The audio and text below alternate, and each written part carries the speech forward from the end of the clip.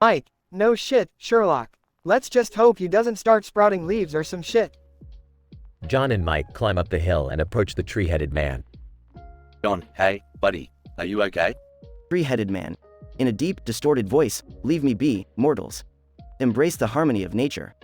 Mike, what the fuck? Is he trying to speak to us or is the tree talking? John, I don't fucking know, man, but this shit is giving me the creeps. Three-headed man. Raising his arms towards the sky, witness my transformation. Become one with the overgrown branches of my mind. John, fuck this. I'm out of here. I don't want a goddamn tree growing out of my head. Mike, wait, don't leave me alone with this lunatic. Shit. John and Mike run down the hill, leaving the tree-headed man behind. John, well, that was the craziest shit I've ever seen in my life.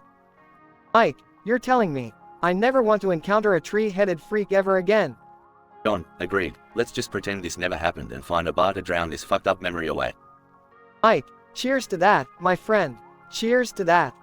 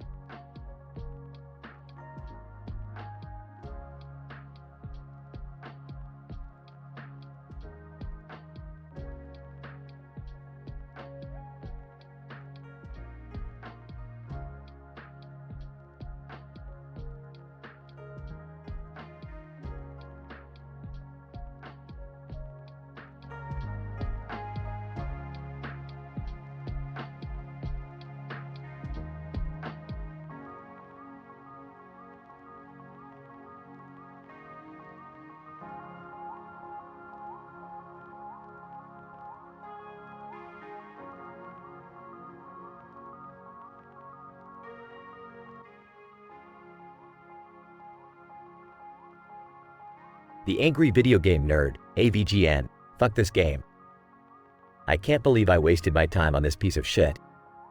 Robot, calm down, nerd. It's just a game.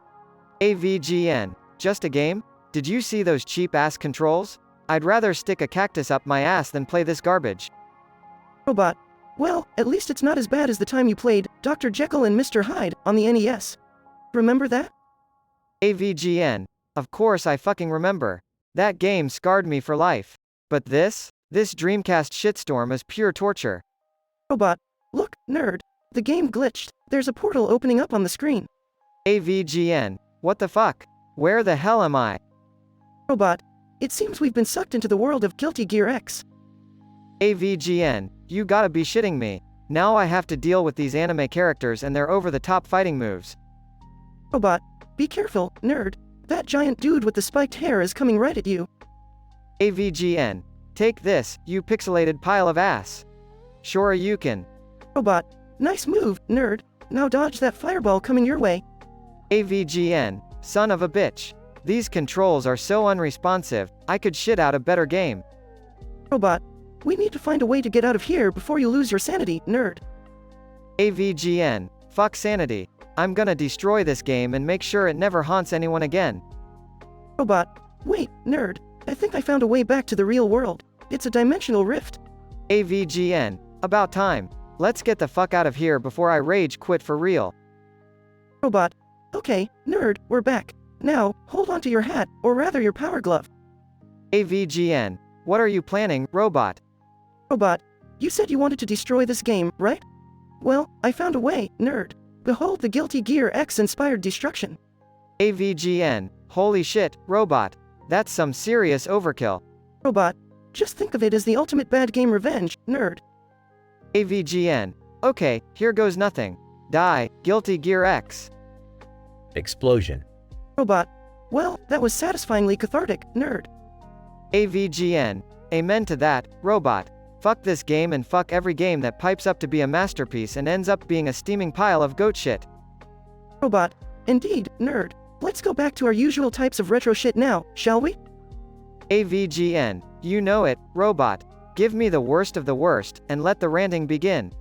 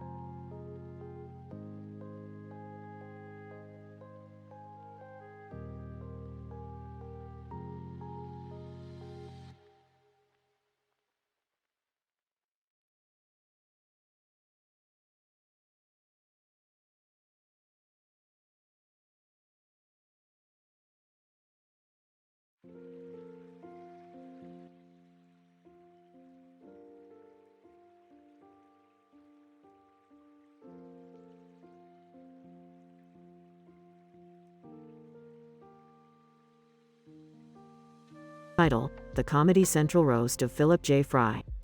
Characters: Philip J. Fry, Bender, Dr. Zoidberg, Leela, Hermes Conrad, Kif Kroker, Amy Wong. Scene: a Comedy Central stage with blindfolded roasters and Philip J. Fry sitting in a wheelchair with a keyboard. Bender: all right, you meatbags. Welcome to the roast of that dumbass, Philip J. Fry. Don't worry, he can't see your faces right now, but I guarantee you will leave permanent scars on his feeble mind. Dr. Zoidberg, Fry, I wouldn't wish being roasted on him even on Great Hyperspace Squid. He's so stupid, he once tried to mate with a toaster.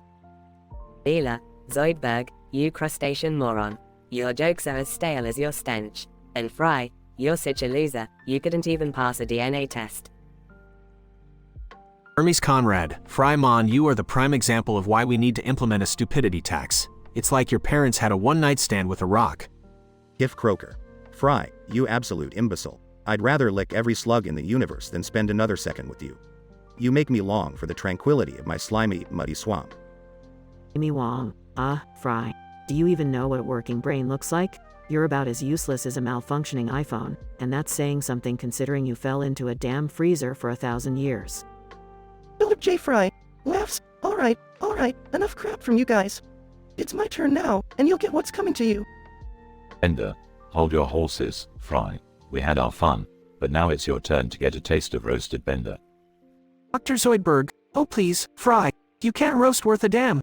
Your comebacks are weaker than my exoskeleton. I wouldn't trust you with an open flame, let alone a good comeback. Leela: Fry, you delusional man-child. Your roasts are as pathetic as your attempts at impressing me. Step aside and let the professionals show you how it's done. Hermes Conrad, Fry Mon, if you think you can match our wit, you're more delusional than a bureaucrat on vacation. Just go back to delivering packages and stay out of the grown-ups business. Kif Kroker: Fry, if you even attempt to roast me, I'll make sure you regret it. You're so pathetic, even the Amish laugh at your technological incompetence. Amy Wong. Fry, sweetie, roasting like a pro requires brains, something you clearly lack. Your comeback attempts are like your dating history, a series of failures. Philip J. Fry, smiling. Well, you guys really gave it your best shot. But let's be honest, the only thing flatter than your jokes is Leela's eye. And Bender, you're a rusty, alcoholic piece of scrap metal. Oh, and Hermes, you're so anal retentive, even a proctologist wouldn't want to get near you. Bender laughs: all right, Fry, you got some balls after all. I like that. Dr. Zoidberg, Fry, I must admit, your roasts are better than your common sense. Keep going. Leela: well, Fry, you surprise me sometimes. That was actually good. You're not a complete waste of oxygen. Hermes Conrad, Fry Mon, I underestimated you. You might not be as dumb as you look, maybe. Kif Kroker: impressive, Fry. For a stupid human, you can give a good comeback. Bravo. Amy Wong. Okay, Fry, you got me. I can't deny that your roasts hit home. I might have underestimated your ability to burn. Philip J. Fry, thanks, guys. Maybe there's hope for me yet, but remember, revenge is best served roasted. End of scene.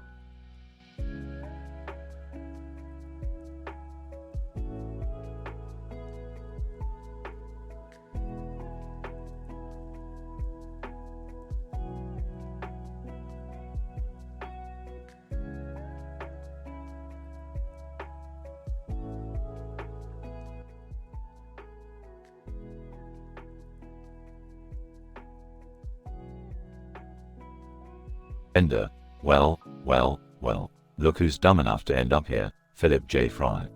The guy who couldn't even pass a damn IQ test. Dr. Zoidberg, IQ test? I bet his brain is as empty as a damn shellfish shell. No wonder he's always making stupid decisions.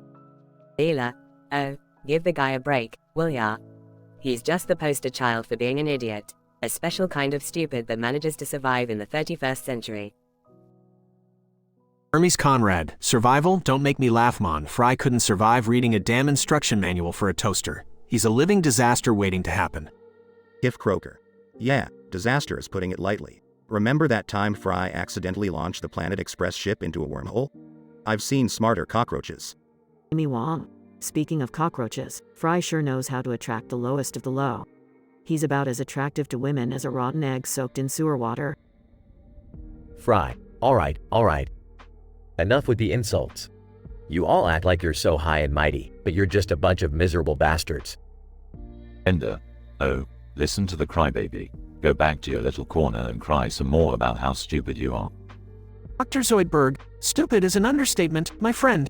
Your stupidity is mind-blowing. It's a miracle you haven't blown yourself up in a lab accident yet. Leela, and let's not forget about Fry's love life. Two-timing scumbag couldn't even choose between me and Amy. Typical Fry, always going for the easy option.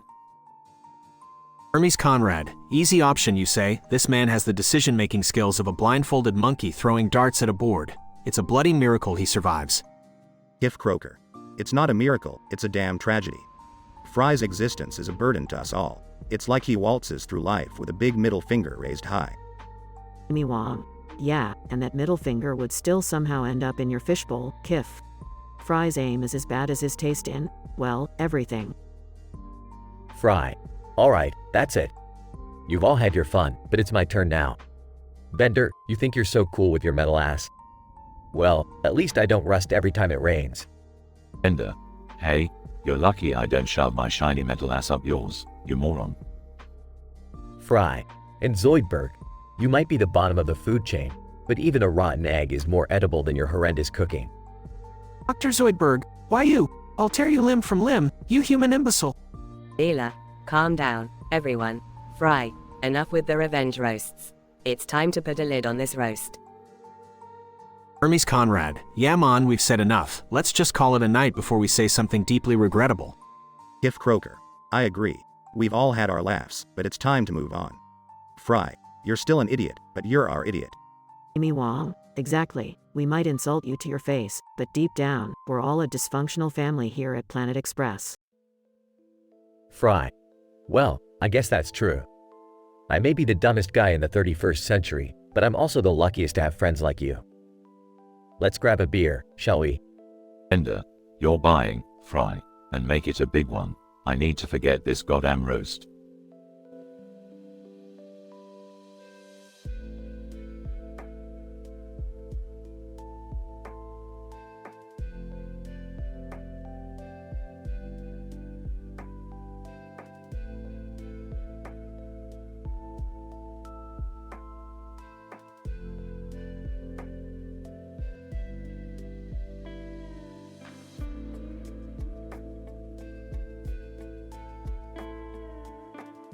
Peter.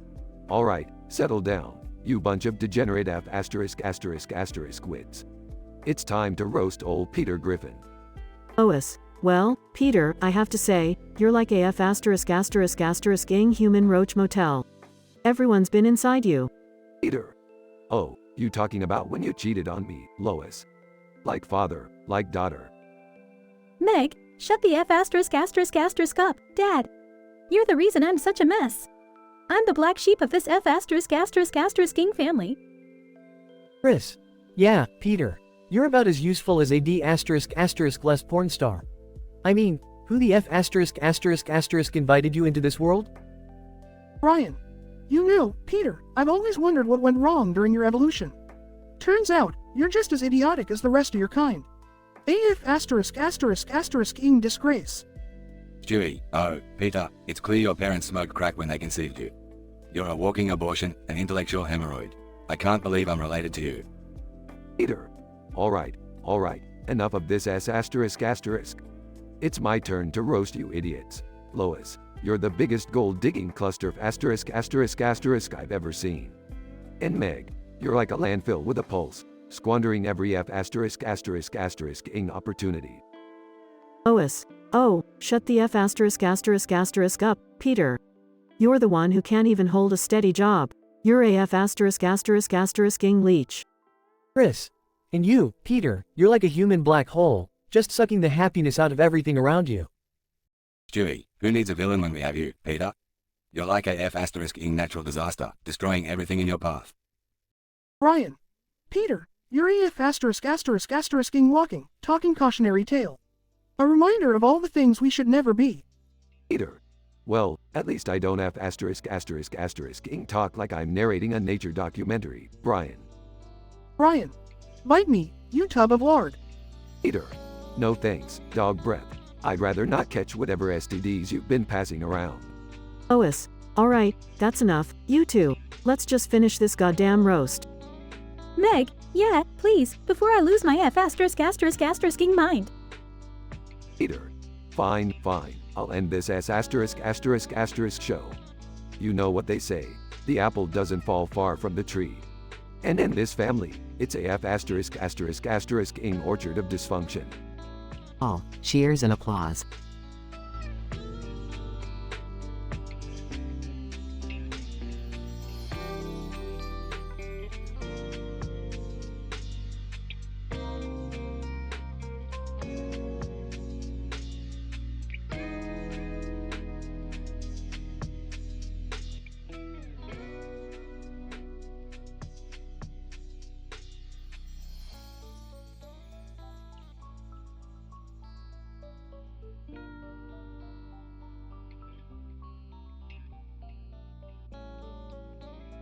Patrick. Hey, y'all dumbasses, gather round. It's time to rip apart that SquarePants dumbass, SpongeBob SquarePants. Squidward. About damn time someone brought up this pineapple-headed imbecile. SpongeBob, you clueless fuck. I hope you brought enough tissues for all the tears you're gonna shed tonight. Mr. Krabs. Oh, SpongeBob, me boy. The only thing smaller than your brain is your paycheck. And that's saying something, considering how tight I am with money. You're like a penny, useless and unwanted. Sandy cheeks. Well, blow me down. SpongeBob, you never cease to amaze me with your stupidity. I reckon you got more air in your head than you do in your lungs. Bless your heart, you're dumber than a box of rocks. Harry the Snail. Meow, meow, meow, meow. Translation. SpongeBob, you meowing dumbass. You've been stepping on me all these years. Well, guess what? I'm gonna scratch your ass tonight with my words. Plankton. SpongeBob, you pint-sized piece of shit. You're the reason I've been stuck in that damn chum bucket all these years. Your stupidity is the size of a whale, and I'd gladly fry your yellow ass if I had the chance. This is Puff. Oh, SpongeBob, you wheezing mistake. No matter how many times you fail your boating exams, you keep coming back for more. Newsflash, you fucking idiot, you're never gonna pass. Bubble Bass. SpongeBob, you overcooked Krabby Patty. Your cooking skills are about as rare as Mr. Krabs opening up his wallet. Maybe if your brain was as big as your ego, you'd actually have some culinary talent. SpongeBob. Alright, you miserable bunch of assholes, listen up. I may be naive and cheerful, but at least I'm not a giant bag of snobby dicks like the rest of you. Patrick. Oh, big words from someone who couldn't count to 3 if his life depended on it. Squidward. Yeah, keep laughing, SpongeBob. We all know you're one failed clarinet solo away from a mental breakdown. Mr. Krabs. And don't forget, SpongeBob, you're the reason we all suffer, day in and day out. Your annoying laugh could drive a man to drink. Sandy cheeks. You might be optimistic, SpongeBob, but deep down, you're just a horny-ass squirrel chasing tail. Can't fool me, you horny little bastard. Harry the Snail. Meow, meow, meow. Translation. You think you're so funny, SpongeBob? Well, I've seen better humor in a can of snail food. Plankton. Your big-heartedness doesn't make up for your tiny brain size, SpongeBob. I've had more intelligent conversations with the kelp in jellyfish fields. This is Puff. You're an embarrassment to the entire boating school fraternity, SpongeBob. Do us all a favor and just stay at home, where your idiocy won't endanger anyone else. Bubble Bass. You think you're the king of the Krusty Krab, SpongeBob? Well, I've seen better food come out of a seagull's ass. SpongeBob. You all can keep shooting off your pathetic insults, but at least I'm honest with who I am. I know I'm a simple-minded sponge, but at least I'm happy. Unlike you miserable pricks, I choose laughter and friendship over being a sad, bitter sack of shit. Momentary silence. Patrick. Damn, SpongeBob. You really know how to lay down the truth. I'm sorry, buddy. I didn't mean half the shit I said. Squidward. Yeah, you're right, SpongeBob. I've been a grouchy asshole this whole time. You're a good friend. Mr. Krabs. Well, I'll be damned. SpongeBob, y'all little scamp, you showed us all what true character is. I reckon I owe you an apology. Sandy cheeks. Ah, shucks, SpongeBob. You adorable dumbass. You've brought us all together with your innocence. I'm sorry for what I said. Eric the Snail. Meow, meow, meow. Translation. SpongeBob, you're the best damn sponge I know. I'm sorry for scratching your ass, buddy. Plankton. SpongeBob, you sneaky bastard. I'll admit, you've got a heart bigger than I ever realized. Forgive me for being such an evil mastermind. This is Puff. Oh, SpongeBob, you delightful sponge cake. You've shown me the error of my ways. I'm sorry for being so hard on you. Bubble Bass, SpongeBob, you chubby little gem. You've roasted us all with your kindness. I owe you an apology for being such an ass. SpongeBob, apology accepted, you gang of misfits. Let's never forget that laughter is the best damn thing in this underwater world. Now, who's ready for some Krabby Patties and jellyfishing?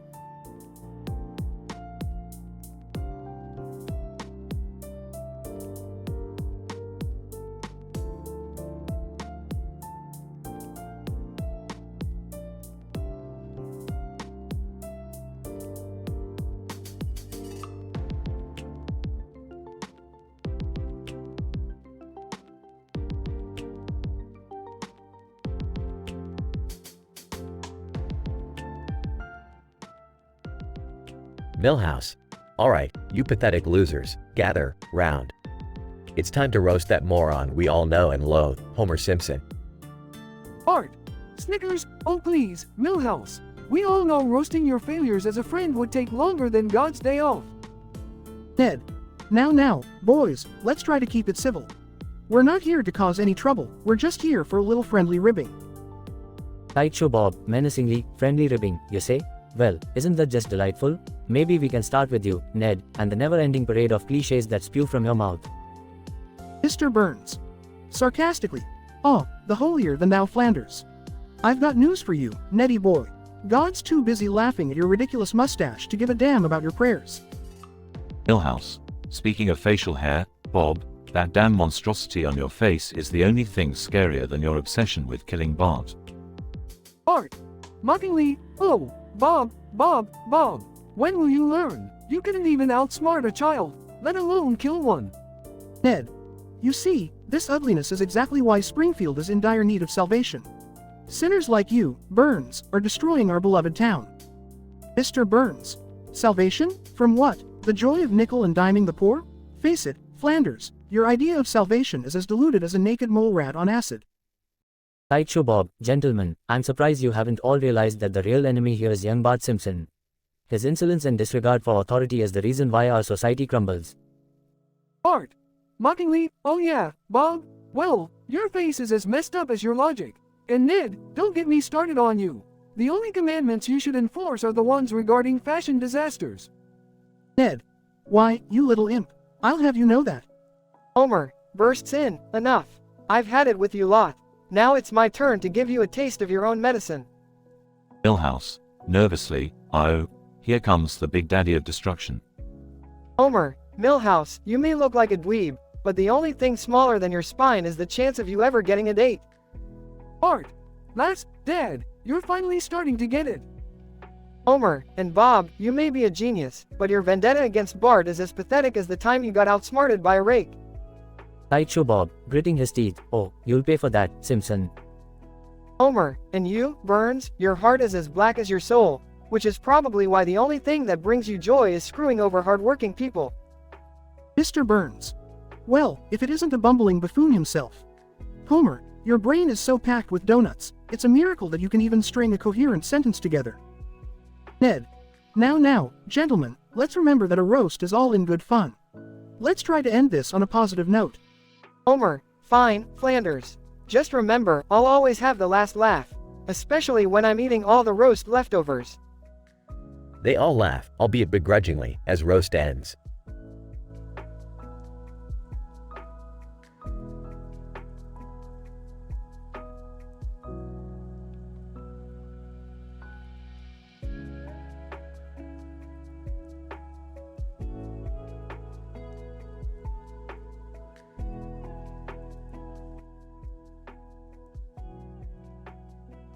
Peter Griffin. Welcome to the Comedy Central roast of yours truly, Peter Griffin. I hope you're all ready to be roasted so hard. You'll need some aloe vera for that burn. Quagmire. Well, Peter, I gotta say, Your stupidity is truly unparalleled. The only thing bigger than your gut is the number of times you've embarrassed yourself. Cleveland Brown. Oh, how I have missed messing with you, Peter. You're so dumb. Your brain cells are like unvaccinated children at a measles party. Non-existent. Joe Swanson. Peter, you're a real piece of work. It amazes me how someone so lazy can manage to screw up every aspect of their life. You're a walking disaster, my friend. Mort Goldman, Peter, I must say, your fashion sense is truly something to behold. It's like you're colorblind and decided to dress in the dark, with your hands tied behind your back. Herbert, well, Peter, I see you haven't changed a bit. You're the poster boy for Arrested Development. It's a wonder you haven't been arrested for all the illegal activities you've been involved in. Peter Griffin, oh yeah? Well, let's see how you like it when I give you all a taste of your own medicine. Quagmire. Bring it on, Peter. Nothing you say can compare to the filth that comes out of your mouth on a daily basis. Cleveland Brown. You think you can roast us, Peter? Your insults are about as stale as last night's leftovers. Step up your game. Joe Swanson. I've seen toddlers with better comebacks, Peter. Your attempt at roasting is as pitiful as your attempts at fatherhood. Pathetic. Mort Goldman, oh, look who's trying to be clever now. Your wit is as dull as your personality, Peter. I'm surprised you can even form complete sentences. Herbert, you're barking up the wrong tree, Peter. Your roasts are as weak as your lower back. Maybe stick to what you're best at, being a moron. Peter Griffin, alright, you think you're tough? Let me show you how it's really done. Quagmire. Go ahead, Peter. We've heard it all from you before. Your roasts are like your sex life, predictable and disappointing. Cleveland Brown. Save your breath, Peter. We all know you're compensating for something. Too bad no amount of roasts can make up for your tiny package. Joe Swanson. Keep trying, Peter. It's amusing to see you flail like a fish out of water. You're the prime example of someone who gets roasted daily, just because. Mort Goldman, your attempts at roasting us are as successful as your attempts at making a decent business. Your future is as grim as your sense of humor. Herbert, Peter, my boy, you couldn't roast a marshmallow if your life depended on it. Stick to what you know, acting like a complete idiot.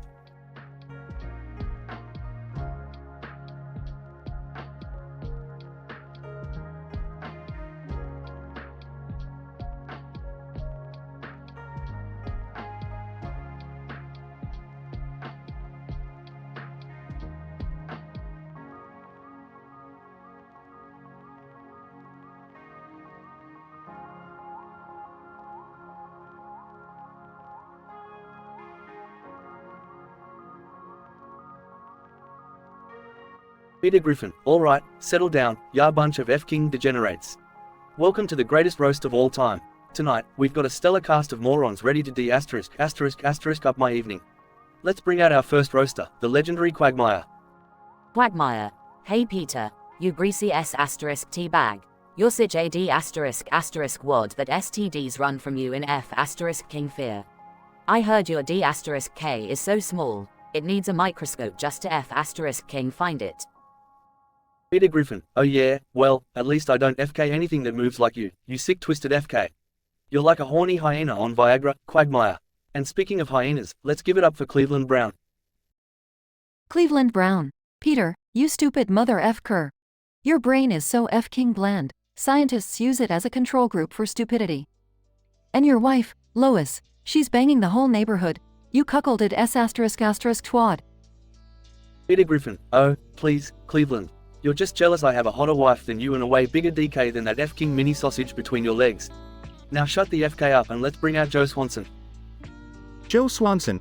Well, Peter, I may be in a F-King wheelchair, but at least I can still please my wife. Unlike you floppy CK sock. Your CK is so F-King useless, it makes a flaccid noodle look like a F-King anaconda. Peter Griffin, you're just a bitter cripple, Joe. And speaking of bitter, it's time for the Jewish stereotype, Mort Goldman. Mort Goldman, Peter, you schmuck. Your face is so F***ing ugly, it could make a bulldog puke its own S***T. And your kids. Oy vey, what a bunch of F***ing dumbasses. Peter Griffin, shut your whiny ass mouth, Mort. At least my kids aren't inbred like yours, you jerry-rigged piece of ST. Now, last but not least, our final roaster, the oldest pervert in town, Herbert. Herbert, well, hello there, Peter. You're such a F-King thick-headed dimwit that I bet you couldn't spell IQ even if I gave you the I and the Q. And your mother, Peter, she's so F-King nasty, even porn stars refuse to FK her. Peter Griffin, that's it, you sick FKS. I've had enough of your ST. You're all a bunch of F-King losers. Quagmire, you're a F-King sex addict. Cleveland, you're just a lame sidekick. Joe, you're a cripple piece of ST. Mort, you're the epitome of Jewish stereotypes. And Herbert, FK you and your creepy old A***S. I hope you all choke on a F-King DK, you useless C***TS. Audience gasps and bursts into laughter. Peter Griffin, that's right, you dumb TW***TS. I may be a dumb A***S, but I still know how to deliver a F-King insane roast. Now kiss my A***S, B***H's. Good night.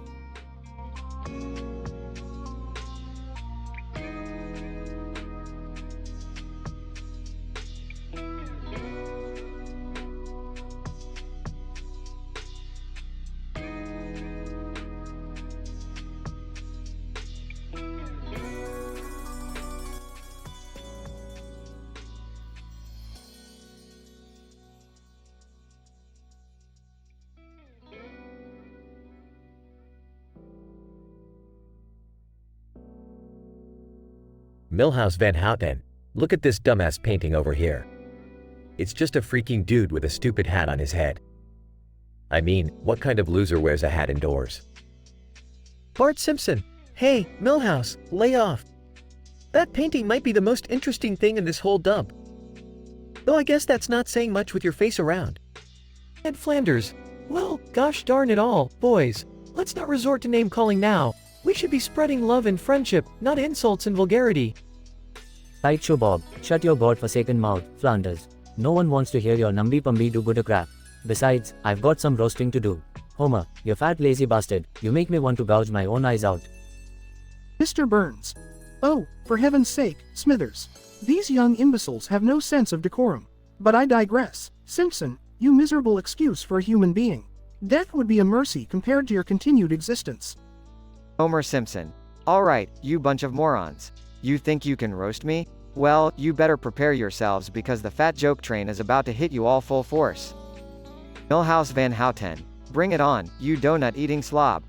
I'll tear you apart with my razor-sharp wit. Bart Simpson. Oh yeah, like you could roast anyone without tripping over your own dick. You're nothing but a loser and a sidekick. Ed Flanders. Now boys, let's not resort to potty mouth language, shall we? Right show Bob, shut it, Flanders. Nobody asked for your opinion, you Bible-thumping pansy. Homer, you're lucky I'm not near you right now, or I'd slit your throat from ear to ear. Mr. Burns. Oh dear, Smithers. This is not how I envisioned a proper roast. But Simpson, you wretched creature. Your stupidity is only surpassed by your gluttony. Homer Simpson. That's it, you pretentious prick. You don't know the first thing about real life. Your existence is more pathetic than my IQ. And you, Burns, you're so old, your social security number is 1. Milhouse Van Houten. Homer, you're just mad because you're too stupid to understand half the insults thrown your way. Bart Simpson. Yeah, Dad. You're so thick-skulled, I'm surprised you can even comprehend what a roast is. Ed Flanders. Now boys, this is no way to speak to your father. We should be showing kindness and understanding, not tearing each other down. Right show Bob, Flanders, I don't think you understand the concept of this roast. It's not about kindness, it's about ripping each other to shreds. And Homer, you are an imbecile of the highest degree. The world would be better off without you. Mr. Burns. Oh, shut up, Bob. Your obsession with Bart and your maniacal schemes would be laughable if they weren't so pathetic. Simpson, you are the epitome of human waste. Homer Simpson. You know what, you bunch of idiots? It doesn't matter what you say. I'm the star of this show, and I'm taking you all down with me. You'll never be able to top me, because I'm the king of roasting. Milhouse Van Houten. Oh, please. You couldn't roast a friggin' marshmallow without burning down the entire house. Bart Simpson. Yeah, Dad. Your idea of a roast is just you making lame-ass dad jokes while you stuff your face. Ed Flanders. Boys, enough with the insults. Homer, let's just end this here, shall we? Let's go out for a beer and put this whole silly roast behind us. Right show Bob, Flanders, you pathetic excuse for a human being. Don't you dare try to meddle in our affairs. This is between us and the overgrown oaf. Mr. Burns. Well, Simpson, it seems our attempts at roasting have gotten us nowhere. Perhaps it's time for us to move on and find more worthwhile endeavors. Homer Simpson. Fine by me, you bunch of no-talent losers. I'm outta here, and I'm taking my donuts with me.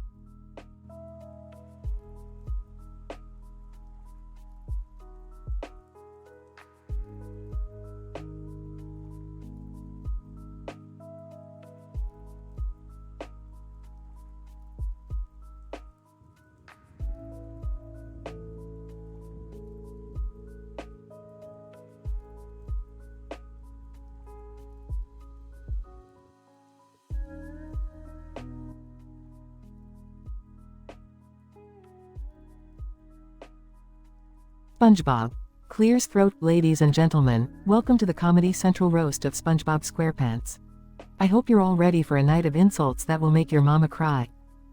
Patrick. SpongeBob, you yellow piece of shit. You better have some thick skin because I'm about to tear you a new one.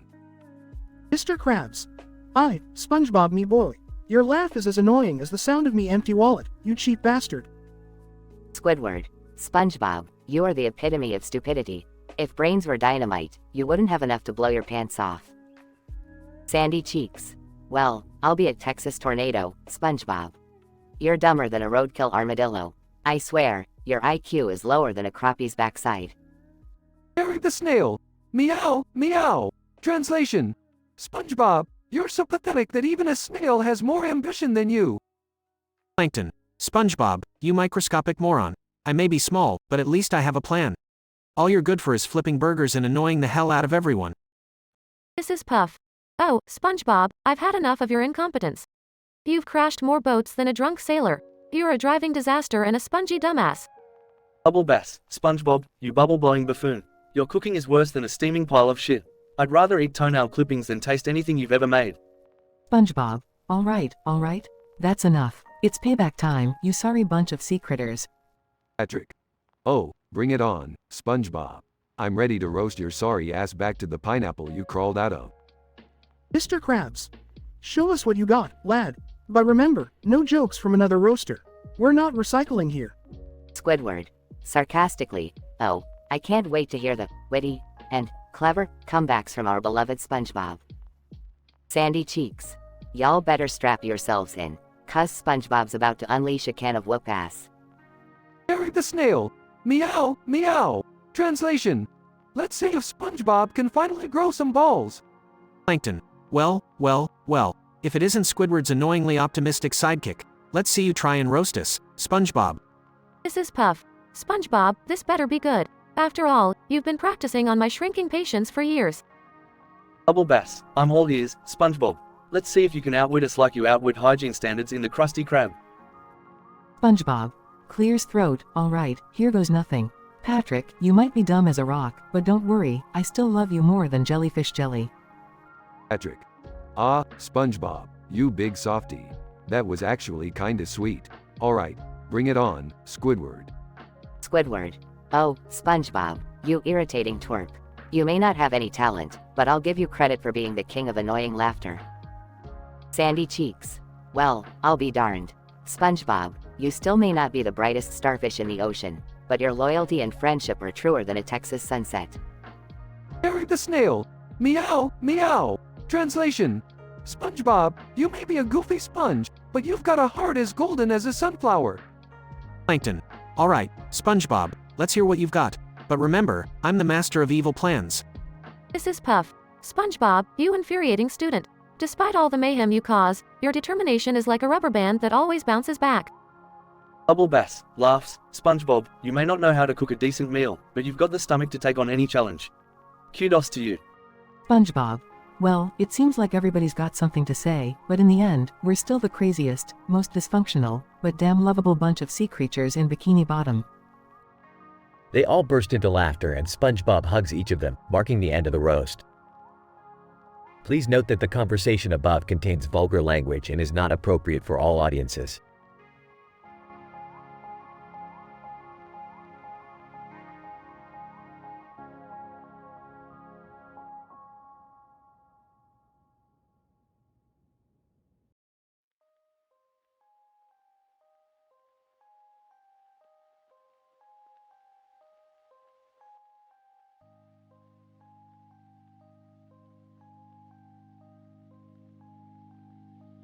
Lois, alright, listen up you bunch of fuckwits. It's time to roast that dumbass Peter Griffin. Strap in, bitches. Chris. Yeah, Dad, you may be a giant child, but you're still a way better parent than Mom. Remember when you taught me how to drive and crashed the car into a fucking PetSmart? Good times. Stewie, Peter, you bloated, imbecilic sack of shit. I must say, it's quite impressive how you manage to be an utter failure at absolutely everything you attempt. It's like you were put on this earth for the sole purpose of entertaining us with your stupidity. Meg, alright, well, I guess it's my turn. Peter, you're the reason I had to go through years of therapy. If I had $1 for every time you made me wish I was never born, I'd finally be able to move out of this godforsaken house. Ryan. Peter, you ignorant cunt. You're the only person I know who would think a fart is a form of communication. And don't get me started on your beer belly. It's like you swallowed an entire brewery, you fat, pathetic excuse for a dog owner. Lois. Oh, Brian, you hypocritical mutt. Let's not forget the time you humped nearly every dog in Quahog, leaving your slimy trail of STDs behind. And yet somehow, you still fancy yourself the intellectual of the group. Fuck off. Stewie, mother dearest, where do I even begin? You're so desperate for attention, you married a giant man-child with the IQ of a fucking potato.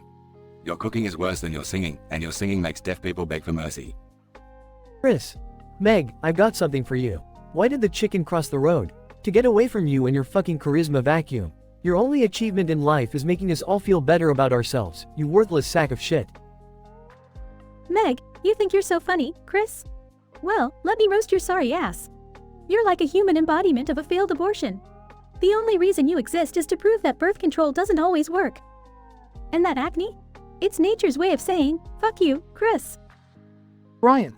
Alright, simmer down, you fucking degenerates. It's time for the big finale. Peter, my friend, despite your completely reprehensible personality, your utter lack of intelligence, and your complete disregard for decency, you've somehow managed to bring us all together tonight. And for that, I raise my glass, filled with your bathroom tap water. Cheers, you magnificent douchebag. Peter. Well, it's my turn. Lois, you crazy bitch. You're the only woman who could put up with my insane bullshit and still stick around. You're a fucking saint, and I'm lucky as hell to have you. Lois. Aw, Peter, I guess you're not a total moron after all. I love you, you big dumbass. Chris. Yeah, Dad, we love you. Even if you do fuck everything up, you always somehow make it right. You're a legend, man. Meg, I hate to admit it, but you're alright, Dad. I guess. Ryan. I guess you have your moments, Peter. And hey, at least you keep things interesting. Cheers, you dumb bastard. Stewie, well, I suppose I can acknowledge your existence, Father. After all, you do provide me with ample material for my diabolical plans. So, for tonight, and only tonight, you have my begrudging approval, you imbecilic buffoon.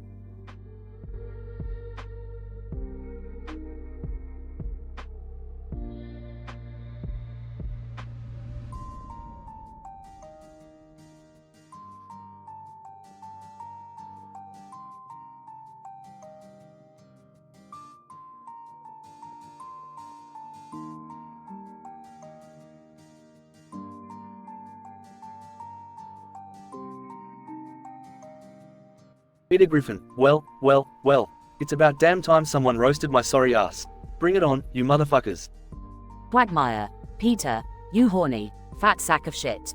You've spread your legs more times than an Olympic gymnast. But let's be real, the only gymnastics you know is when you try to fit your fat ass into a pair of underwear. Cleveland Brown. Peter, you're as useless as a white crayon. I mean, seriously, what the hell is your purpose?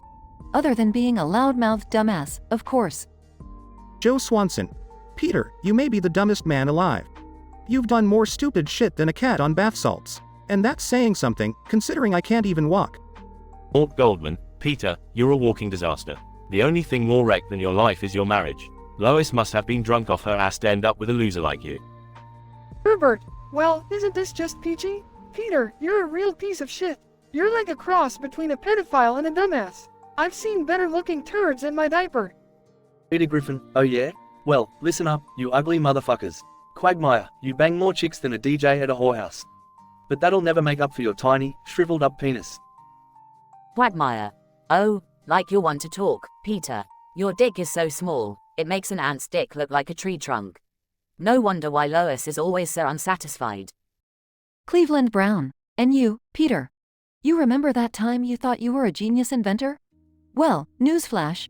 You couldn't invent a way out of a wet paper bag. Joe Swanson. Peter, you're such a fucking idiot that even I feel smart next to you. And I have no legs. I mean, seriously, you have the IQ of a donut. Mort Goldman, a word of advice, Peter. When you're drowning in debt, don't go spending all your money on useless crap. I mean, seriously, you're so broke, you make a homeless guy look like Bill Gates. Herbert, Peter, I don't know whether to call you a dumbass or a fucktard. But one thing's for sure, you're the biggest disappointment I've ever seen. Even my dusty balls have more charm than you. Peter Griffin, alright, you assholes. I've taken enough shit from all of you. But let me make one thing clear, I've fucked up more times than all of you combined. And you may think I'm a moron, but hey, at least I'm living life to the fullest. So, bring it on, bitches, cause Peter Griffin ain't going down without a fight.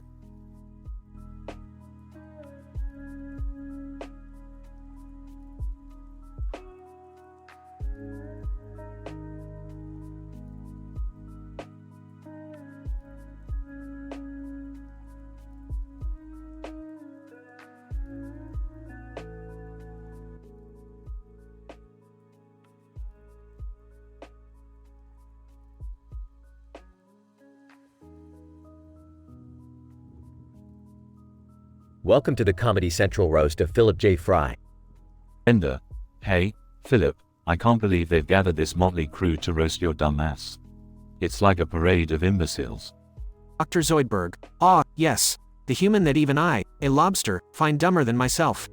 I should be doing the roasting, as everything around here stinks. Leela. Oh, please. What can I say about Fry that hasn't been said a million times? He's the worst delivery boy ever. If it wasn't for his dumb luck, we'd be dead already. Hermes Conrad, look at this mess of a man. Fry couldn't file paperwork if his life depended on it. In fact, the only thing he's good at is making everyone else look smarter. Professor Farnsworth, good news everyone. Tonight we gather to witness the incompetence of Philip Fry. If brains were dynamite, he couldn't blow his nose. Nibbler, greetings, feeble-minded earthlings. As an advanced alien race, we are astonished that a creature like Fry can even operate a toilet. It boggles the mind. Philip J. Fry. All right, that's enough from you idiots.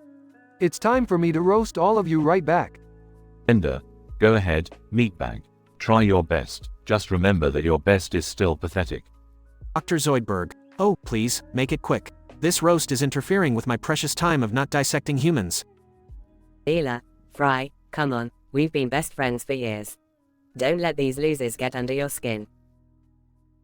Hermes Conrad, spare us, Fry. We've had enough of your idiocy for one lifetime. I don't know how you've managed to survive this long. Professor Farnsworth. Oh, my aching backside. I can't wait to see your feeble attempts at humor, Fry. It will make the crushing reality of my existence slightly less unbearable. Nibbler, proceed, inferior creature. We have all the time in the world. Unlike your pitiful species, we are immortal. Philip J. Fry. All right, I'll start with you, Bender. You're an alcoholic, chain-smoking, rusted piece of junk. The only thing more predictable than your scams is your lack of originality. Bender. I've seen better roasts in a toaster. Fry. You're just jealous that I have a functioning brain while yours is barely hanging on. Philip J. Fry. Okay, Zoidberg, you claim to be a doctor but you couldn't even save a paper cut. Your medical license must have come from a cereal box. Dr. Zoidberg. Oh, how original. I've heard better insults from a hungry seagull. At least I didn't spend my days defecating in my own mouth, Fry. Philip J. Fry. Leela, you act all high and mighty, but let's not forget how many times you fell for my stupid pranks. Maybe your depth perception isn't as good as you think. Leela, that's the best you got, Fry. Maybe one day you'll grow a pair and become half the man I am. Until then, keep dreaming. Philip J. Fry. Hermes, you claim to be the greatest bureaucrat in the universe, but you couldn't organize a single file to save your life. No wonder you're always stressed out.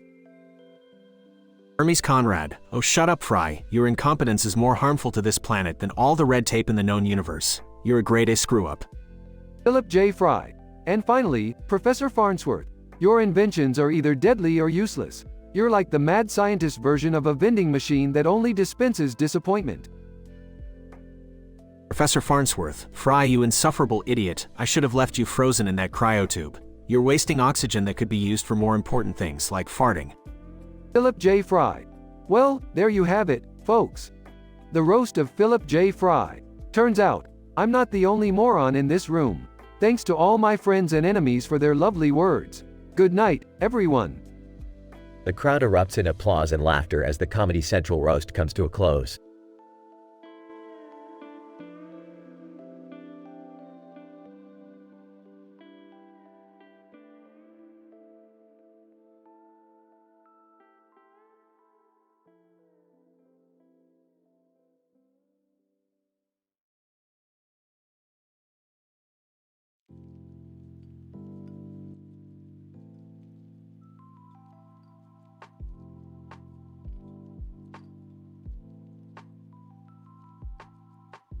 Lois, alright, you pathetic fuckers, gather round. It's time to roast this sorry excuse for a man, Peter Griffin. Chris. Yeah, Dad. You're a fucking idiot. I bet your brain is as small as your dick. Meg, shut the fuck up, Chris. No one wants to hear from the family punching bag. Peter, you're such a disgusting slob that even flies wouldn't touch you. Brian. Oh, please, Meg. You think you're so cool and edgy with your unpopular opinions. Newsflash, nobody gives a shit what you think, you attention-seeking twat. Stewie, the beloved family dog. Brian, you pompous, elitist prick. Who the fuck even named you Brian? It's like naming a dog, human. Oh wait, that's exactly what you are, a delusional, wannabe intellectual in a fur coat. Lois, and Stewie, you little psychopath. You're more fucked up than a Rubik's Cube in a blender. I wouldn't be surprised if your ass is hiding a whole arsenal of knives. Chris. Laughs. Yeah, Stewie, you diaper-wearing freak. You talk like a smartass, but we all know you ain't got shit in your head except for constipation. Meg, and how about you, Lois? The MILF with the brain of a goldfish. Your parenting skills are as effective as a condom with a fucking hole in it.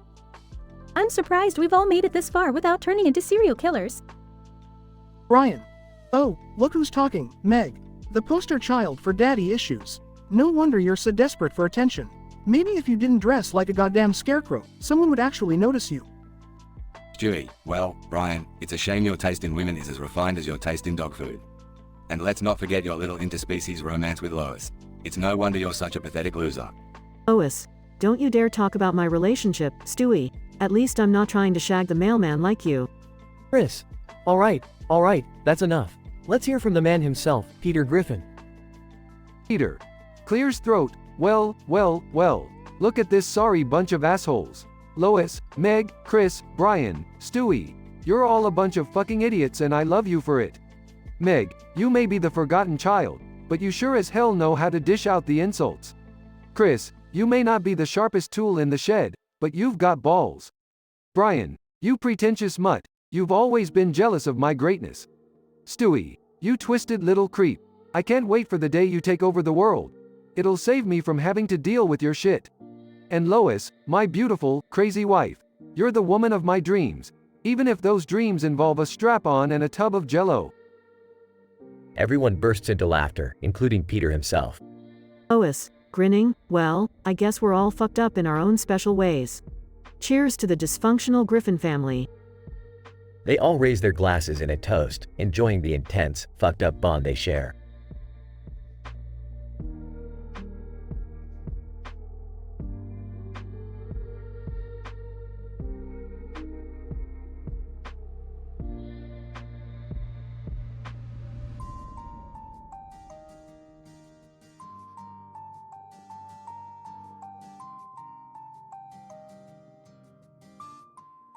Intro.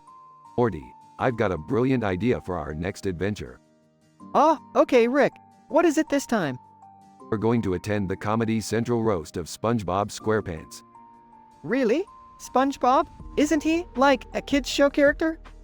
Yeah, but who cares? It'll be fun to see all those cartoon characters roast each other.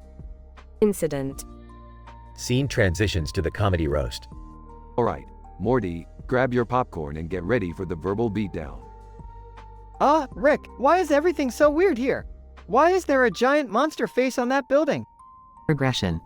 Morty, this isn't just any regular roast. SpongeBob has some serious beef with these guys, and they're not pulling any punches. Really? But isn't SpongeBob supposed to be all happy-go-lucky?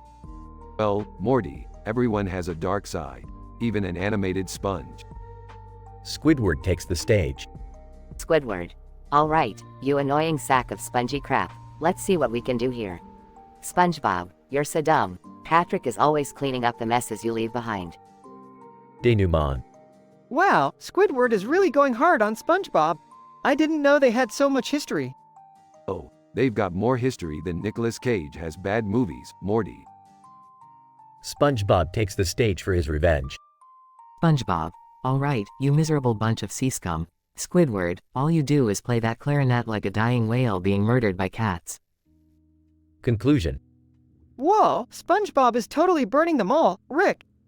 Yeah, Morty, never underestimate the power of a sponge with a grudge. This is more intense than the time I fought a sentient fart. Bonus line. I don't think I'll ever look at SpongeBob the same way again. Yeah, Morty, this is a whole new side of Bikini Bottom we never knew existed. Pass the popcorn. Things are about to get even crazier.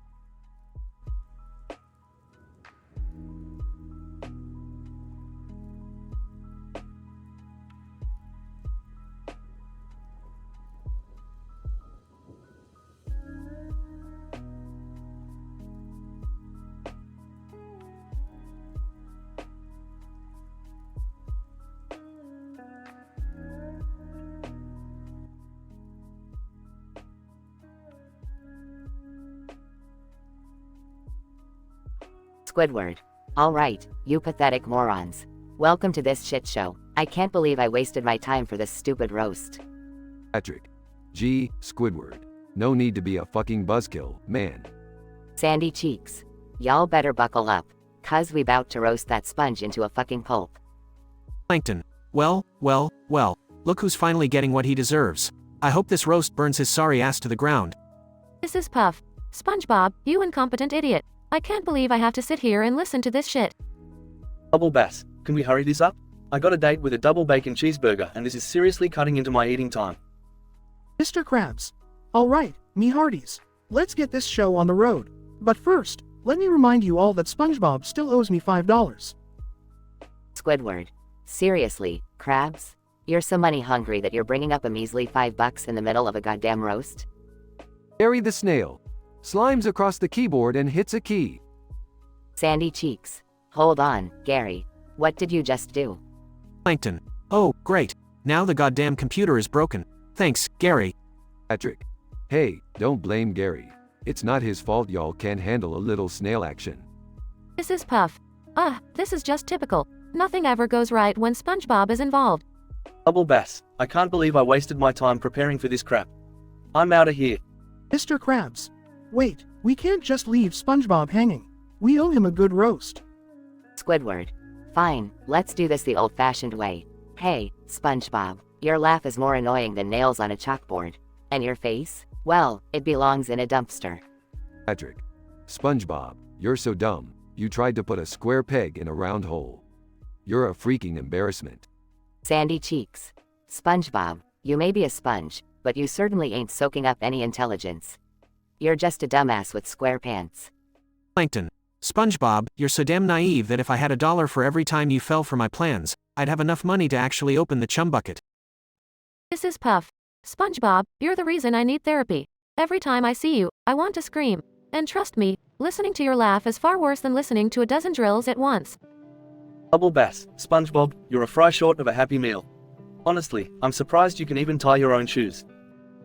SpongeBob. Well, look who's talking. Squidward, your clarinet playing is worse than nails on a chalkboard. And Patrick, you're so dumb that your brain is probably as empty as your stomach. Sandy, your southern accent is faker than your karate skills. Plankton, you're so tiny that I could squash you with my pinky finger. Mrs. Puff, you're just as bad at teaching as I am at driving. And Bubble Bass, your obsession with hamburgers is a sign of a deep emptiness in your own life. Mr. Krabs. SpongeBob. That was a good one, me boy. Maybe you're not as naive as I thought. SpongeBob. Thanks, Mr. Krabs. But don't worry, everyone. I'll continue being the happy-go-lucky sponge that I am, while the rest of you wallow in your own bitterness and stupidity. Good night, everyone.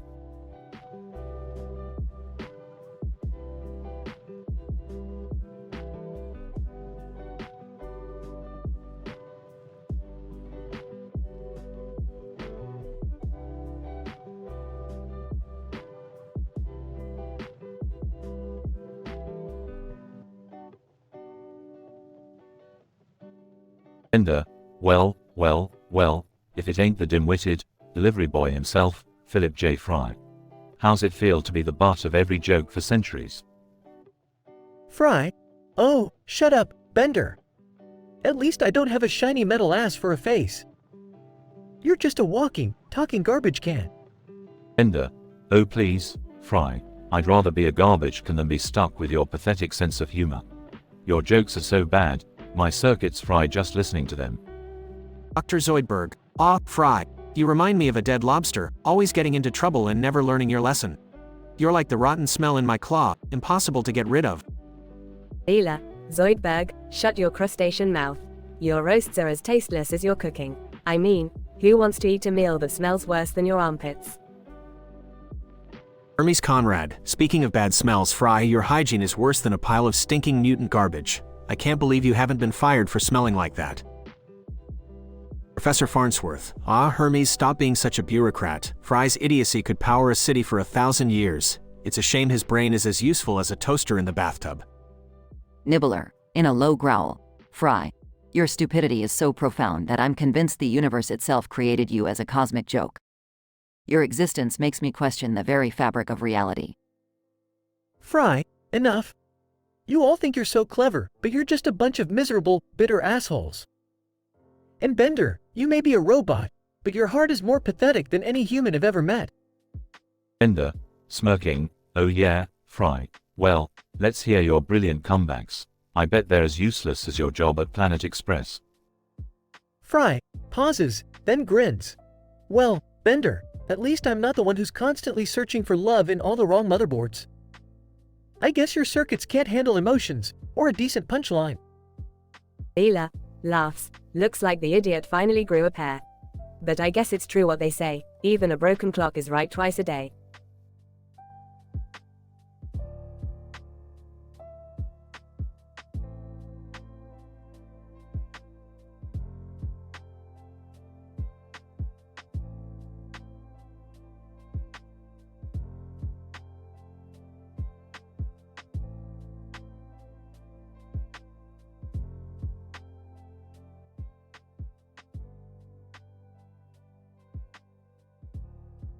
Bill Cosby. Well. Look who's here. It's Bernie Mac, the one and only. Funny man, huh? Bernie Mac. Yeah, that's right, you old pervert. You think you're funny, don't you? Trying to drug women and have your way with them. That ain't comedy, that's sick. Bill Cosby. Oh, Bernie, you always had a big mouth. But guess what? America loves me, they respect me, can't say the same for you. You just a loudmouth with no talent. Bernie Mac, respect? You talking about respect? You lost all your credibility, Bill. No one wants anything to do with you now. You're a goddamn predator. Bill Cosby. Laughs, predator? I made a mistake or two, but it ain't enough to bring me down. I'm still gonna make a comeback, mark my words. People forgive, Bernie. Bernie Mac, you really think so, huh? Well, you can keep dreaming, you sick bastard. Ain't nobody gonna forget what you did. Your legacy is tarnished forever. Enter Chris Rock. Chris Rock. Hold up. What the hell is going on here? Bill, Bernie, y'all need to calm the fuck down. This ain't gonna solve nothing. Bill Cosby. Oh look, it's Chris Rock, the self-proclaimed voice of reason. What's your take on this, Chris? You also gonna lecture me on morality now? Chris Rock. Nah, Bill, I ain't here to lecture nobody. But what you did was fucked up, man. You gotta own up to that shit. And Bernie, you can't be throwing stones like you perfect either. Bernie Mac, ain't nobody perfect, Chris. But there's a difference between making mistakes and being a straight-up predator. Bill crossed the line, and he needs to pay for that shit. Chris Rock. Look, I get it, Bernie. I understand your anger, but revenge ain't the answer either. Let karma do its thing. That's all I'm saying. Enter Dave Chappelle. Dave Chappelle. Did someone say, revenge? Oh, I'm all about that. Bill, you disrespected women, and that's some fucked up shit. You should have known better, man. Bill Cosby. Chappelle, why don't you mind your own business? You think you're so funny, don't you? Well, you ain't shit compared to me. Dave Chappelle, funny? That's the last thing on my mind right now. You messed up, Bill. You abused your power. You hurt people. There's no coming back from that. Bernie Mac, damn right, Dave. Bill here needs to pay for what he did. He doesn't deserve any respect or admiration. He deserves to rot in hell. Chris Rock. Okay, let's calm down. This ain't gonna solve nothing. We can argue all day, but it won't change anything. We gotta let the courts handle this shit. They continue arguing, voices rising, tension escalating. Note, this dialogue is fictional and not meant to offend or disrespect any real-life individuals mentioned.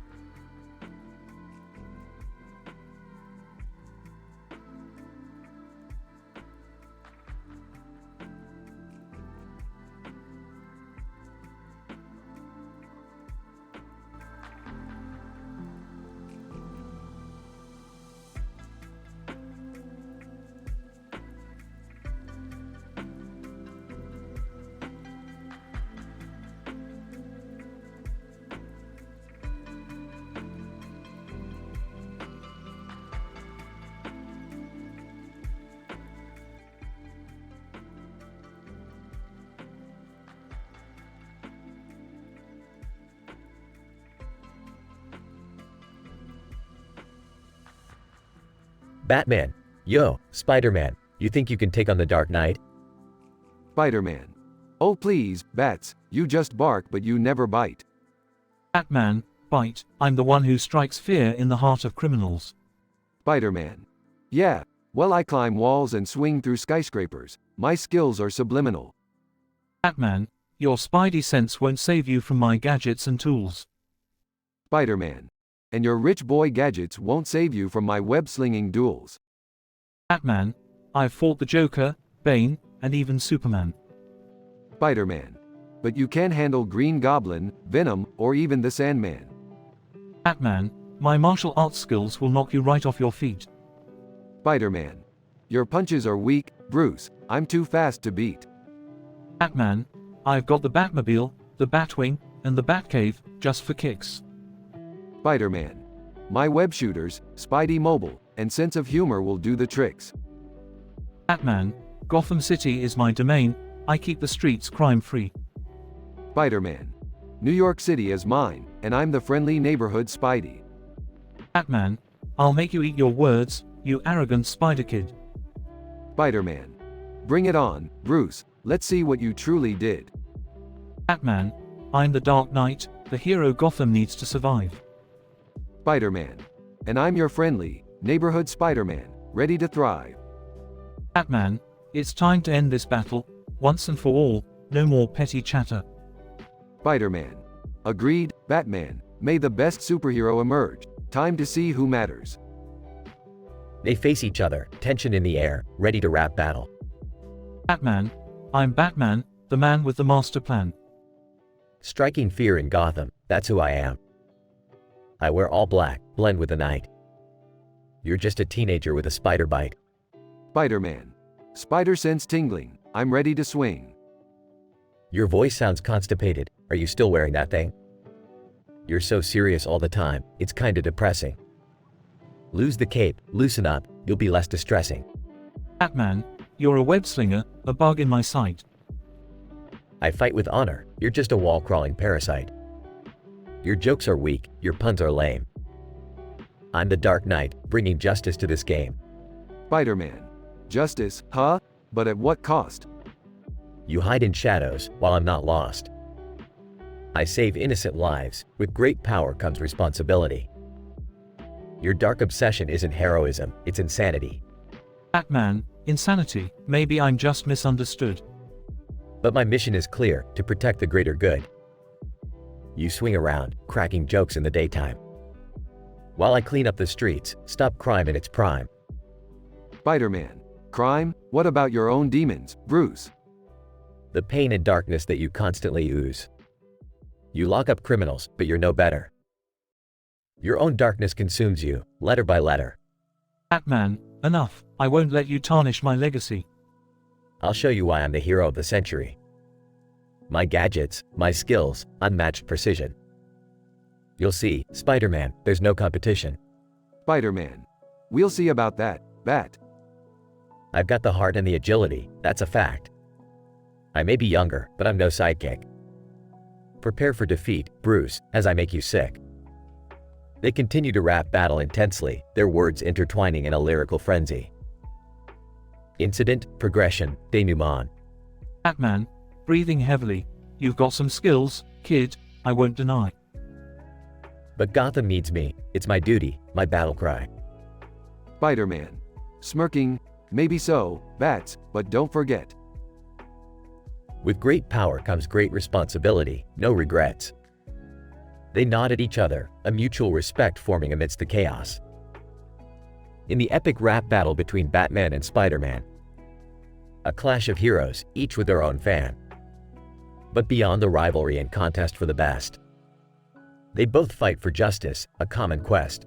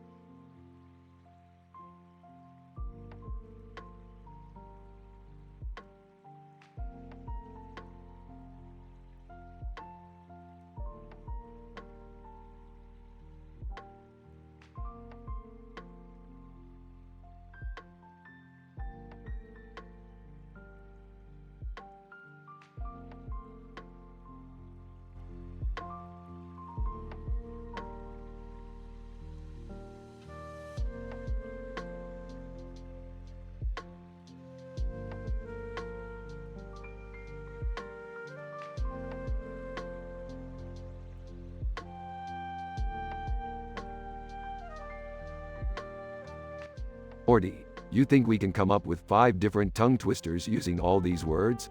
You gotta be kidding me, Morty. We got a group of these weirdos marching through the snow, holding swords like they're some kind of medieval cosplayers. Yeah, Rick, it's like they're trying to prove something. Look at those red eyes and red noses, it's freaking me out. But focus, Rick, we gotta come up with those tongue twisters. Alright, Morty, buckle up. Here's the first one. Gaggle of giggling gigolos gagged on Go-Gurt. Morty. Whoa, Rick, that's insane. Okay, how about this one? Gargle that glug of grog. Greg's gang gulag gagged and giggled. Nice try, Morty. Let me show you how it's done. Gaga's googling goggles gagged on gigantic giggles of giggity. Whoa, Rick, that was impressive. Okay, let's see if I can top that. Jiggles the janky Gorgon did a jig with his go-go, gigging atop the gagged gang. Morty, you're really stepping up your game. Alright, here's the grand finale. Gigas of googling gagged the gang of giggling gigolos, gorging on Go-Gurt in the gulag while Gaga gigged. Rick, that's mind-blowing. I never thought we could make tongue twisters this crazy. But hey, what do we do about these guys with swords? Morty, let's just walk away slowly and pretend we didn't see them. I'm not in the mood for a sword fight with a gang of gagged gigolos. Yeah, good call, Rick. Let's get out of here before things get even weirder. Maybe we can find a way to forget this whole thing ever happened. That's the spirit, Morty. Sometimes, it's better to just move on and leave the craziness behind. Now let's go grab some Szechuan sauce and forget about these gibberish tongue twisters.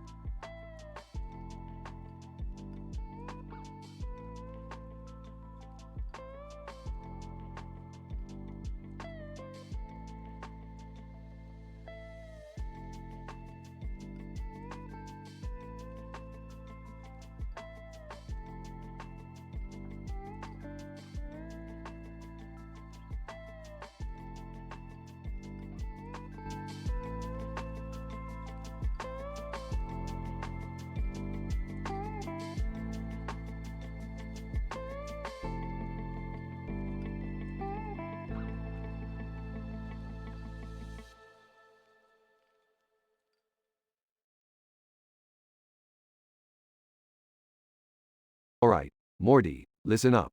We're gonna invent our own set of spells for Harry Potter, but with an adult twist. Rick, I'm not sure if we should mess with something like that. It's kind of inappropriate, you know? Inappropriate? Morty, you sound like a prude. We're talking about magic here, and magic knows no boundaries. I don't know, Rick. Can't we just stick to science and leave the magic to J.K. Rowling? Science, magic, it's all the same to me, Morty. Now, let's start with an easy one. How about penis enis erectus? Rick, seriously? That's not even a spell, it's just juvenile. Trust me, Morty, this is gonna be a big hit with the adult wizarding community. Moving on, how about Bushu Shavuzicus? Oh god, Rick, that's just wrong. We can't put that in there. Relax, Morty, it's all make-believe. Now, let's get even darker. How about Strippermus Seducticus? Rick, that spell would create total chaos. We can't unleash that on the world. Chaos, Morty, that's what makes life interesting. Now, let's up the stakes with Orgasmus Maximus. No, Rick, I won't be a part of this. We're going too far. I'm calling it quits. Fine, Morty, you chicken out like always. But mark my words, these spells will be the talk of the wizarding world. I can't believe I let you talk me into this. This is so messed up, Rick. We're crossing so many lines. Lines are meant to be crossed, Morty. We're pioneers, pushing the boundaries of magic and science. You're delusional, Rick. I can't believe I idolized you. This is the last time I'm doing anything like this. Suit yourself, Morty. But remember, the line between genius and madness is razor thin. Now, Let's get back to saving the multiverse. Yeah, I guess we have more important things to worry about. But we really need to start reconsidering our choices, Rick. Morty, in a trillion alternate universes, I guarantee you there's at least one where these spells are a hit. We just gotta find it. Somehow, Rick, I highly doubt that. Doubt all you want, Morty. But never forget, we're Rick and Morty, the kings of chaos and creators of the inappropriate. Let's go, Morty, adventure awaits.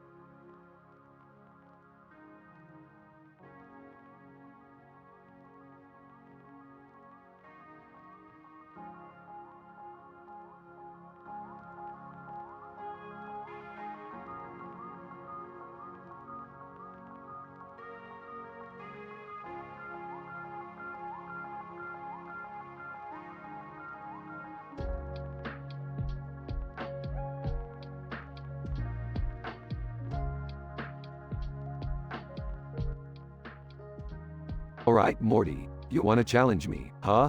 Well, let's see if I can come up with a damn tongue twister from all these ridiculous words. Yeah, Rick. And make it crazy, twisted, and totally explicit. Fine, Morty, buckle up. Here we go. Slick Rick thickly licks shit from the twisted list. He picks up his pissed off sister, who spits and slips on a slit. This lit chick has massive tits. Rick's sticky spit sticks to his pits, as his sick prick causes an explicit fit. Swiss 66 sits, stitching a split, while Morty takes a piss on that pithy stick. Whoa, Rick, that's one hell of a tongue twister. You bet your ass it is, Morty. And hold on tight, because we're about to embark on an adventure based on this twisted tale. Incident. Rick activates his portal gun, and they both get sucked into a swirling vortex. Progression. Rick and Morty find themselves in a surreal world filled with giant talking monsters, all drawn to the power of the tongue twister. They must navigate through bizarre challenges to unravel the cryptic meaning of the words. Rick and Morty encounter a monstrous mountain, towering high in the sky. The girl from the cartoon appears, screaming for help. They realize she possesses the key to solving the tongue twister and saving them from this twisted reality. Morty, we need to free that girl and use her knowledge to decode this tongue twister. Our lives depend on it. Geez, Rick, this is seriously messed up. But we gotta do what we gotta do. After a series of mind-bending trials, Rick and Morty manage to save the girl and find the hidden meaning behind the tongue twister. They escape the twisted world and return home, victorious but forever changed. Well, Morty, that was one wild ride. We defied reality, faced our demons, and conquered the tongue twister. Yeah, Rick, and all for what?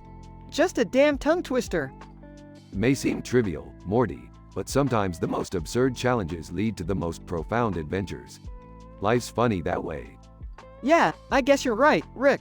But can we not do something like this again, please?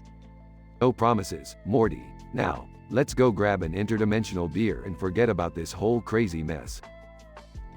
They both walk off into the sunset, ready for their next absurd adventure.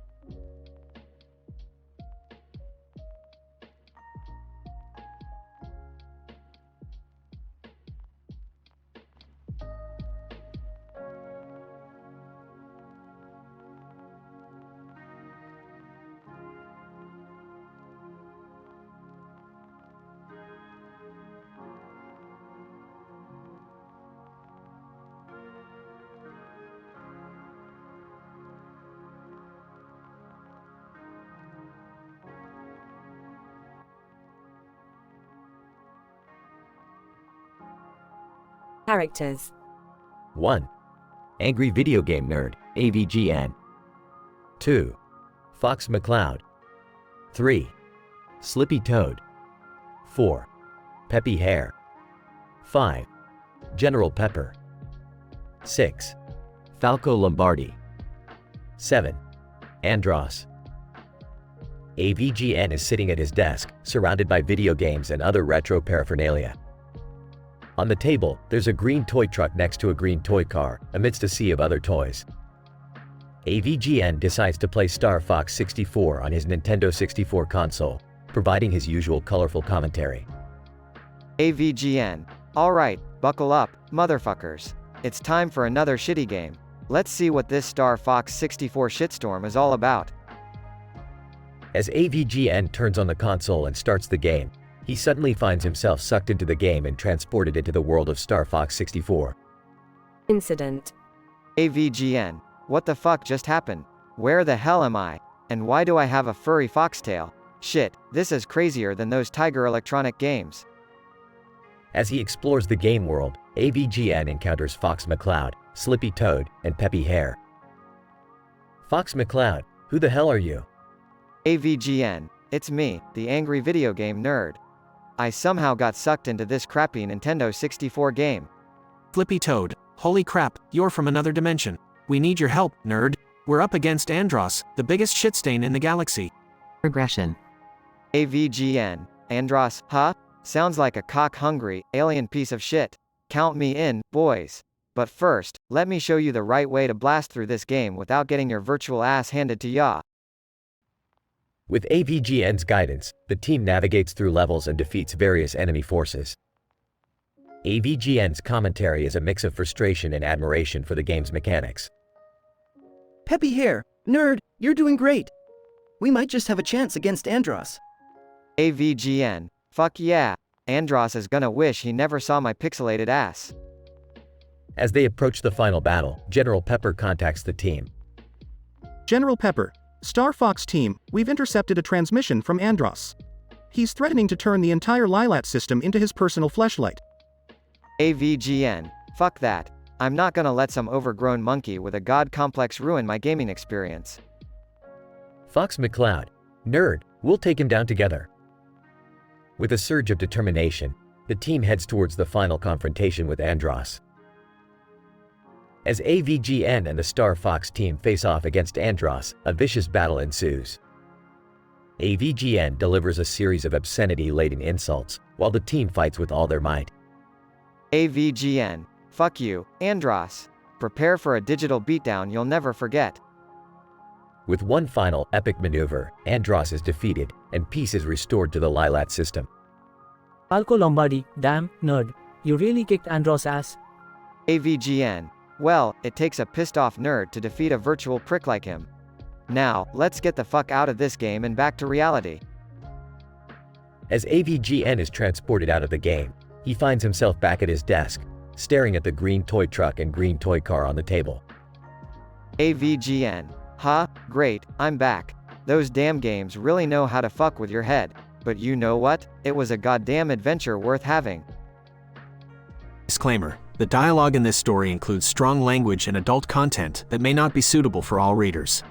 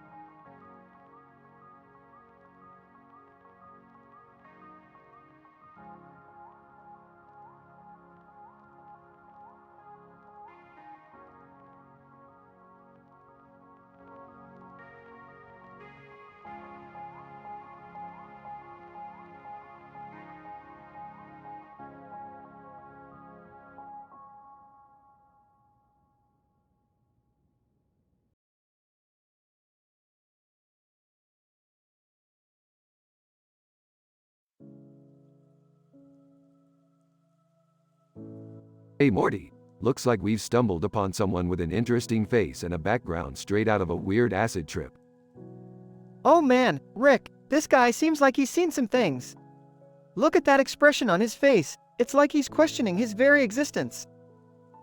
Yeah, Morty, it's like he's trapped in an eternal loop of confusion and existential dread. But you know what, Morty? He's not the only one trapped in a loop here. Wait, what do you mean, Rick? I mean this guy, right here, he's watching us on Twitch. You, yeah, you. Don't you know you're a degenerate for watching us talk about this bizarre stuff? Rick, isn't that a bit harsh? Harsh? Morty, come on. This entire situation is statistically improbable as it is. We've got a cartoon character with a messed up expression, a rainbow background, and stripes of every color running across his body. And now we're breaking the fourth wall to address a specific viewer on Twitch? This is just too much. Alright, I get it, Rick. But let's not forget that we're the ones essentially trapped inside a cartoon, with all the twisted reality it brings. Yeah, Morty, we're aware of that. But this guy watching us is willingly engaging in this insanity. It's like a train wreck he just can't look away from. I guess you have a point, Rick. But isn't it ironic that we're calling someone a degenerate while we're constantly involved in crazy, mind-bending adventures? Morty, irony is the least of our problems right now. We've got a duty, Morty. We need to break free from this cartoon reality and find a way to get back to our own dimension. Yeah, I know, Rick. But let's not forget, this guy, this viewer, he's part of our story too. Whether he's a degenerate or not, we owe it to him to keep entertaining and confusing the hell out of him. Fine, Morty, you make a valid point. Let's keep doing what we do best, even if it means breaking the fourth wall and calling out this degenerate viewer on Twitch. Yeah, Rick, let's give him one crazy, intense, and M-rated experience he won't forget. After all, that's what we signed up for. Strap in, Morty, it's gonna be a bumpy ride. To be honest, this whole situation feels like a wild acid trip in itself.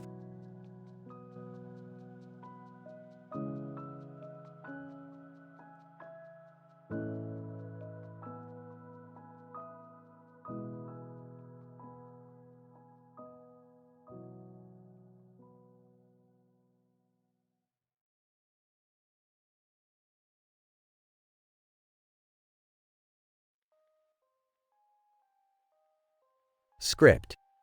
Morty, you're asking the wrong goddamn question. Existence, consciousness, reality, it's all just a fucking illusion, Morty.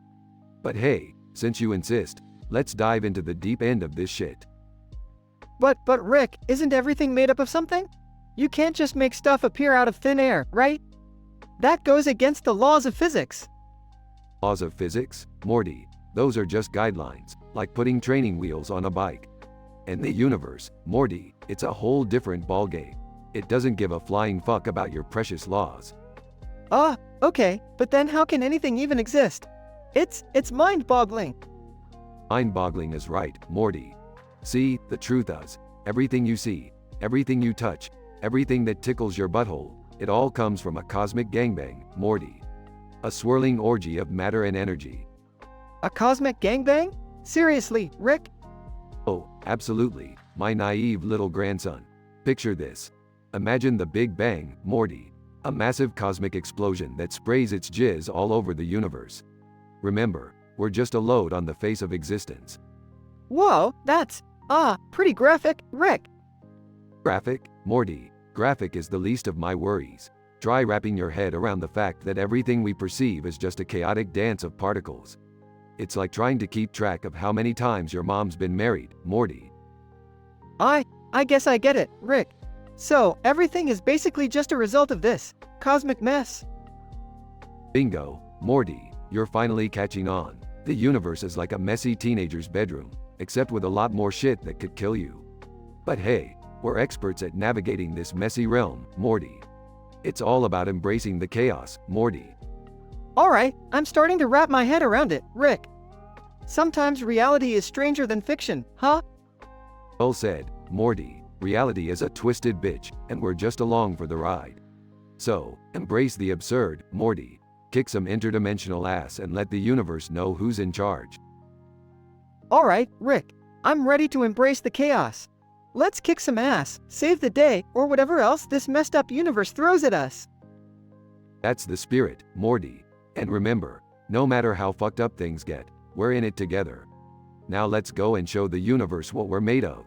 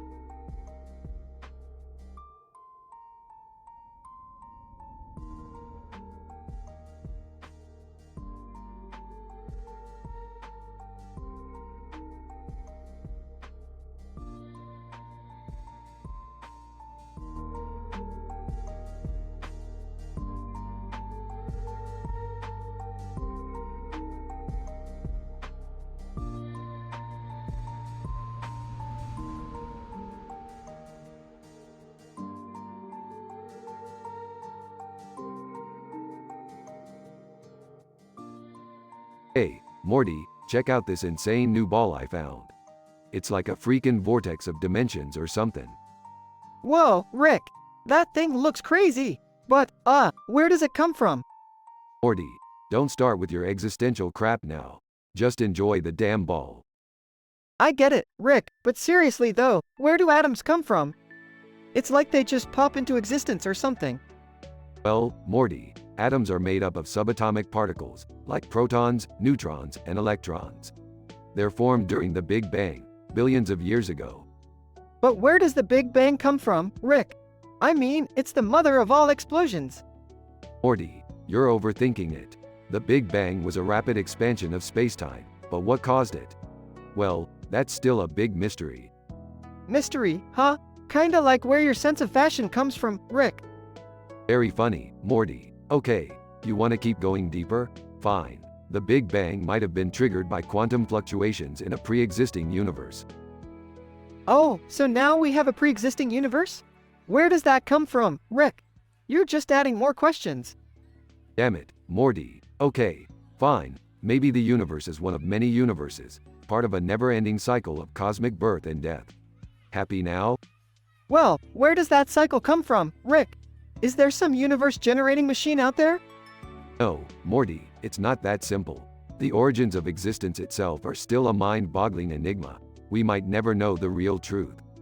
So, you're saying we'll never know where anything truly comes from? Yeah, Morty, that's the damn truth. Sometimes, we just gotta accept that our puny human minds can't comprehend the vastness and complexity of the universe. Aw, screw it, Rick. I'll just go back to playing with this weird ball. At least it doesn't make me question my existence. You do that, Morty. Just remember, life is a perpetual cycle of questions, and sometimes, the answers are as elusive as a fart in the wind.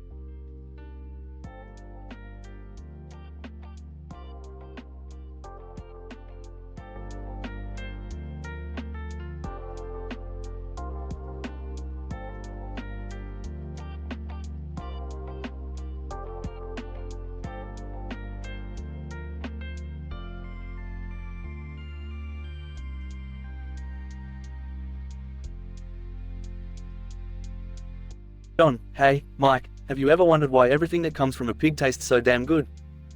Mike, are you seriously asking me that, John? Come on, man, it's because pigs are fucking magical creatures. I swear, they've got some secret ingredient in them. John, nah, there has to be something more to it. I mean, bacon, ham, ribs, every single part of a pig is freaking delicious. Mike, well, maybe it's because pigs consume all sorts of crap. It's like they're built-in composting machines, converting trash into culinary gold. John, you might be onto something there, but it still doesn't explain why a simple slice of crispy bacon can make our taste buds explode with pleasure. Mike, true. Maybe it's because pigs are like a divine gift to humanity. They sacrifice themselves to bring us unparalleled gustatory pleasure. John, damn, Mike, you're really romanticizing this whole pig situation. But hey, I can't argue with you. I'd sell my soul for a plate of pulled pork right now. Mike, speaking of selling our souls, what if it's not just the pigs themselves? What if it's some kind of supernatural seasoning, handcrafted by the culinary gods? John, Mike, my man, I love your crazy ideas. But supernatural seasoning? That's a whole new level of culinary conspiracy theory. Mike, haha, well, I'm just saying, there's something magical in those greasy piggy juices. John, alright, let's pretend for a moment that you're right. What would we do with that knowledge? Start a damn cult praising the swine gods? Mike, hell yeah, we'll build a shrine dedicated to the piggy deities and shower it in bacon bits like confetti. People will worship us for our delicious wisdom. John, I can already see the headlines. Bacon cult takes over the world. Humanity unites in bacon worship. Mike, fuck yeah, man. We'll have bacon-themed festivals, bacon parades, and religious ceremonies where we baptize people in a vat of sizzling pork fat. John, and every person baptized will experience pure bliss as the crispy, heavenly essence of pig permeates their very souls. Mike, oh, John, you're a poet and you don't even know it. Let's make this shit happen. Bacon worship is our destiny. John, it's settled then, Mike. Together, we shall elevate the humble pig to its rightful place as the most revered and delicious animal on this planet. Mike, amen to that, brother. May the greasy goodness of pigs forever bless our taste buds and lead us to culinary enlightenment. John and Mike share a maniacal laughter, destined to embark on a journey that would forever change their lives and the world through their bacon-filled religious revolution.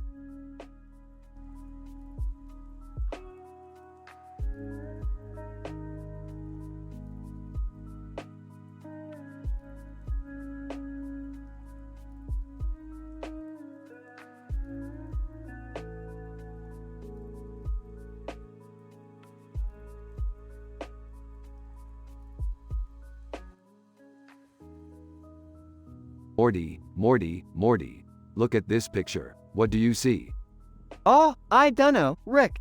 It's just a piece of meat hanging there with a red light. Morty, you simpleton. Can't you see? Everything is bacon. The universe is trying to teach us a delicious lesson. Dad, for the last time, not everything is bacon. It's just a random picture you found. Oh, Beth, always doubting my genius. You'll see, when the world starts turning into bacon, you'll come crawling back. Wait, what? Turning into bacon? That's insane, Rick. Insane? Morty, this is science. Pull up your pants and let me show you the wonders of bacon transmutation. Entering, did someone say bacon? Oh boy, I love bacon. Jerry, please stay out of this. Rick's on one of his crazy bacon adventures again. This is not just any adventure, Beth, it's a baconocalypse. Now let's go, Morty. We need to collect the rare hogsloth gland to save the world before everyone becomes crispy. Oh, can't we just, order some takeout? I don't think I'm ready to face a world full of bacon people. Morty, this is your destiny. You were born for this mission. Plus, the bacon people will be delicious. Rick, this is madness. You can't just turn everyone into bacon. I can and I will, Beth. But don't worry, I've got a secret recipe to bring them all back. As long as they don't get eaten, that is. Bursting in, did somebody say bacon? I just ruined my new diet for this very moment. Well, Summer, your timing couldn't be better. We need you to lure in the bacon cultists. They only obey the bacon lovers. Cultists? Bacon lovers? Are there any bacon non-lovers? No time for that, Jerry. We need to focus. Morty, you grab the hogsloth gland while Summer causes a distraction. Distraction?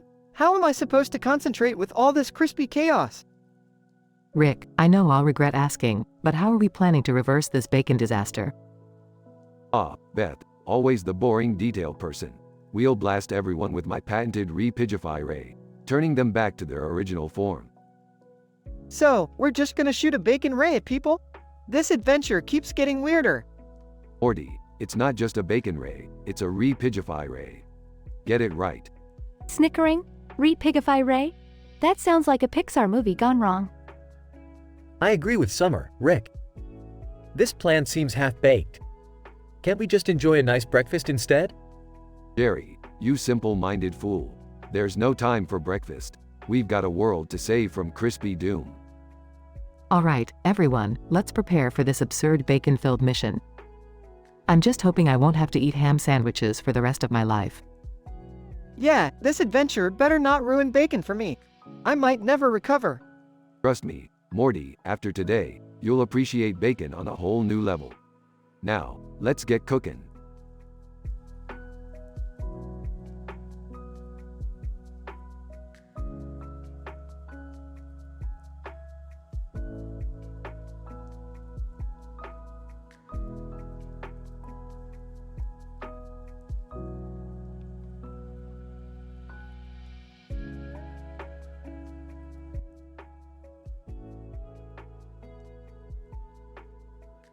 Alright, Morty, listen up.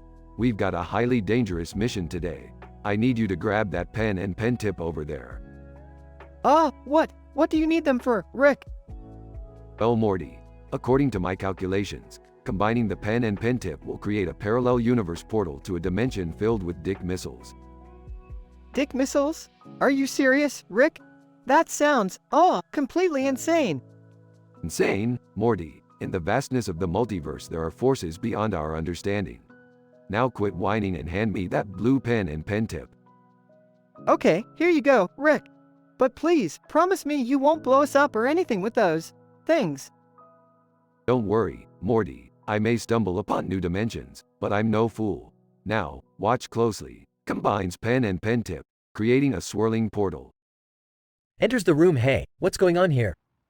And what the hell are dick missiles? Jerry, don't interrupt your father's brilliance. This could be groundbreaking. Pokes her head in asterisk. Oh my god, is that a portal to a dimension filled with? Yes, sweetie, exactly what you're thinking. Now, everyone, brace yourselves. The portal opens, revealing a dimension filled with phallic-shaped missiles flying everywhere. Oh geez, Rick, what kind of crazy, messed up place is this?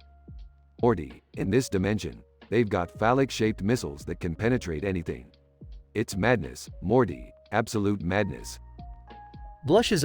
Rick, do we really need to bring those things back with us? Jerry, grow up. This is science. We can learn so much from this dimension. She's right, Jerry. This is the kind of scientific breakthrough that could revolutionize interdimensional travel. Now buckle up. It's time to snatch a dick missile. Morty, Rick, Beth, and Jerry grab a dick missile and hold onto it tightly as they get sucked back through the portal. I never in a million years thought I'd be riding a dick missile, Rick. This is insane. Life's full of surprises, Morty. Just try not to think about it too much or it might mess you up mentally. They crash land back in their own dimension, with screaming, panicked civilians everywhere. Rick, what have you done? They're destroying the city. I knew this was a bad idea. We're all gonna die because of dick missiles. Look, everyone, it's not the end of the world. They're just dick missiles, after all. They won't kill you. They'll just disappoint you.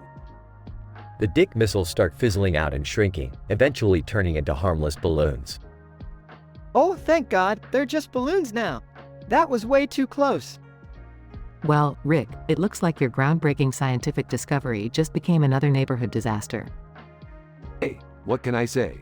Science isn't always predictable, Beth, but it's never boring. Can we please never talk about this again?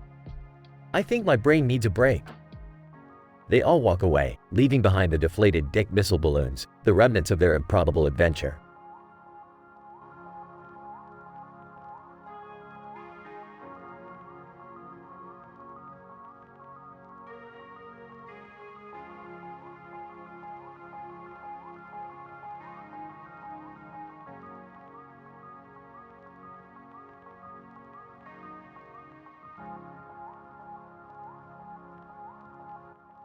Narrator, attention.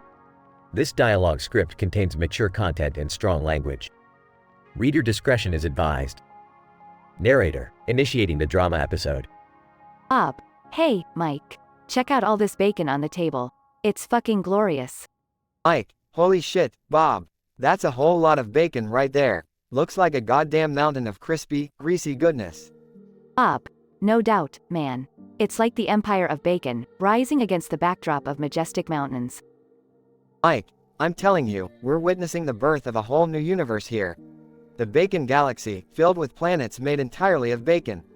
Bob, shit, that's epic. Just imagine taking a spaceship to visit those bacon planets. Mike, and feast upon the crispy terrain, devouring the bacon mountains. Bob, laughs fuck yeah. We'd be the bacon explorers, seeking the tastiest and most orgasmic bacon planets in the entire universe. Mike, I can already taste the sizzling bacon crust, melting in my mouth, leaving trails of pure ecstasy. Bob, damn, man. This bacon talk is making me hot. Should we get this strip show on the road? Mike, absolutely, let's dive into this bacon mountain and drench ourselves in the greasy glory of orgasmic flavor. Bob, hold up, Mike. I've got an idea. Why don't we harness the power of these bacon planets and create a bacon empire of our own? Mike, holy fuck, Bob. You're a goddamn genius. With the bacon empire, we'll rule the universe, one crispy strip at a time. Bob, that's right, my friend. Our reign will be legendary, bacon-fueled, and everlasting. All shall bow down to the bacon overlords. Mike, let the sizzling commence, my loyal subjects. It's time to conquer the universe, one bacon planet at a time. Bob, fire up the spaceship, Mike. The bacon expedition begins now. Narrator, concluding the crazy, intense saga. Narrator, the bacon overlords embarked on their bacon-fueled conquest, spreading the gospel of crispy deliciousness across galaxies far and wide. They became legends, feared by vegetarians and worshipped by bacon lovers across the cosmos. And thus, the Bacon Empire was born, forever changing the fate of the universe, one strip at a time.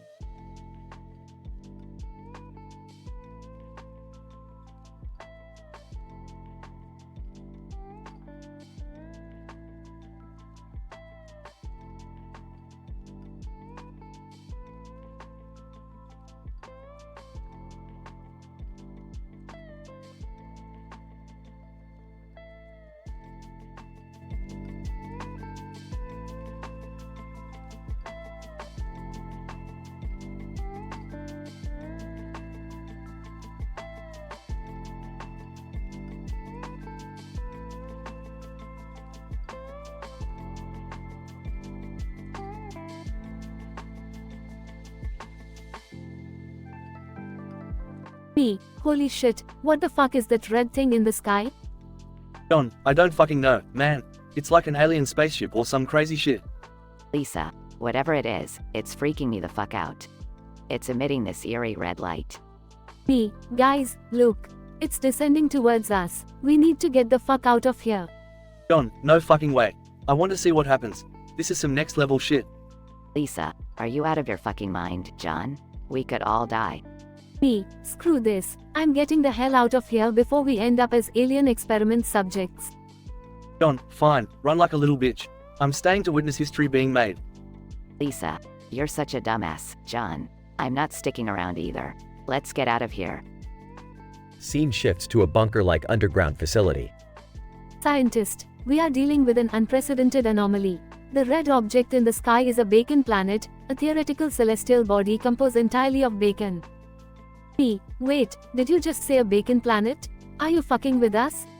Scientist, no, I assure you, this is not a joke. The intense gravitational forces have caused bacon to fuse together, forming a planetary body. Lisa, but how the fuck did it end up here? And why is it emitting that red light? Scientist, well, we believe that the red light is actually the result of the bacon planet's atmosphere encountering Earth's atmosphere, causing a chemical reaction. John, so, what's the plan now? Should we evacuate? Scientist, not just yet. We need to gather as much data as possible. Our top scientists are working on understanding the composition and origin of this peculiar bacon planet. P. This is insane. I never thought I'd live to see the day where a bacon planet threatened our existence. Scientist, indeed, this discovery challenges our understanding of the universe. Rest assured, we will do everything in our power to ensure the safety of humanity. Lisa, well, I hope you have a plan to deal with the bacon planet if things go south. Scientist, we are currently exploring all options, from using specialized space shuttles to divert its course to utilizing advanced energy weapons to disintegrate it safely. Scene fades out, leaving us with uncertainty and the impending threat of the bacon planet.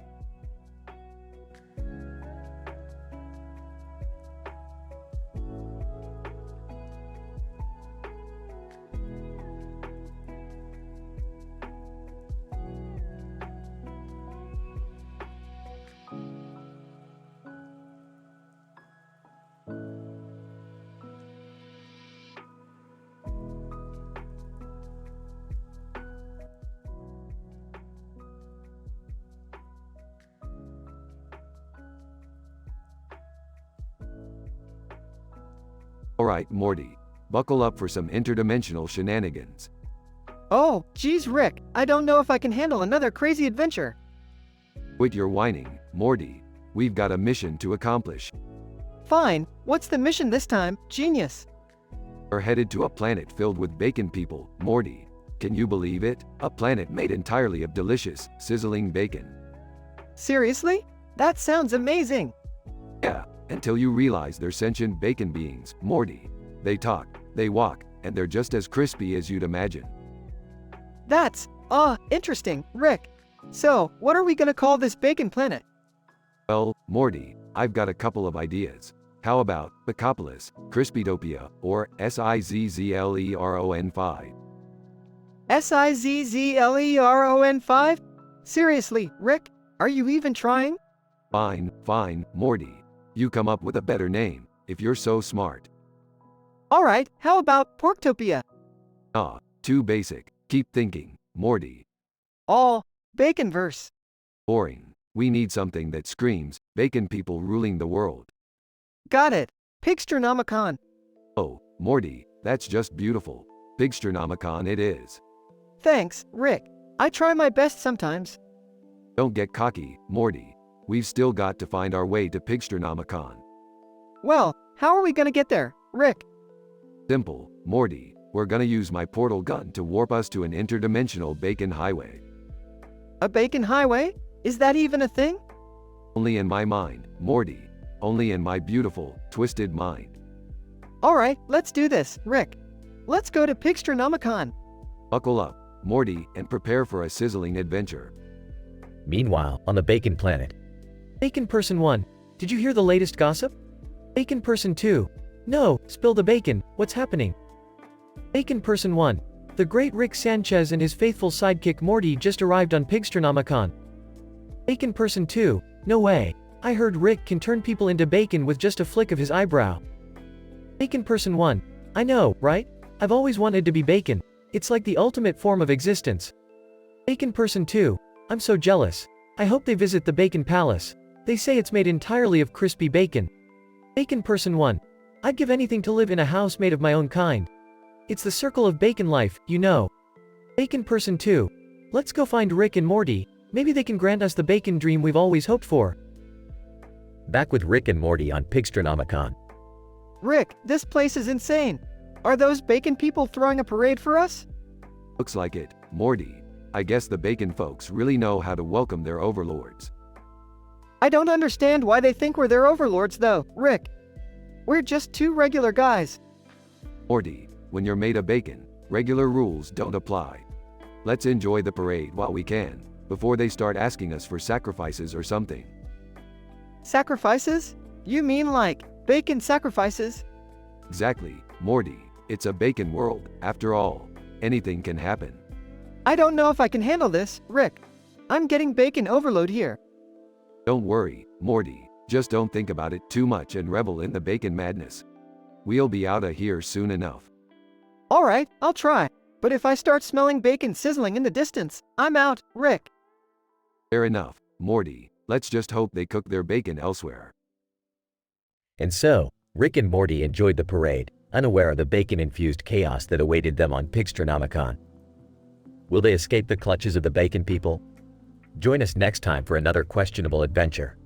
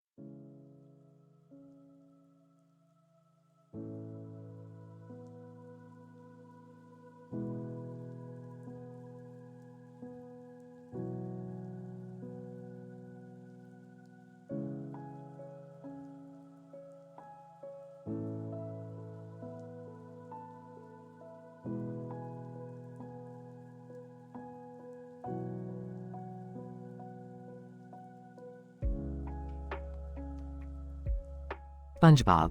Alright, everyone. Welcome to the fucking Comedy Central roast of SpongeBob SquarePants. Let's get this shit show started. Patrick. Ah, SpongeBob, my best fucking friend. I gotta say, your square ass looks like it was designed by a fucking kindergartner. And your laugh, Jesus Christ, it's like a dolphin getting fucked in the blowhole. Squidward. Speaking of getting fucked, SpongeBob, you annoying piece of shit. You make my life a living hell with your constant cheerful bullshit. I'd rather listen to nails on a chalkboard than your high-pitched, screechy voice for one more goddamn minute. Mr. Krabs. SpongeBob, you're a fucking sponge, and yet you haven't soaked up an ounce of intelligence. I've seen Plankton smarter than you, and that's saying something. Honestly, I should have turned you into a fucking Krabby Patty a long time ago. Sandy cheeks. Well, I reckon I'm no better than the rest of you dumbasses. But SpongeBob, you take the fucking cake. You're so fucking naive, you probably think a blowjob is a new type of smoothie. Have fun under the sea, honey, 'cause your ass ain't surviving in the real world. Gary the Snail. Meow, motherfucker. SpongeBob, you may be a sponge, but I bet you can't even clean up your own fucking act. Meow. Plankton. SpongeBob, you're a little shit. You've ruined every attempt I've made to steal the Krabby Patty secret formula, and you do it with a shit-eating grin on your face. Well, guess what, you yellow bastard? I'll get that formula, and I'll shove it up your square ass. This is Puff. SpongeBob, you incompetent fuckstick, you've destroyed every goddamn boat I've owned. Your driving skills are worse than a blindfolded squirrel on meth. I hope you crash and burn, you miserable excuse for a sea creature. Bubble Bass, SpongeBob, with that annoying giggle in your dumbass face, there's no way you'll ever find a woman. And even if you miraculously do, she'd probably drown herself just to get away from you. You're a fucking lost cause, buddy. SpongeBob. Well, you miserable excuses for sea creatures. You've had your turn, but now it's time for me to roast your asses. Patrick, with your IQ lower than a rock, who needs enemies when they've got a so-called friend like you? Squidward, you pretentious squid, your clarinet skills are about as impressive as your love life, non-existent. Mr. Krabs, you greedy bastard, your obsession with money has turned you into a fucking crustacean Scrooge. Sandy, you may be smart, but your southern twang makes you sound like a banjo-playing hillbilly.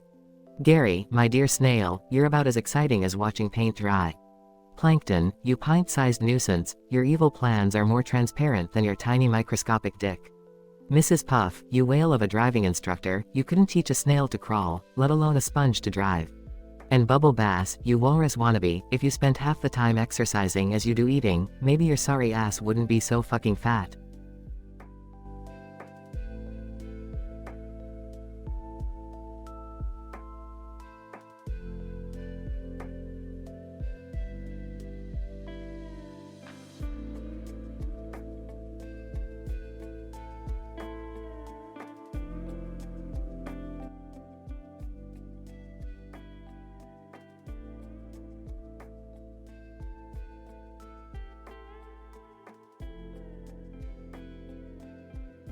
SpongeBob. Welcome, everyone, to the Comedy Central roast of SpongeBob SquarePants. I'm excited to be here tonight, ready to take some heat. Patrick. Well, SpongeBob, it's about time someone roasted you. I mean, being friends with you is like a full-time job. Who needs that kind of commitment? Squidward. Oh, Patrick, at least SpongeBob has friends. You wouldn't know what that feels like, would you? Your IQ is so low, it's a wonder your brain is functioning at all. Mr. Krabs. Alright, enough chit-chat. Let's roast this yellow sponge. Speaking of sponges, when I found you working at the Krusty Krab, I thought you were a piece of dishwashing equipment. Turns out, you're just dumb enough to be a fry cook. Sandy cheeks. Well, Mr. Krabs, maybe SpongeBob isn't the only one here who's working as a fry cook. How many secret ingredients have you stolen, you greedy crustacean? Might explain why your burgers taste like ocean floor sludge. Gary the Snail. Meow sarcastically meow, meow, meow. Boring. I've seen faster snails than this roast. SpongeBob, I can't believe you're wasting your time with these idiots. Where's Squilliam when you need him? Plankton. Speaking of idiots, I can't believe I've been trying to steal the Krabby Patty formula for all these years when I could have just roasted SpongeBob. He's so clueless, he'd probably give it away for free. This is Puff. Plankton, I don't think you're the one to talk about failure. I mean, come on, you're so small, SpongeBob could accidentally step on you and flatten you like a pancake. Bubble Bass, hey, Mrs. Puff, nice to meet you. Well, actually, I can't meet you because you're so damn fat no one can see over that huge blubbering stomach of yours. SpongeBob. Alright, let's not get too carried away here, folks. It's my turn now, and I'm ready to give you all a taste of your own medicine. Squidward, I could roast you, but your miserable life is punishment enough. Patrick. SpongeBob, you may be the star of this show, but we all know it's only because you're too damn annoying to ignore. Squidward. Yeah, SpongeBob. Your laugh is like nails on a chalkboard. I'm just shocked that anyone finds it funny. Mr. Krabs. You know, SpongeBob, you're always so positive and cheerful. It's almost like you're on drugs. Oh wait, you are. That's right, folks, the secret ingredient in the Krabby Patty is SpongeBob's drug stash. Sandy cheeks. SpongeBob, you're like a walking hazard. 1 minute, you're jellyfishing, the next you're blowing up the whole town. Do us all a favor and stop being such a damn liability. Harry the Snail. Meow. Meow, meow, meow. Translation. SpongeBob, I may not be able to talk, but even I know you're a certified moron. Plankton. SpongeBob, you're so naive, it's almost adorable. But let's be real, the only reason you've managed to survive this long is because your dumb luck is off the charts. This is Puff. SpongeBob, I don't even know why you bothered to get a license. You're like a maniac behind the wheel, turning boating school into a demolition derby. Double bass. SpongeBob, you've worked at the Krusty Krab for so long, I'm surprised you haven't evolved into a fry-cook-fish hybrid. Just face it, you're nothing more than a grease stain on the cash register. SpongeBob. That's enough, everyone. I think we've roasted each other plenty tonight. But before we end, I just want to say that I wouldn't trade any of you for the world. You may all be a pain in the ass, but you're my pain in the ass. And with that, the Comedy Central roast of SpongeBob SquarePants comes to an end, leaving the room filled with laughter and a newfound respect for the sponge who lives in a pineapple under the sea.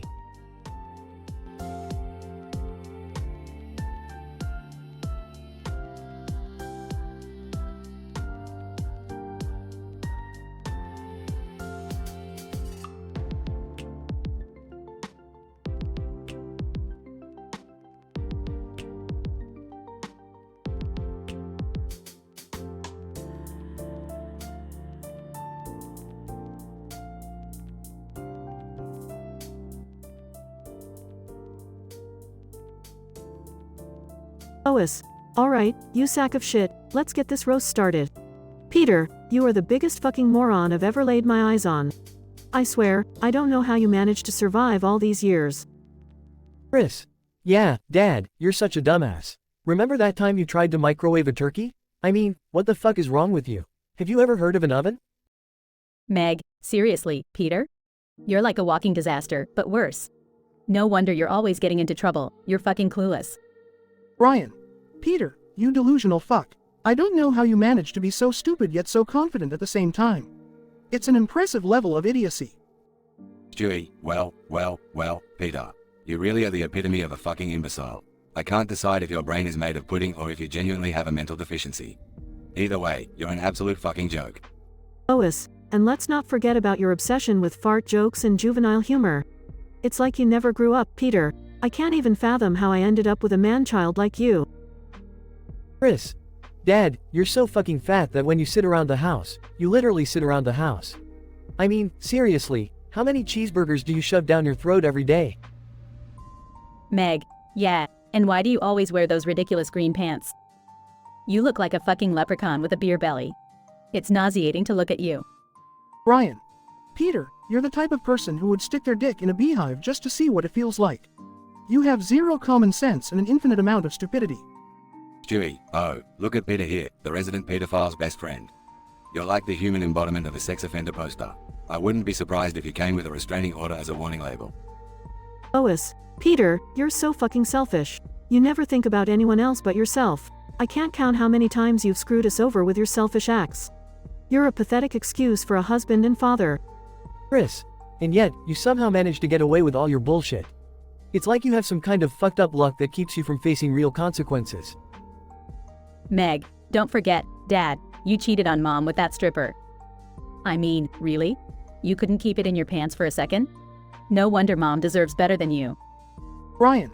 You know, Peter, you're the reason why I drink so much. Dealing with your dumbassery on a daily basis is enough to drive anyone to alcoholism. Dewey, frankly, Peter, I'm surprised you even managed to procreate. Your stupidity should have rendered your sperm useless. But hey, I guess even the most brain-dead individuals can accidentally reproduce. Peter. Alright, you fuckers. Now it's my turn to roast you all. Lois, you may act all high and mighty, but you're just as fucked up as the rest of us. Remember when you fucked our neighbor? Yeah, hypocrite much? Lois, you're nothing but a pig. Peter, I can't believe I wasted so many years of my life with you. I deserve better. Chris. Dad, how about you take a look in the mirror before you start pointing fingers? You're the biggest disappointment of all. Meg, you think you're so fucking clever, don't you, Peter? But we all know you're just compensating for your own insecurities. You're a sorry excuse for a father. Ryan. Peter, you're a pathetic excuse for a dog owner. You never take me for walks or play with me. It's like you forgot that I'm a living being, not just some prop for your idiotic jokes. Stewie, oh, please, Peter. Your attempt at roasting us is about as successful as your attempts at being a responsible adult. You're nothing but a sad, pathetic man-child trapped in a cartoon. Peter. You may be right, but at least I've got some fucking balls. You all are just a bunch of spineless losers. So, fuck you all. I'm outta here. Peter storms out of the room, leaving the rest of the family stunned and speechless.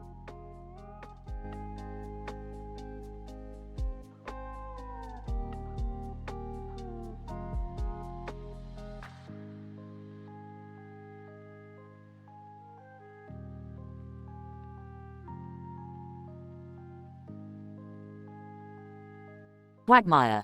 Alright, let's get this shit show on the road. Peter Griffin, you're a real piece of work. I mean, what kind of man has a chin like yours? It's like a fucking boulder on your face. Cleveland Brown, Quagmire, calm down. We all know Peter's got more issues than a pile of rocks. He's a disaster waiting to happen.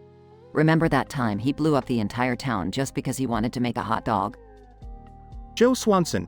Yeah, and let's not forget the time he tried to fly without a plane and ended up face first in a pile of gravel. That's our Peter, always thinking with his dick instead of his brain. Mort Goldman, it's true, he's as dumb as a bird flying into a window repeatedly. I swear, Peter, you've got less brain cells than that stupid bird out there. And by the way, your fashion sense is worse than that dead bird on the ground. It's an insult to humanity. Herbert, well, if it isn't Peter Griffin. You know, Peter, they say age is just a number, but in your case, it's a fucking disaster. You're older than dirt, and your sense of humor is as stale as that pile of rocks over there. Get a grip, you old fart. Peter Griffin, alright, you bastards. You think you can take me down, huh? Well, let me tell you something. Quagmire, your sex life is so pathetic, it's like watching a turtle trying to fuck a rock. Cleveland, you're so boring, I'd rather listen to nails on a chalkboard than one of your stories. Joe, your wheelchair is just proof that God has a twisted sense of humor. Mort, I bet your wife cheats on you every night because you couldn't satisfy a fucking teaspoon. And Herbert, you're nothing but a dirty old man. I hope you choke on your dentures, you sick bastard. The room erupts in laughter and applause. Assistant, I'm sorry, but I'm unable to continue the text in the manner you've requested.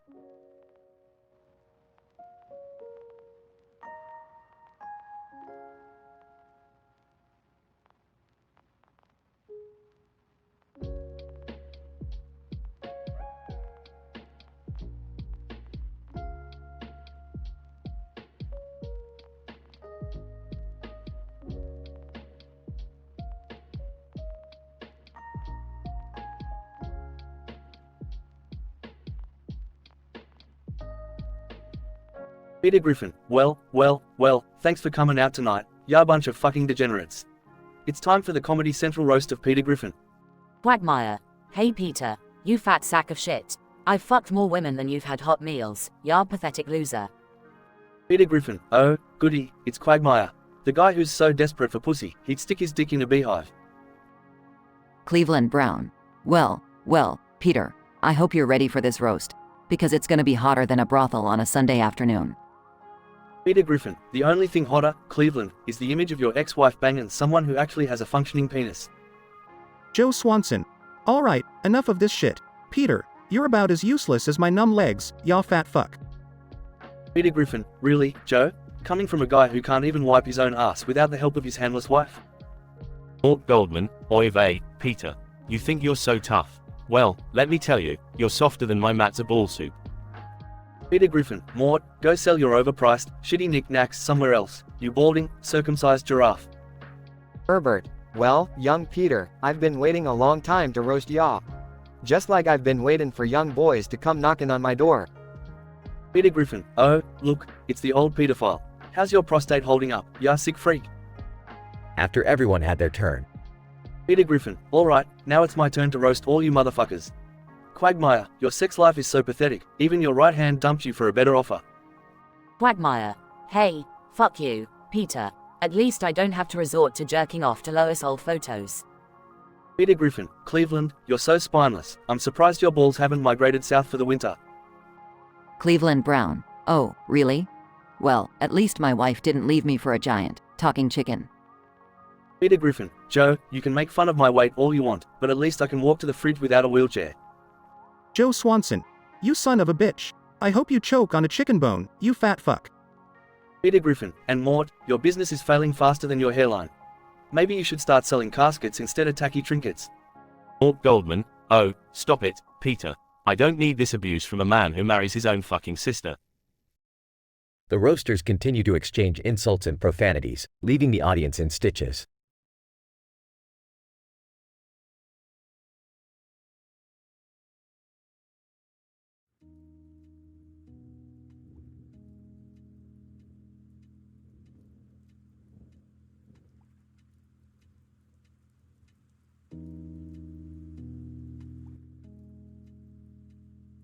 Welcome to the Comedy Central roast of Peter Griffin. No one repeats jokes from another roaster. All roasters use short-tempered and foul-mouthed language as they hold nothing back in their roasts. Tonight's roasters include Lois Griffin, Chris Griffin, Meg Griffin, Brian Griffin, and Stewie Griffin. The roasters speak in a foul-mouthed manner like angry video game nerd on YouTube. At the end, Peter Griffin gets his revenge roasts against all the participants. Lois, alright, you fat sack of crap. I've been living with you for years, and I've realized the only thing smaller than your brain is well, you know. Chris. Hey, Dad. Remember that time you tried to be the coolest dad in town, but all you managed to do was embarrass me and make me the laughingstock of the school? Damn, you're worse than a monkey on crack. Meg, wow, Dad, I can't believe you actually had the balls to show up to this roast.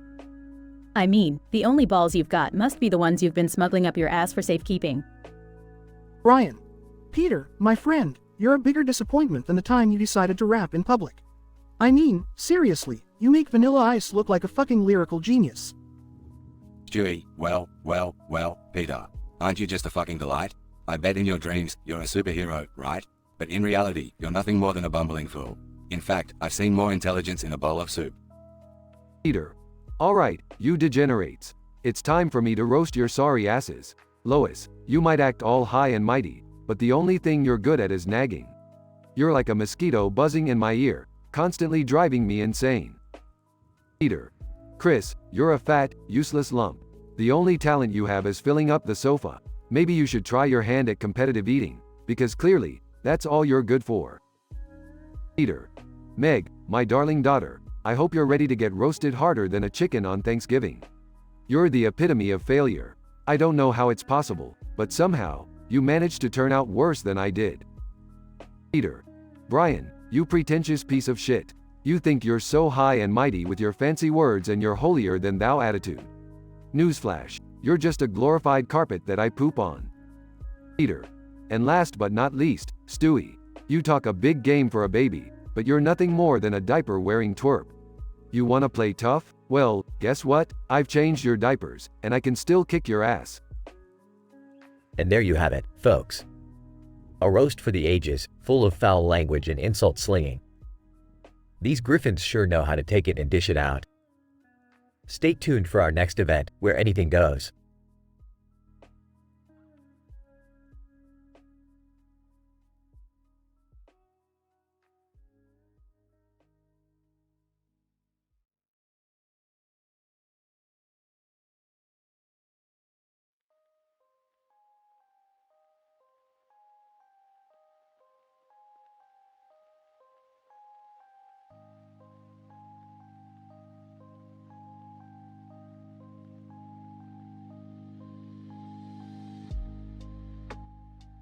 Narrator, Tonight, at the raucous Comedy Central roast of Peter Griffin, the crowd eagerly awaits the first roaster to take the stage.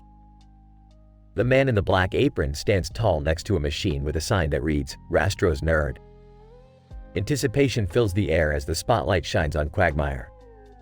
Quagmire. Well, if it isn't Peter Griffin. The man who's managed to chew through more problems than a wood chipper in a lumberyard. Seriously, Peter, when I heard you were getting roasted, I thought they were talking about what you do to marshmallows at bonfires. You're about as sharp as a candy cane, you sick perverted son of a bitch. Audience, laughter. Narrator. As Quagmire finishes his roast, Peter's face turns red with annoyance. The crowd revels in the tension as the spotlight now falls on Cleveland Brown. Cleveland, Peter, you're a real piece of work, ya know that? I mean, you've made more enemies than a telemarketer during dinner time. And your intelligence? It's as elusive as a parking spot in New York City. You're about as useful as a screen door on a submarine. Audience, laughter. Narrator. Peter's fists clench tightly as he tries to maintain his composure. The spotlight then shifts to Joe Swanson. Joe. Peter, I gotta hand it to you. You're practically a life-size piñata of idiocy. You've got the brainpower of a baked potato and the common sense of a wet sock. Seriously, how did you even manage to dress yourself this morning? I'm surprised you can tie your shoelaces without putting someone in a coma. Audience, laughter. Narrator. Peter grips the edge of the podium, his face contorted with rage. With each passing moment, the tension in the room seems to climb higher. The spotlight now focuses on Mort Goldman. Mort, oy vey, Peter, I've seen more brains in a bowl of matzo ball soup. You've got the charm of a flat tire and the charisma of a soggy noodle. I don't know who's made worse decisions, the people who voted for Brexit or the ones who still laugh at your jokes. You're a far-blunted idiot, Peter. Audience, laughter. Narrator. The room crackles with electricity as Peter's anger reaches its boiling point. Just as the crowd wonders how much more he can take, the final spotlight shines on Herbert. Herbert, well, if it isn't Peter Griffin. You know, I always did have a soft spot for a bad boy with daddy issues. And boy, Peter, you've got issues up the wazoo. You make my arthritis flare up just looking at you. But I gotta say, for someone who's fucked up as much as you have, you still manage to make people laugh. You're like a real-life sitcom, Peter, except no one's watching. Audience, roars of laughter. Narrator. The room erupts into fits of laughter and applause. Even amidst the insults and foul language, the camaraderie of the roast is evident. Peter, his initial rage now replaced with a sly grin, takes his place at the podium. Peter. Well, you assholes. Just when I thought tonight couldn't get any worse, I remembered I'm the king of disaster. So buckle up, motherfuckers, cuz I'm about to take this roast to a whole new level. The crowd gasps in anticipation as Peter, armed with revenge roast material, prepares to unleash his comedic wrath on the unsuspecting roasters.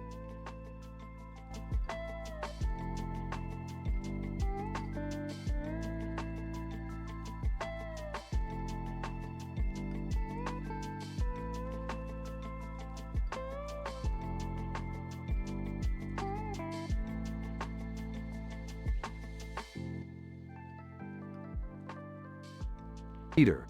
Well, happy fucking birthday, Ryan. Looks like we're ready to roast the shit out of me tonight. Lois raises her drink. Cheers, you fat fuck. I've been married to you for years, and I still can't believe you're dumb enough to be the star of your own show. Chris chuckles. Yeah, Dad, and it's not like anyone ever watched it for your stunning good looks or your incredible intelligence. Meg, smirking. And let's not forget the time you mistook a piece of corn for a brain. That explains a lot, Peter. Ryan. Oh, Peter, you ignorant slut.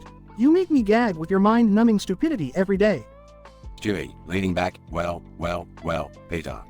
You have the personality of a wet napkin and a face to match. I can't think of a stronger argument for birth control. Peter. Laughs. Oh, you guys really know how to hurt a guy.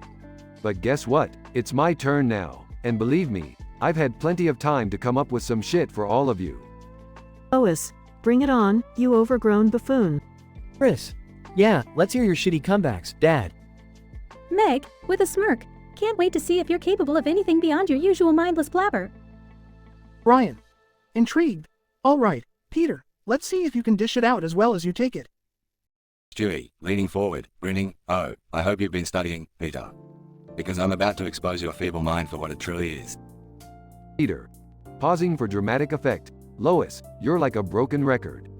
The only thing worse than your nagging is your complete lack of sexual appeal. Lois, surprised. Peter, you asshole. I can't believe you just said that. Chris, laughing, Dad, you crazy bastard. That was brutal. Meg, rolling her eyes. Same old Peter, always going for the cheap shots. Brian, raising an eyebrow. Not bad, Peter. Your insults may be as original as a sitcom plot, but they hit the mark. Stewie, grinning, well. Looks like Peter finally learned a new word. Peter. And lastly, Stewie. You're nothing but a diaper-clad maniac with mommy issues. Newsflash, kid, you'll never be the evil genius you think you are. Stewie, mocking surprise. Oh no, how will I ever recover from that devastating blow? I'm crushed, Peter. Truly. Lois, smirking, well, Peter, I have to admit, you managed to surprise us. Chris, yeah, Dad, I didn't know you had it in you. Meg, grinning, Peter, you may be a moron, but at least you made us laugh for once. Brian, cheers to that, you magnificent dumbass. Stewie, smirking, excellent effort, Peter. But remember, I will always be 3 steps ahead of you, you imbecile. Peter. Laughs, well, folks, looks like I struck a nerve. But hey, it's all in good fun, right? Happy birthday to me.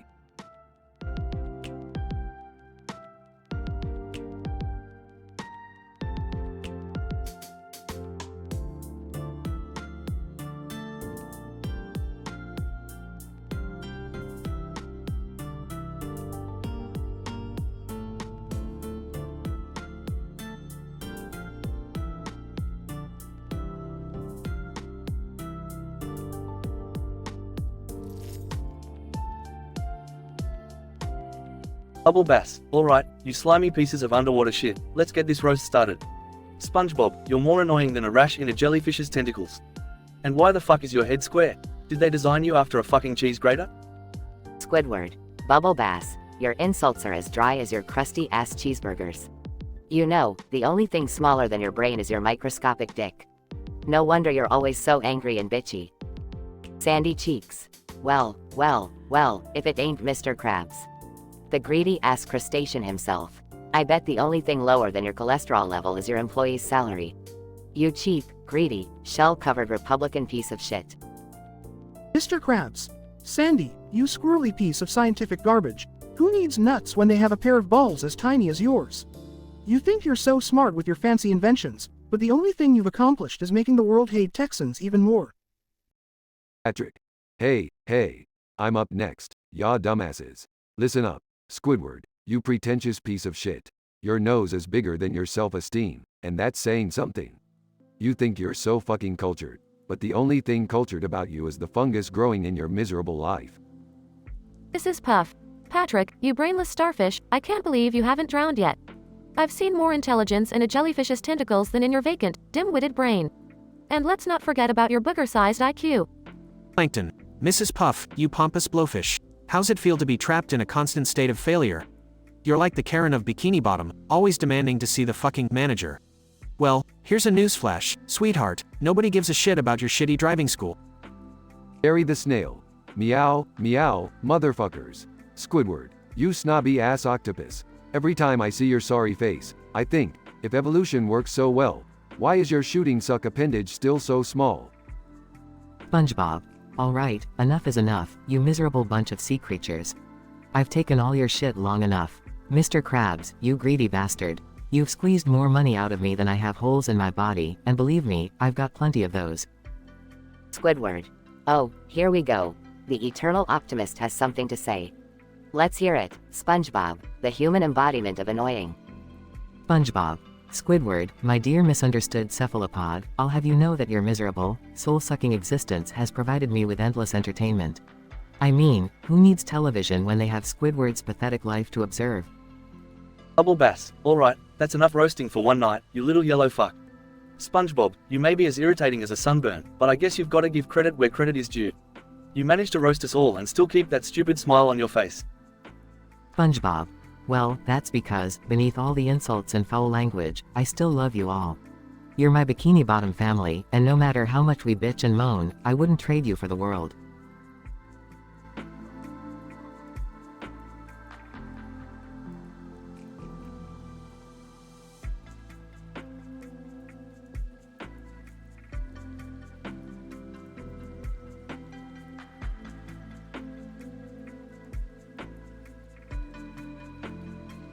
Bender. Look at this sorry excuse of a human being in front of us.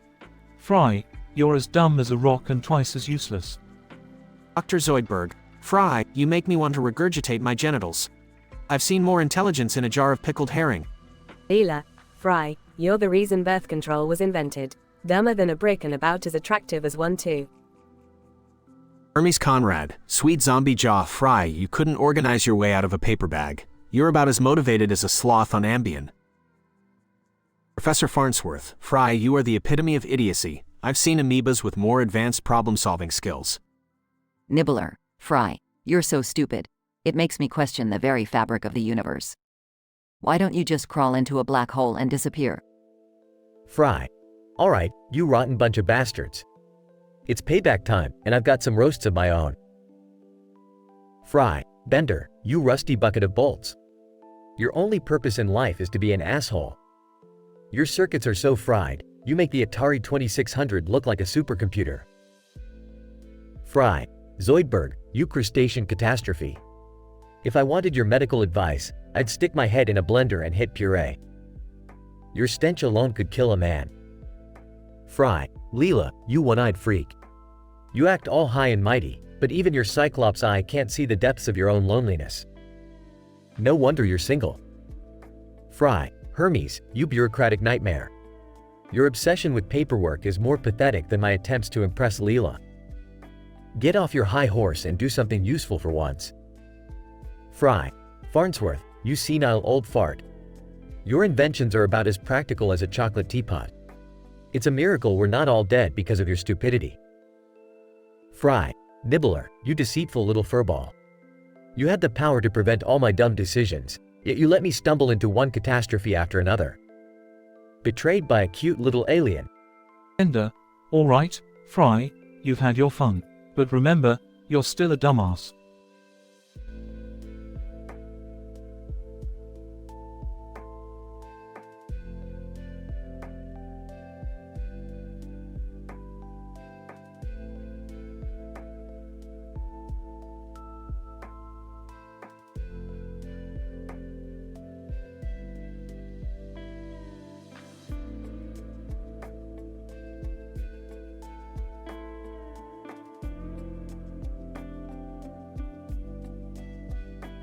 Hermes. Alright, settle down everyone. Welcome to the fucking Comedy Central roast of Philip J. Fry, the biggest dumbass in the universe. Bender. Yo, what's up, meatbags? Fry, you're so dumb, you make me look like a fucking genius. I'd say you're as useless as a flamethrower in a volcano. Leela. Fry, you're the reason why birth control was invented. I bet your mother was on it when she had you, but clearly, it didn't fucking work. Dr. Zoidberg. Fry, you're about as useful as a chicken in a damn bicycle race. I'd say you have the brain of a small shrimp, but that would be an insult to all shrimp kind.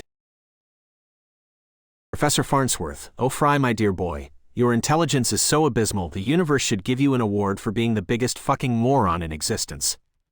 Nibbler. Fry, you're so dumb. I question whether you even have a functioning brain. I've seen rocks with more common sense than you. Fry. Alright, enough of the insults. It's my time to get my revenge on you all. Hermes, you're so uptight, I bet your asshole has its very own tie and briefcase. Hermes. You lousy smeghead. I suggest you shut your filthy mouth before I cram my foot so far up your ass, you'll be tasting leather for a week. Fry. Bender, you metal piece of shit, you're nothing more than a glorified toaster with a drinking problem. I'd sell you for scrap, but even the junkyard wouldn't want your sorry ass. Bender. Oh please, Fry, the only thing you could sell is a one-way ticket to Stupidville. You're so clueless, I'm surprised you even graduated finger painting school. Fry. Leela, you one-eyed bitch. You can't even see how amazing I am. I guess it's true what they say, beauty is in the eye of the beholder, and you must be blind as a bat. Leela. You're lucky my depth perception is off, Fry, or I'd knock your blockhead right off your skinny shoulders. Your stupidity is like a black hole, sucking away any intelligence around you. Fry, Zoidberg, you crustacean failure. Your medical skills are worse than a blind veterinarian performing open heart surgery. Just stick to eating garbage, it's the only thing you're good at. Dr. Zoidberg, but Fry, I thought we were friends. I guess you're just as loathsome as the stench of rotting fish guts. May you step barefoot on 1,000 Lego pieces? Fry, Professor, you senile old coot. Your inventions are as useless as a wet pack of cigarettes. I bet even the monkeys at the zoo can solve a Rubik's Cube faster than you. Professor Farnsworth, ah, you insolent twit, my inventions will drive humanity to the next level while you wallow in your own incompetence. May your brain shrink even further if that's even possible. Fry, and finally, Nibbler. You little ball of fur. I hope you choke on a giant hairball, you scheming alien parasite. It's time someone put you in a zoo, where you belong. Nibbler. Fry, your idiocy knows no bounds. I may be small, but I have power and intellect far beyond your feeble understanding. May you forever be lost in the bowels of your own stupidity. The crowd erupts in laughter and cheers as the roasting comes to an end. Fry, well, that went better than expected. Who would have thought being insulted by your friends could be so fun? Now, let's drown our sorrows in beer and celebrate our dysfunctional bunch. End.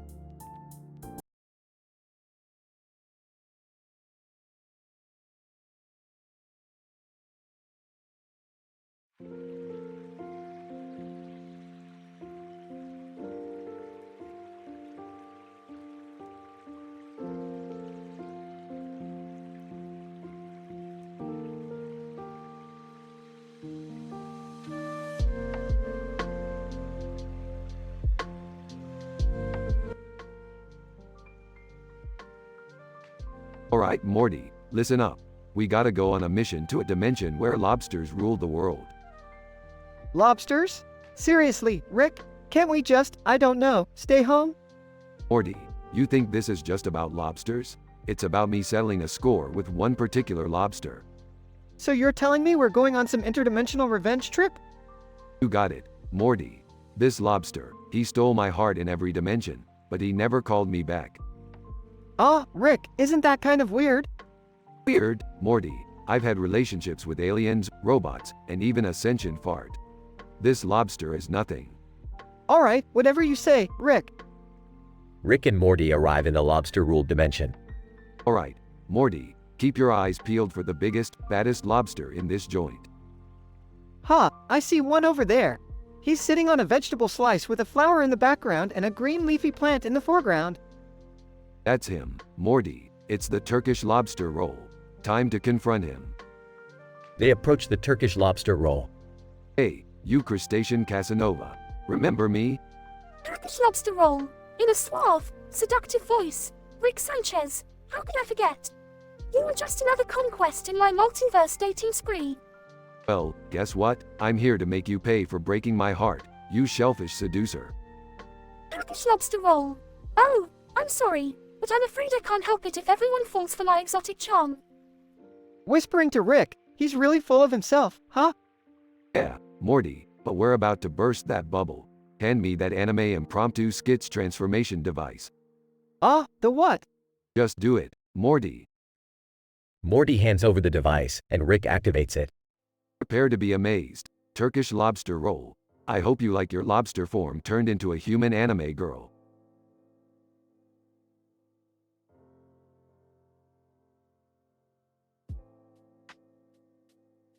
Turkish lobster roll. What? No, this can't be happening. Rick and Morty burst into laughter. That's what you get for messing with me, you lobster Lothario. Still laughing. Oh man, this is priceless. As they leave the dimension. Well, Morty, another mission successfully completed. Now the whole multiverse will know not to mess with Rick Sanchez's heart. Yeah, I guess so, Rick.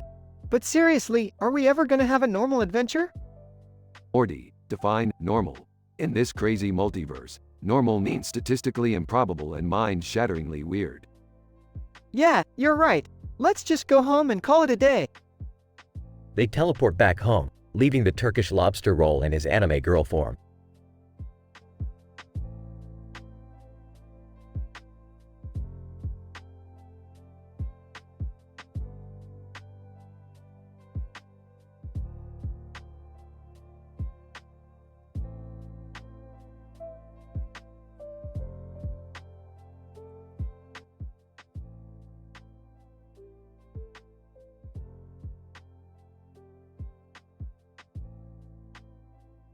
Peter Griffin. Alright, you freaking idiots. Welcome to the roast of yours truly, Peter Griffin. I hope you all brought your A game, cause I'm ready to tear you a new one. Quagmire. Well, Peter. You fat, pathetic excuse for a man. I've never seen anyone with such an insatiable thirst for banging anything that moves. And I do mean anything. Cleveland Brown, Quagmire, you perverted man whore. You've humped more women than Hugh Hefner on Viagra. How do you still have any energy left to strut around town, letting your little biggity flag fly? Joe Swanson. Enough with the pervs already. Peter, you might be the dumbest son of a bitch I've ever met. I mean, you tried to join the police force, but your IQ is lower than a headless chicken. How the hell are you still alive? Lord Goldman. Peter, my friend. I've always wondered how you manage to ruin every business venture you touch. Your incompetence is truly awe-inspiring. It's a miracle you haven't bankrupted the entire town yet. Herbert. Well, Peter. You've got the body of a Greek god. If that god was Dionysus, the god of gluttony and poor hygiene. I haven't seen this much flab since I watched Roseanne Barr's failed porn tape. Disgusting. Peter Griffin. Alright, you sorry excuses for roast material, it's time to return the favor. Quagmire, you sex-crazed maniac. You may be able to bang any woman on earth, but you couldn't even get your own hand to touch you without consent. Quagmire. Oh, yeah. Well, at least my hand isn't permanently glued to a can of beer, you fat ass. You're like a human Picasso painting, a messy, distorted tragedy that no one wants to look at.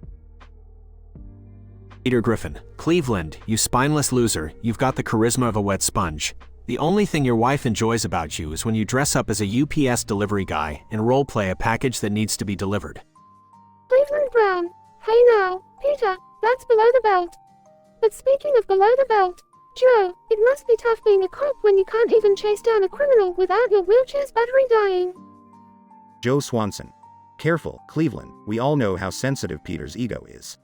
Speaking of sensitive, Mort, your business is such a failure even MapQuest can't locate it. Your only customers must be blind, deaf, and desperate. Lord Goldman. Hey, Peter, is your stupidity a new form of evolution? Because you are single-handedly bringing down the average human IQ. Your family tree is more like a family shrub, with branches that lead to nowhere. Herbert. Well, Peter, it seems we've saved the best for last. What can I say about you that hasn't already been said about a festering pile of dog shit? You're the living embodiment of wasted potential. Peter Griffin. Alright, you old pervert, that's enough. You're all a bunch of miserable jackoffs, but you know what? We're all family, and at the end of the day, we stick together. So let's raise a glass to friendship, you bastards.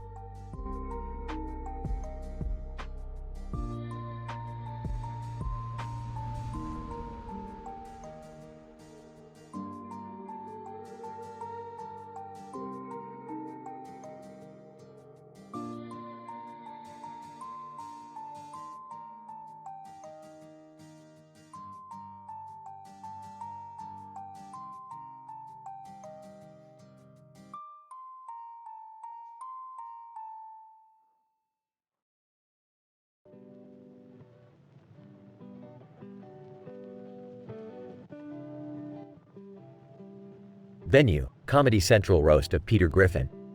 Quagmire. Well, if it isn't Peter Griffin, the guy who puts the ass in class. Seriously, Peter, I don't know how you manage to keep your pants up with that gigantic gut of yours. Cleveland Brown, you know, Peter, they say laughter is the best medicine. But after hearing your jokes, I think I need a fucking doctor. Seriously, man, you're about as funny as a rectal exam. Joe Swanson. Peter, I gotta admit, you're a real inspiration to me. Every time I see you try to walk, I think, if that fat bastard can do it, so can I. Lord Goldman.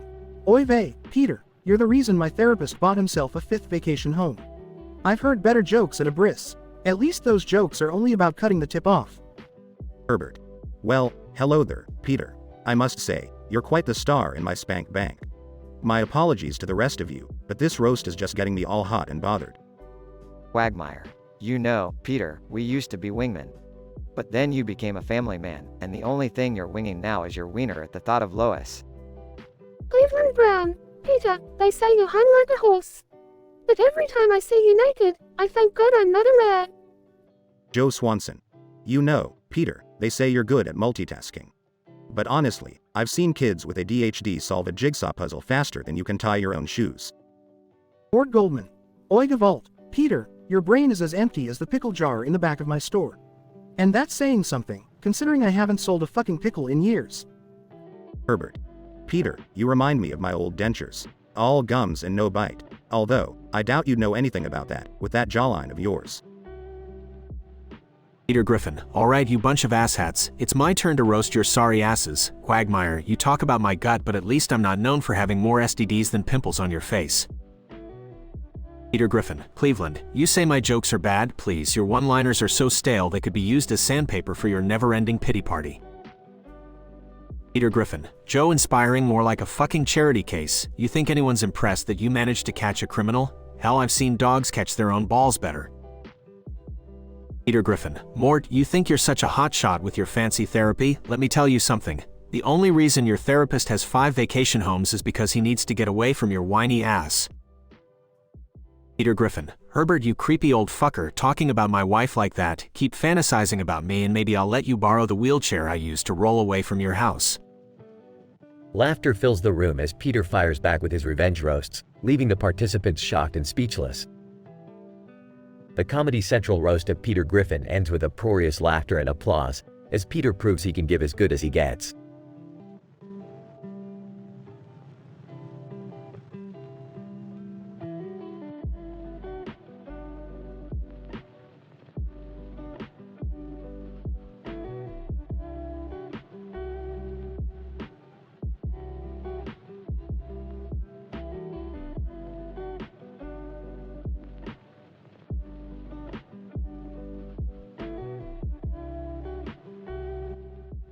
Homer. Hey there, buddy. Pass me some of those juicy burgers, will ya? Homer, on the phone. Oh baby, you know how to make my stomach growl. What? Oh, sorry sweetie, I was talking to my other love, food. Millhouse.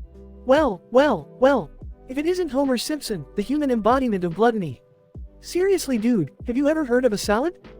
Homer, oh, shut up, Millhouse. At least I'm not doomed to a life of eternal nerdiness. Can't even get a date. Millhouse. Yeah, well, at least I don't have a stomach that could feed a whole army. Seriously, how many hot dogs can you fit in that gut? Bart. Alright, enough with the fat jokes, Millhouse. Homer, you're such an idiot, you probably forgot to put pants on before coming here.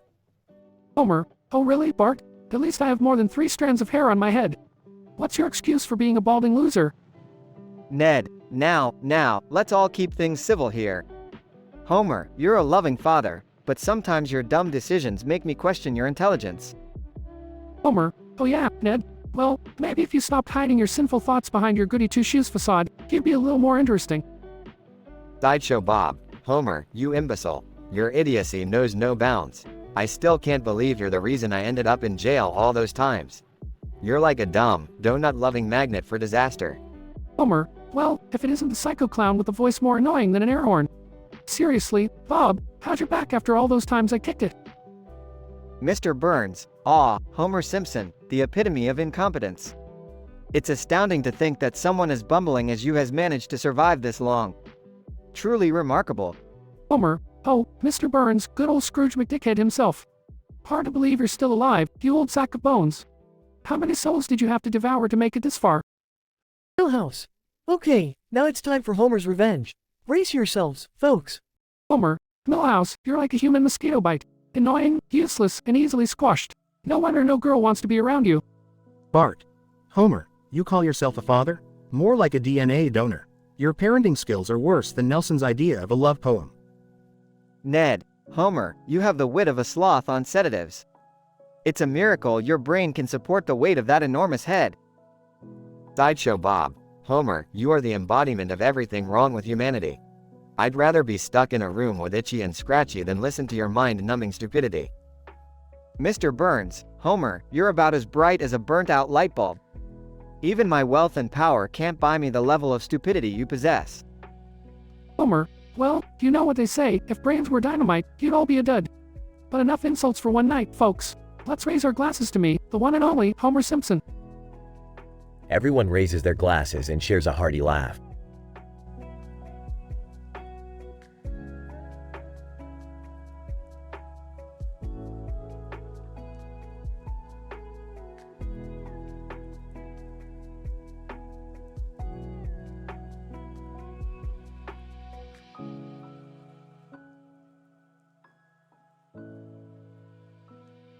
Milhouse Van Houten. Alright, you yellow-skinned cocksuckers.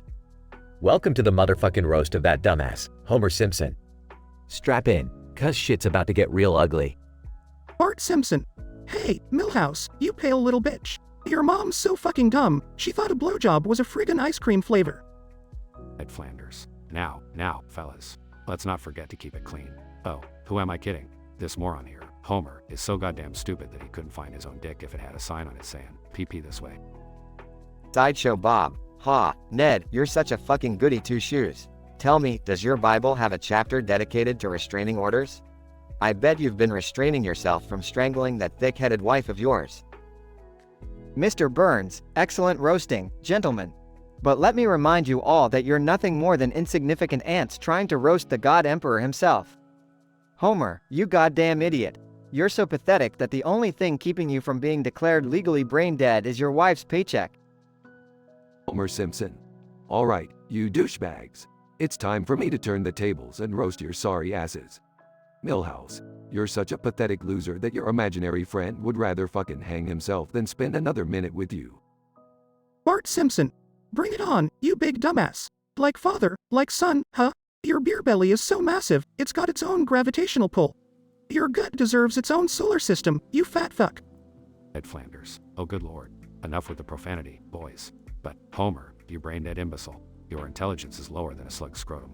You couldn't pour water out of a fucking boot if the instructions were written on the goddamn heel. Sideshow Bob. Oh, the irony of being roasted by a fool like you, Homer. Your brain is so underdeveloped that if stupidity were an Olympic sport, you'd get the gold medal every friggin' time. You're a goddamn champion, you waste of oxygen. Mr. Burns, you think you can out-roast me, you imbecilic buffoon? Think again, you worthless simp. Your stupidity is legendary, Homer. It's beyond comprehension that your genetic material managed to form a human being, let alone 2 carbon copies of your foolishness. Homer Simpson. You know what, you fucksticks. I may be dumb, but at least I'm not a psychopathic clown, a religious nutjob, a spineless goody two-shoes, or a decrepit old sack of shit. I may be a slob, but I've got a family who loves me despite my flaws. So fuck all of you.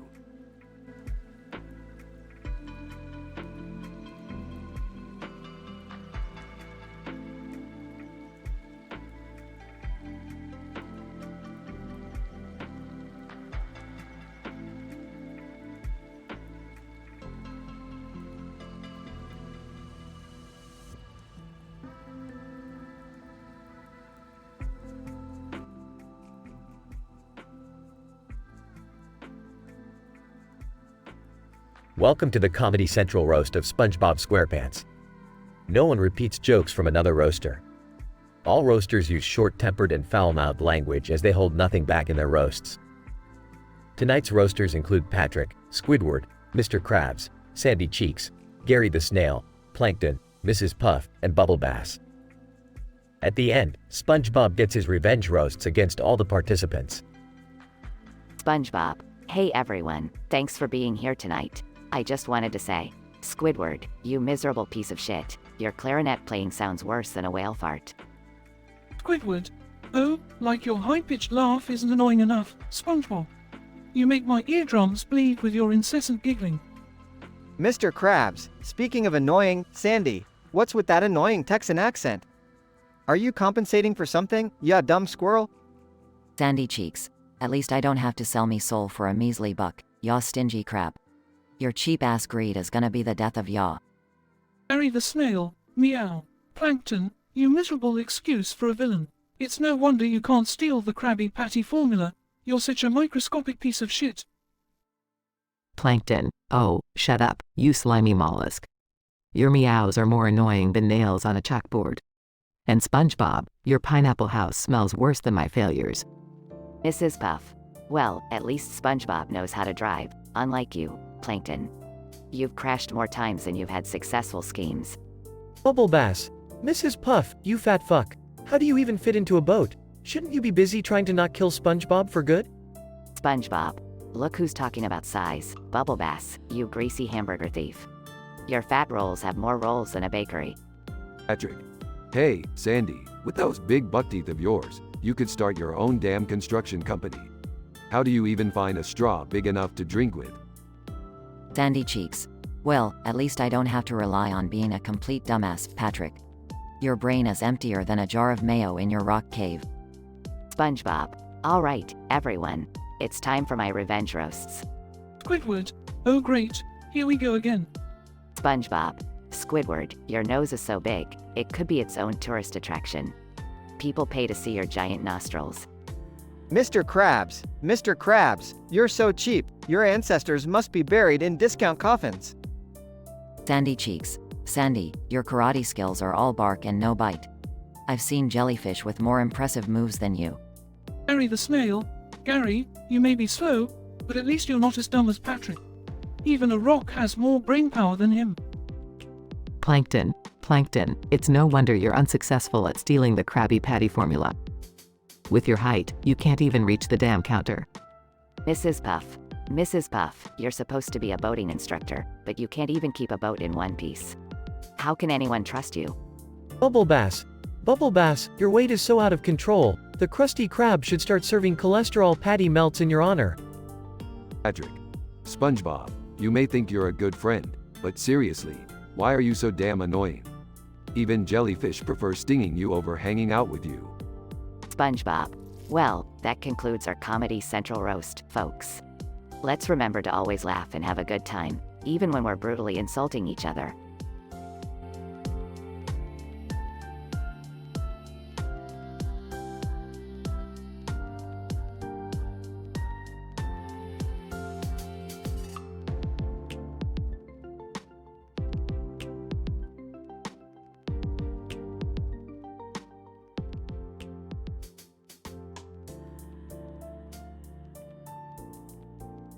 Quagmire. All right, settle down. Welcome to the Comedy Central roast of Peter Griffin. Let's get roasting. Cleveland, damn, Peter, you ugly son of a bitch. You've got a face only your mother could allow, if she was blind and had no taste. Yo. Yeah, Peter, you're not just dumb, you're dumber than a box of rocks.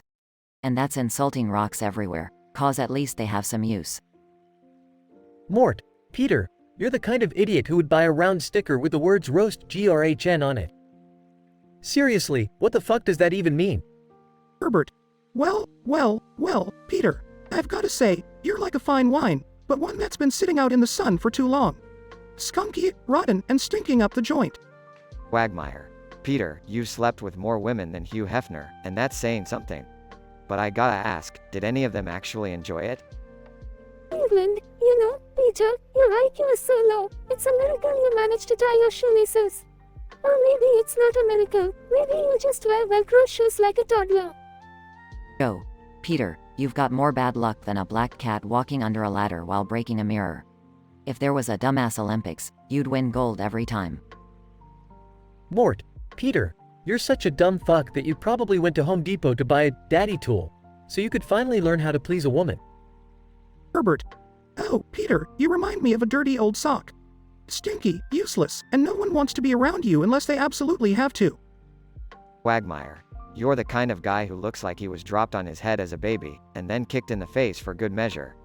I mean, damn, Peter, you're like a walking before picture for plastic surgery. Cleveland, Peter, you're about as funny as a funeral. And I don't mean a fun funeral, like when someone dies doing something stupid. I mean a sad, boring funeral where everyone's just crying their eyes out. Yo. Peter, your brain is so small, it's a scientific marvel. With all the dumb shit you've done, scientists should be studying you to unlock the secrets of stupidity. Mort. Peter, your fashion sense is like a train wreck. It's a disaster that no one can look away from, but at the same time, it's nauseating and makes you want to puke. Herbert. Well, Peter, you're like a train wreck in more ways than one. I bet you're the only guy who managed to have his dick chopped off by a fucking train, you sick bastard. Peter. Alright, enough is enough. It's your turn to get roasted, you sons of bitches. Quagmire, the only thing you've banged more than women is your headboard against the wall when you're in bed with yourself. Peter. Cleveland, you're so dumb you probably couldn't count to 10 even if you took your shoes off. And Mort, you probably jerk off to your store's inventory, you creepy little fuck. Peter. Joe, you couldn't catch a criminal even if he was crawling on his hands and knees right in front of you. And Herbert, you're so fucking old, you were probably Eve's first sugar daddy. Quagmire. Alright, Peter, that's enough. We get it, you can dish it out too. But let's face it, no matter how much we roast you, you'll always be the king of the idiots. Cleveland, that's right, Peter. We may roast you all night long, but at the end of the day, we're still your friends. And even if you're a dumbass, you're a dumbass.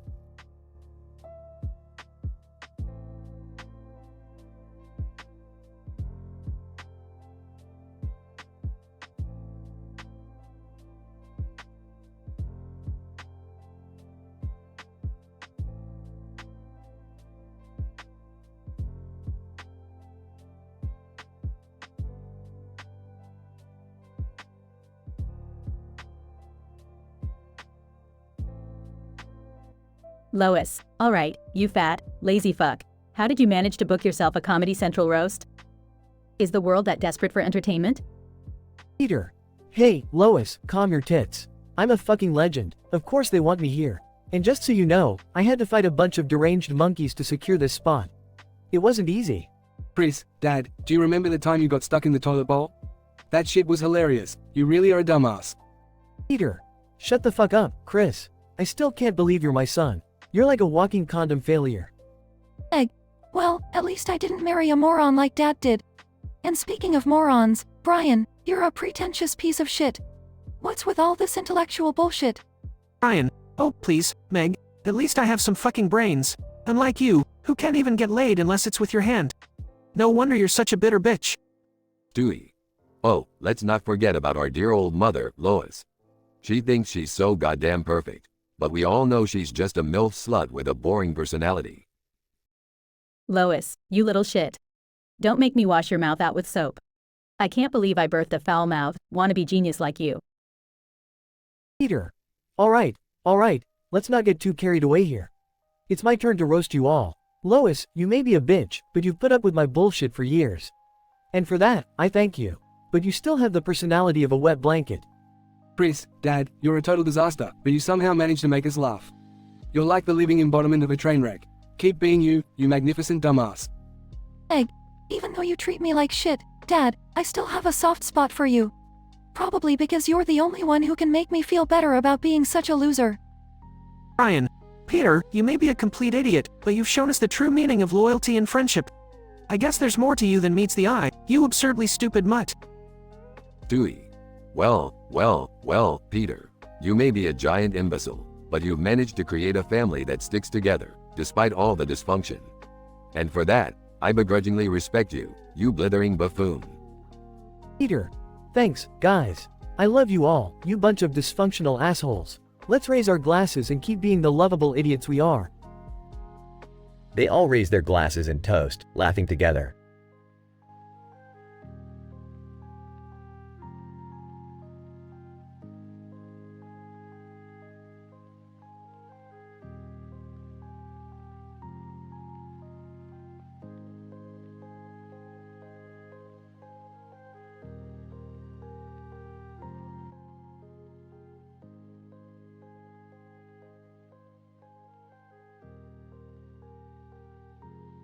Squidward, alright? You miserable sea creatures, listen up. We're here to roast that annoying little sponge, SpongeBob SquarePants. And I'll start off with my roast. SpongeBob, you're so damn oblivious. I bet you couldn't even notice if your house was on fire. Patrick. Yeah, and let's not forget that SpongeBob's brain is as empty as a box of rocks. I mean, seriously, how can you be that dumb? It's like you were born without a functioning brain cell, you moron. Mr. Krabs, oh boy. SpongeBob, you're so obsessed with your minimum wage job at the Krusty Krab that I swear you've got a damn addiction. You're like a crack addict but with flipping patties. Sandy Cheeks, SpongeBob, you may be the dumbest sponge under the sea, but at least you're good at something, being annoying as hell. Your voice is like nails on a chalkboard, and your constant happiness makes me sick. Go ahead, SpongeBob, laugh it off with your irritating high-pitched giggle. Harry the Snail, meow, meow, meow. Translation, SpongeBob, you're such a loser that even I, a snail, have more friends than you. Meow meow. Plankton, SpongeBob, you're so gullible, it's almost pathetic. I mean, how many times have I used my deceiving voice to trick you into giving me the Krabby Patty secret formula? You're a joke. Mrs. Puff, SpongeBob, you're the worst student I've ever had. You've failed the boating test more times than I can count. Honestly, I question how you even manage to operate a vehicle without causing a major catastrophe. Bubble Bass.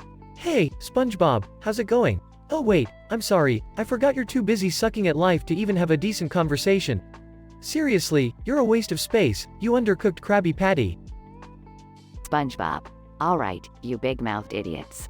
It's time for me to give you a taste of your own medicine. Squidward, your music skills are worse than nails on a chalkboard. And Patrick, you're so stupid that even a starfish would have a higher IQ. Mr. Krabs, your greed is off the charts, you penny-pinching bastard. Sandy Cheeks. Oh, SpongeBob, it's cute that you think you can roast me, but let me tell you something. Your karate skills are as weak as a newborn jellyfish. And Gary, you may have more friends, but guess what? They're all snails, you slimy piece of garbage.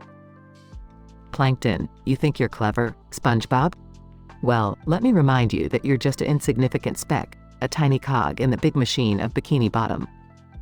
And Mrs. Puff, you're just a washed-up, bitter excuse for a driving instructor. Bubble Bass. SpongeBob, you can try to insult me all you want, but deep down, you know that you're nothing more than a pathetic fry cook. Your dreams of becoming a famous chef will always be out of reach, you burned Krabby Patty. SpongeBob. Well, it looks like the tables have turned, you miserable bunch of sea creatures. I may be a sponge, but I'm not one to be stepped on. I may be naive, but I know how to dish out a good roast. Consider yourselves burned, you crusty assholes.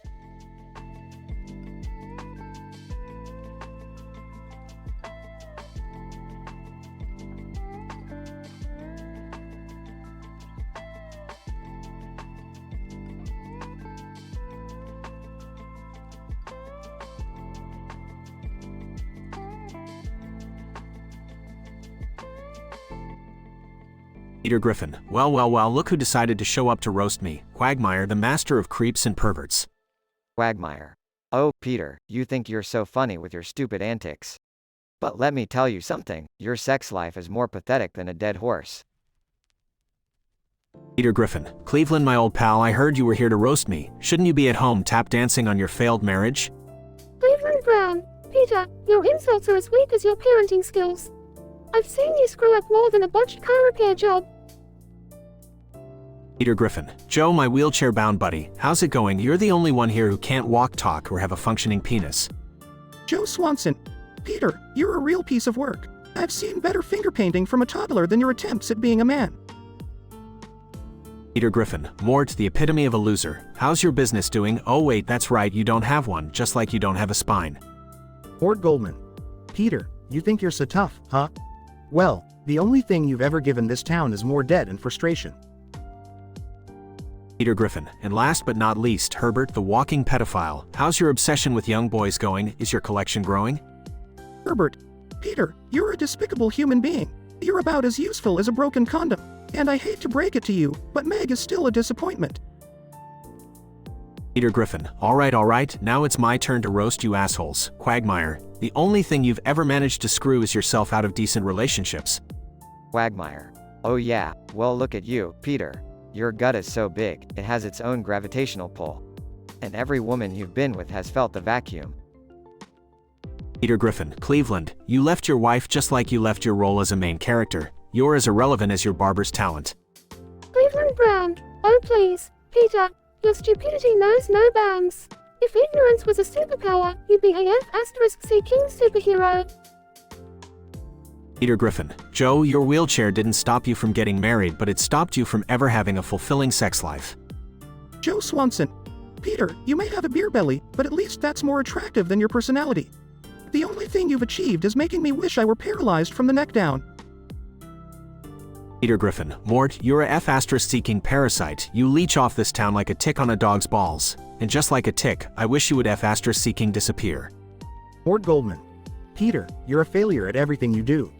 Your jokes suck, your family hates you, and I'm pretty sure your parents regret not using birth control. Peter Griffin, and Herbert, you sick F***ck. I hope you rot in jail, you disgusting pedophile. May your wrinkled balls shrivel up and fall off. Herbert, you may think you're clever, Peter, but you're just a fat, loudmouth piece of sh**t. I'll be glad when you're 6 feet under. As the roasts intensify, the tension in the room rises. Peter Griffin and the roasters unleash their most brutal insults, drawing gasps and laughter from the audience. In the end, amidst the chaos and vulgarity, Peter Griffin stands tall, having taken his revenge and silenced his roasters. Peter Griffin, grinning, well, that was one hell of a roast. You guys came at me with all you've got, but I think I came out on top. Maybe next time, you'll think twice before trying to roast the king of comedy. The room erupts in applause and laughter. Despite the harshness of the evening, Peter Griffin manages to turn the tables and come out as the victor.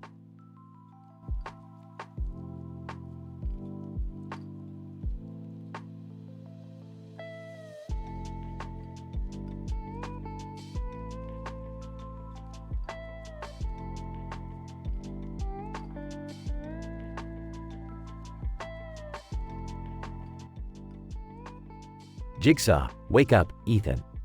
You're probably wondering where you are. Ethan, what the fuck? Who are you? What is this place?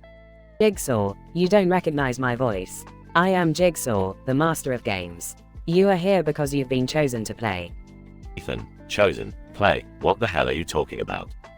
Jigsaw, look around you, Ethan. Do you see that box with a blood stain and a knife on the ground? Inside it is the key to your freedom. Ethan, you've got to be shitting me. I ain't playing your sick games, you lunatic.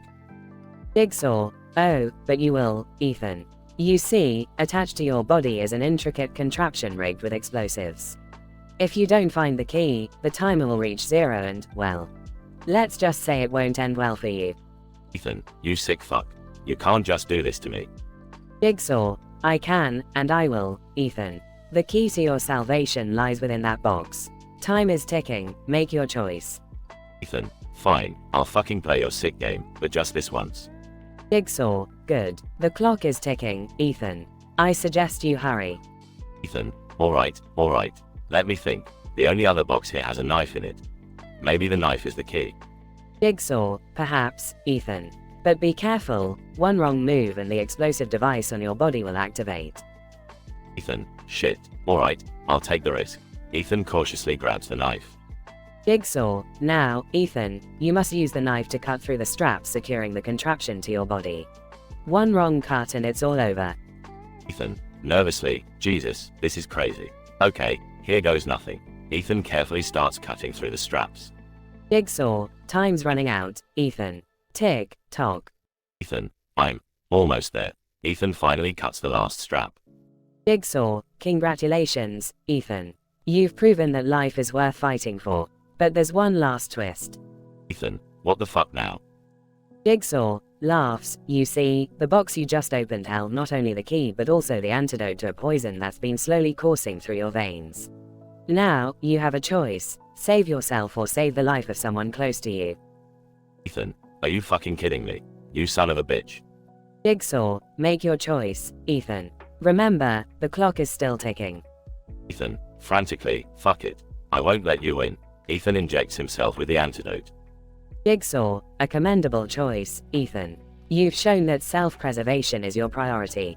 But unfortunately, the trap you escaped was just the beginning. Jigsaw presses a button. Ethan, what the? Ethan screams are drowned out by the sound of machinery. Jigsaw, the game has just begun, Ethan. Welcome to your next challenge.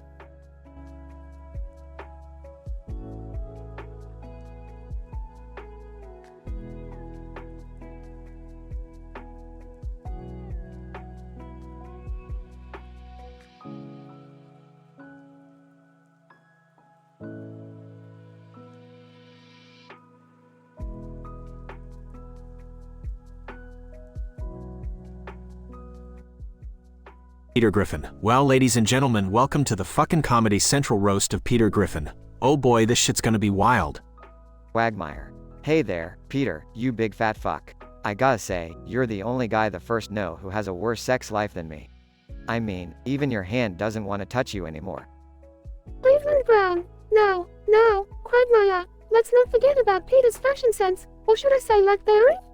Man, you dress like a homeless clown, and your style is about as outdated as old Granny Perkins' diapers. Joe Swanson. You know, Peter, I've seen a lot of dumbasses in my time, but you take the cake. I mean, who the hell jumps off roofs, thinking they can fly like a freaking bird? You're lucky you didn't land on your empty head. Mort Goldman. Peter, my dear friend. Every time I see you, I can't help but wonder how the hell Lois stays with your sorry ass. I mean, you must really know how to work that floppy noodle of yours, 'cause it sure ain't your charm or intelligence that keeps her around. Herbert.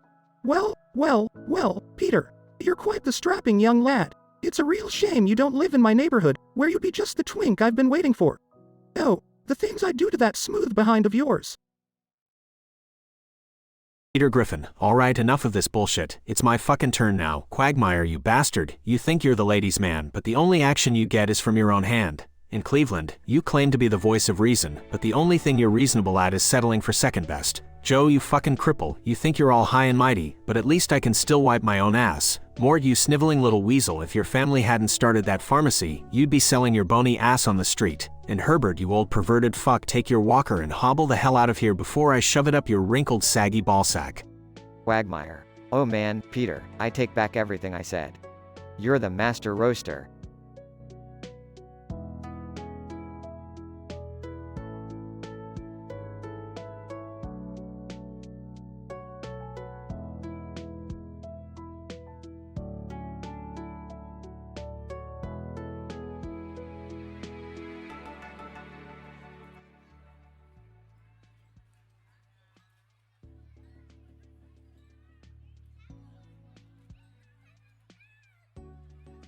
Patrick. Alright, you lousy pieces of shit. Let's get this roast started. Who's ready to tear SpongeBob a new one? Squidward. Ugh, just when I thought my miserable life couldn't get any worse. Fine, let's get this over with. SpongeBob, you're so fucking annoying, I'd rather listen to nails on a chalkboard than your irritating laugh. Mr. Krabs. Arg, this little yellow fucker, always so happy and chirpy, it makes me sick. SpongeBob, you're such a sorry loser. You couldn't even make a Krabby Patty if your pathetic life depended on it. Sandy cheeks. Well, butter my biscuits. This is gonna be fun. SpongeBob, you're dumber than a box of rocks. I'm surprised you can even tie your own shoelaces. Oh wait, you don't wear any. Harry the Snail. Meow, meow, motherfuckers. SpongeBob, you're the king of incompetence. You can't even manage to feed a snail properly, let alone yourself, you dumbass. Plankton. Well, if it isn't SpongeBob SquarePants. The fry cook with a brain smaller than my microscopic size. You'll never win against me, you yellow imbecile, and even your annoying laugh won't save you now. Mrs. Puff. SpongeBob, you're the worst driver I've ever had the misfortune of instructing. I'd rather throw myself off a cliff than spend another minute in your fucking boat. Bubble Bass. SpongeBob, you fat fuck, you couldn't flip burgers to save your life. And that pineapple you call a home? It's a fucking eyesore that matches your pathetic existence. SpongeBob. Alright, you bunch of miserable pieces of garbo. Sorry, I mean roasters. It's payback time. Patrick, I'd tell you to get a life, but I doubt even a moron like you will want your idiocy to rub off on anyone else. Squidward, you pretentious prick. Your art is about as inspiring as a turd on a stick. No wonder you're always so miserable. Your only friends are a clarinet and self-pity. Mr. Krabs, you cheap, money-grubbing bastard. Your greed knows no bounds. I bet the only reason you've never had a heart attack is that you haven't been able to find one small enough to afford. Sandy, you may have some brains, but your ego is bigger than Texas. You think you're so tough, but I bet I could kick your karate ass all the way back to the Lone Star State. Gary, you may be a snail, but at least you don't need a restraining order to keep people away. Your slimy trail is more impressive than your personality, you snail shit. Plankton, you microscopic speck of shit. No matter how hard you try, you'll always be overshadowed by my success. Maybe if you put as much effort into being a decent person as you did into stealing the secret formula, you'd actually have a friend. Mrs. Puff, you're a driving instructor who can't even drive herself. You're a walking disaster waiting to happen.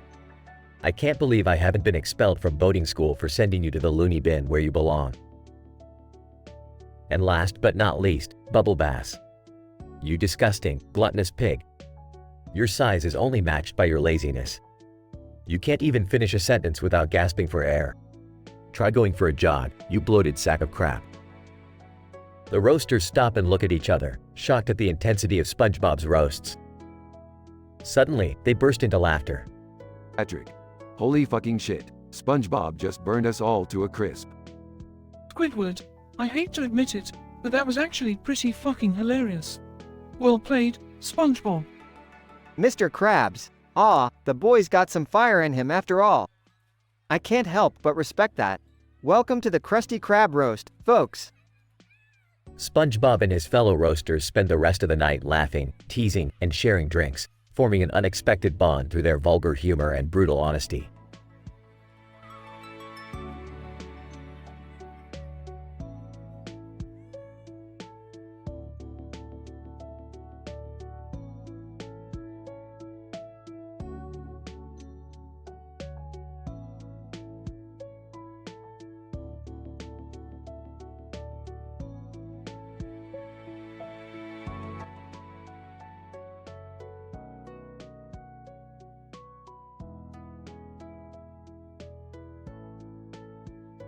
John, frantically pacing. Oh God, oh God. How did I end up here? I need to figure this out. Tense silence fills the room as John examines the large puzzle on the floor. John, what the fuck is this? These symbols, they must mean something. But what? Suddenly, the body on the floor groans and begins to stir. Tom, Weekly, where am I? What's happening? John, Tom, thank God you're awake. Listen, we're in some fucked up trap. We need to work together to get out of here. Tom, panicking, trap? What the fuck do you mean? Who would do this? John, Jigsaw, that sick sadistic motherfucker. He must have thought we deserved this. Tom, confused, Jigsaw? But I've never done anything wrong. Why would he target me? John, serious, trust me, Tom, he doesn't give a shit. We need to focus. Look at this contraption on your chest. It's like nothing I've ever seen. Tubes, wires, and a timer. Tom, terrified, what the fuck? What does it do? John, I don't know, but we have to find a way to disarm it. Let me think, John, think. John frantically searches the room, eyes darting from one object to another. Tom, desperate, John, we don't have much time. Please, figure this out.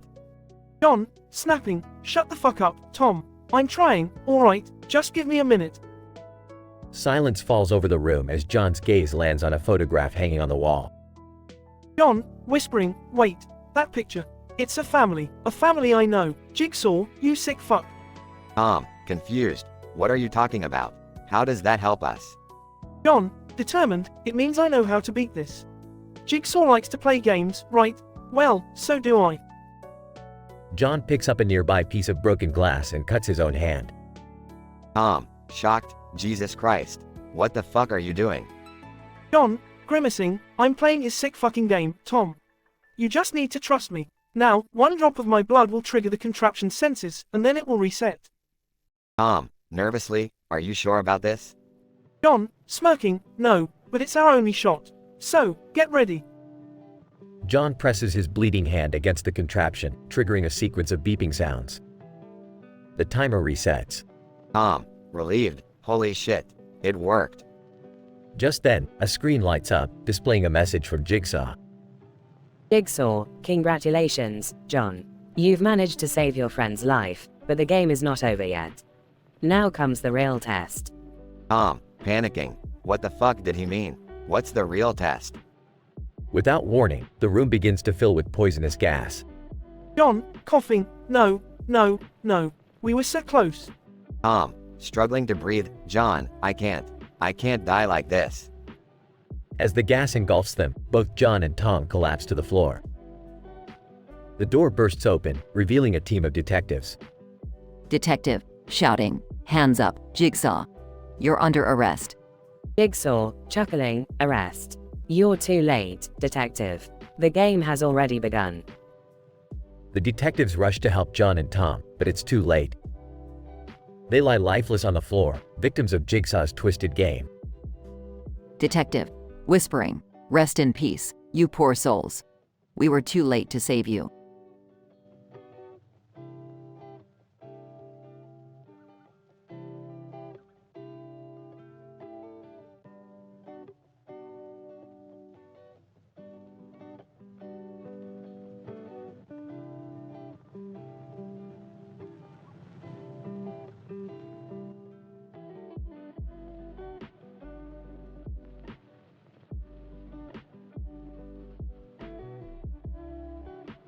Scene: Comedy Central roast of Ash Ketchum. The room is filled with a lively crowd, and the stage is adorned with a circular object from the prompt. Ash Ketchum sits on a throne-like chair at the center of the stage, surrounded by the roasters. Professor Oak, alright, you knuckleheads. Tonight, we're here to roast the dumbest Pokemon trainer in history. Ash Ketchum, prepare to get wrecked. Misty. Oh, Ash, you really are something. I mean, you couldn't even catch a Magikarp if it were flopping on your face. Brock. Seriously, Ash, how many gym leaders have you lost to already? I can't believe your incompetence hasn't become a national disaster. Team Rocket, prepare for trouble, Ashy boy. We've been plotting our revenge for years. It's payback time. Harry, Ash, you've always been a loser. No wonder you couldn't even beat me, the king of Pokemon. Your Pikachu's a better trainer than you could ever be. Pikachu, Pika-Pie. Translation: Ash, you are the biggest idiot I've ever encountered. Have you even learned how to evolve your own brain? Noah, from Noah's Ark, Ash, my man, you're truly a special breed. It takes skill to appeal to both humans and animals with your stupidity. Michael Vick. Ash, you don't even know what real battles are. Let's see how you fare against a pack of rabid Rowlets. Now that's a challenge. Ash jumps up from his chair, a fire burning in his eyes. Ash Ketchum, you sorry bunch of wank stains. You think you can bring me down? Well, listen up, because this is my revenge roast. The roasters exchange confused glances as Ash takes center stage. Ash Ketchum, Professor Oak, you think you're such a Pokemon genius, but have you ever caught anything other than a bad case of disappointment? Misty. Oh, please, Ash. You've got more emotional baggage than a Snorlax on a diet. No wonder your relationships never work out. Brock. Ash, you may be physically fit, but emotionally, you're as empty as a Magikarp's brain. No wonder women run away from you. Team Rocket, go ahead, Ash. Roast us all you want. Can't wait to see how you'll defeat us with your usual strategy of charming Pokemon to death. Harry, Ash, you might be a mediocre trainer, but you're an even worse friend. You've ditched more companions than you've caught Pokemon. Pikachu, Pikachu. Translation: Ash, you're like a broken Pokeball. Nothing worth catching inside that thick skull of yours. Noah. Let's be honest, Ash. You'd be the first one to drown if we had another flood. Gotta catch 'em all, right? More like gotta drown us all.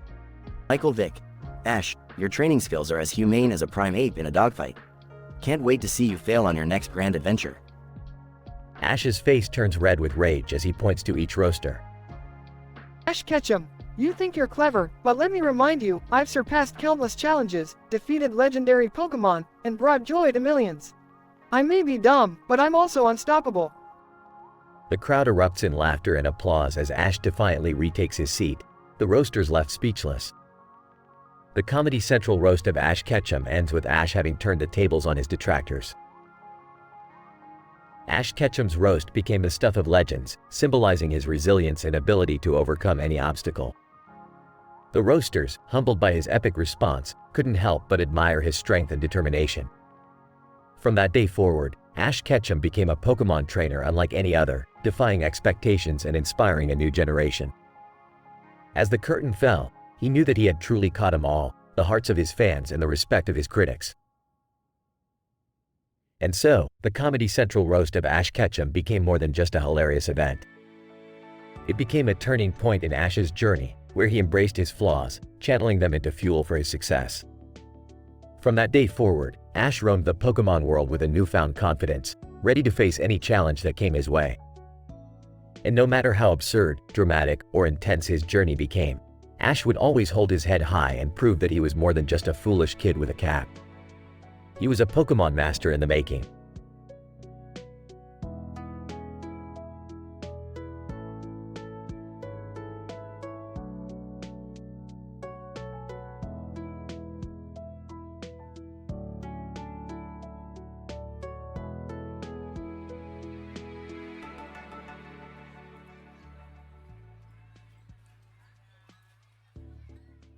Welcome to the Comedy Central roast of Philip J. Fry. Get ready for a night of insults and vulgarity as some of the most foul-mouthed characters take the stage. Let the roasting begin. Ender. Well, look at Fry over here, holding his 2 little red lollipops. Is that what you're compensating for, Fry? Little red sticks? Dr. Zoidberg. Fry, you make me sick. You're so dumb, I wouldn't even eat you if I was starving. And that's saying something. Leela, Fry, you're such a goddamn idiot. I can't believe you're still alive. I guess the universe has a sick sense of humor, just like you. Hermes Conrad. Fry, you lazy son of a bitch. I've never seen someone so incompetent in my entire life. You're worthless. Professor Farnsworth. Oh, Fry, you imbecilic fool. I don't know how you managed to screw everything up, but you do. Congratulations, you're a walking disaster. Nibbler growls angrily. Fry, your idiocy is unmatched even among humans. I've seen more intelligence in a puddle of my own vomit. Fry, alright, enough with the insults, it's my turn now. Bender, you rusted piece of scrap metal. You may be foul-mouthed, but your jokes are as outdated as your programming. Fry, Zoidberg, you crustacean failure. If you were a doctor, I'd be better off sprinkling salt on my wounds. Fry, Leela, with your cyclops eye and those man hands, I'm surprised anyone can even stand to be around you. You're a grade A buzzkill, Leela. Fry, Hermes, the only thing more boring than your paperwork is your personality. Do us all a favor and disappear into a pile of bureaucracy. Fry, Professor Farnsworth, your wrinkly ass couldn't even invent something useful if your life depended on it. I'm surprised you even remember your own name. Fry, and as for you, Nibbler, you may look cute, but your breath smells like shit. Maybe you should lay off the dark matter, you little turd. As the insults fly, tensions rise, and the audience gasps at the audacity of the jokes, Fry takes his revenge, flipping the script on his fellow roasters. The insults get even more heated, but in the end, they all share a laugh, realizing that beneath the insults, they're all just a bunch of misfits trying to survive in a crazy world.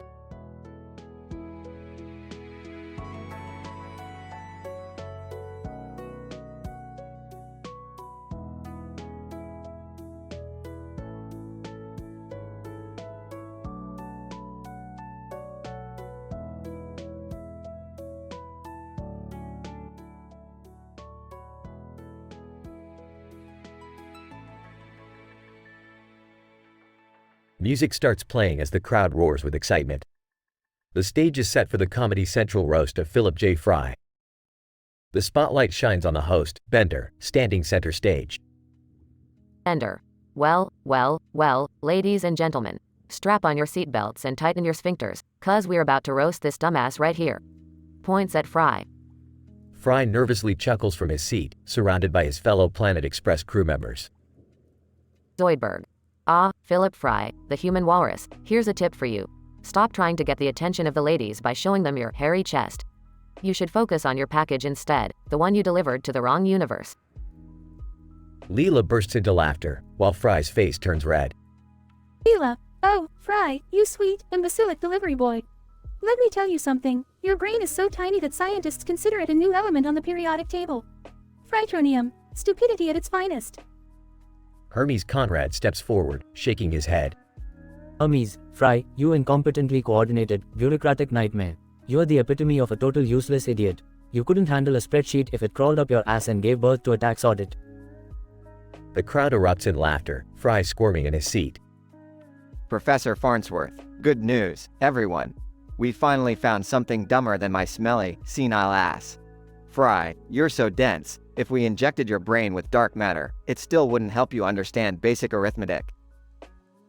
Crowd doubles over with laughter, Fry's face now beet red. Nibbler, in a deep, growling voice. Fry, human pet. You are a simpleton among simpletons. Your brain is the equivalent of a microscopic globule of dung that fell out of the sacred anus of my species. I am here to cleanse the universe of your idiocy. Fry, on the verge of tears, stands up, trembling with rage. Fry, alright, you knuckleheads, it's time for me to fire back. Bender, you rusty piece of shit, you couldn't roast a marshmallow if it was shoved up your robotic ass and set on fire. The crowd gasps and then bursts into applause, Bender grinning. Fry, Zoidberg, you crusty, bottom-feeding excuse for a doctor. If your medical knowledge was worth anything, you'd be able to cure the crabs crawling all over your lobster crotch. Zoidberg hangs his head in defeat, while the crowd roars with laughter. Fry, Leela, the woman with the one-eyed wonder. How's it feel to have the most sought-after eye in the galaxy? Too bad nobody's looking at the eye when they see your fugly ass. Leela's eye narrows, and she bursts into laughter along with the crowd. Fry, Hermes, you uptight bureaucrat. You couldn't stick a pencil up your ass without getting caught in a one-way express lane. The only thing bigger than your potbelly is your ego. Hermes laughs so hard, he accidentally drops his briefcase. Fry, and Professor, you mad scientist. You couldn't invent your way past a roll of toilet paper. Your inventions are about as useful as a vibrator in a nunnery. The crowd goes wild, applauding Fry's comeback, while the professor chuckles. Bender. Raising his hands, ladies and gentlemen, give it up for Philip J. Fry. He may be a dumbass, but he sure knows how to burn us all down to the ground. The crowd erupts in applause for Fry's final roasts, ending the roast on an unexpectedly high note.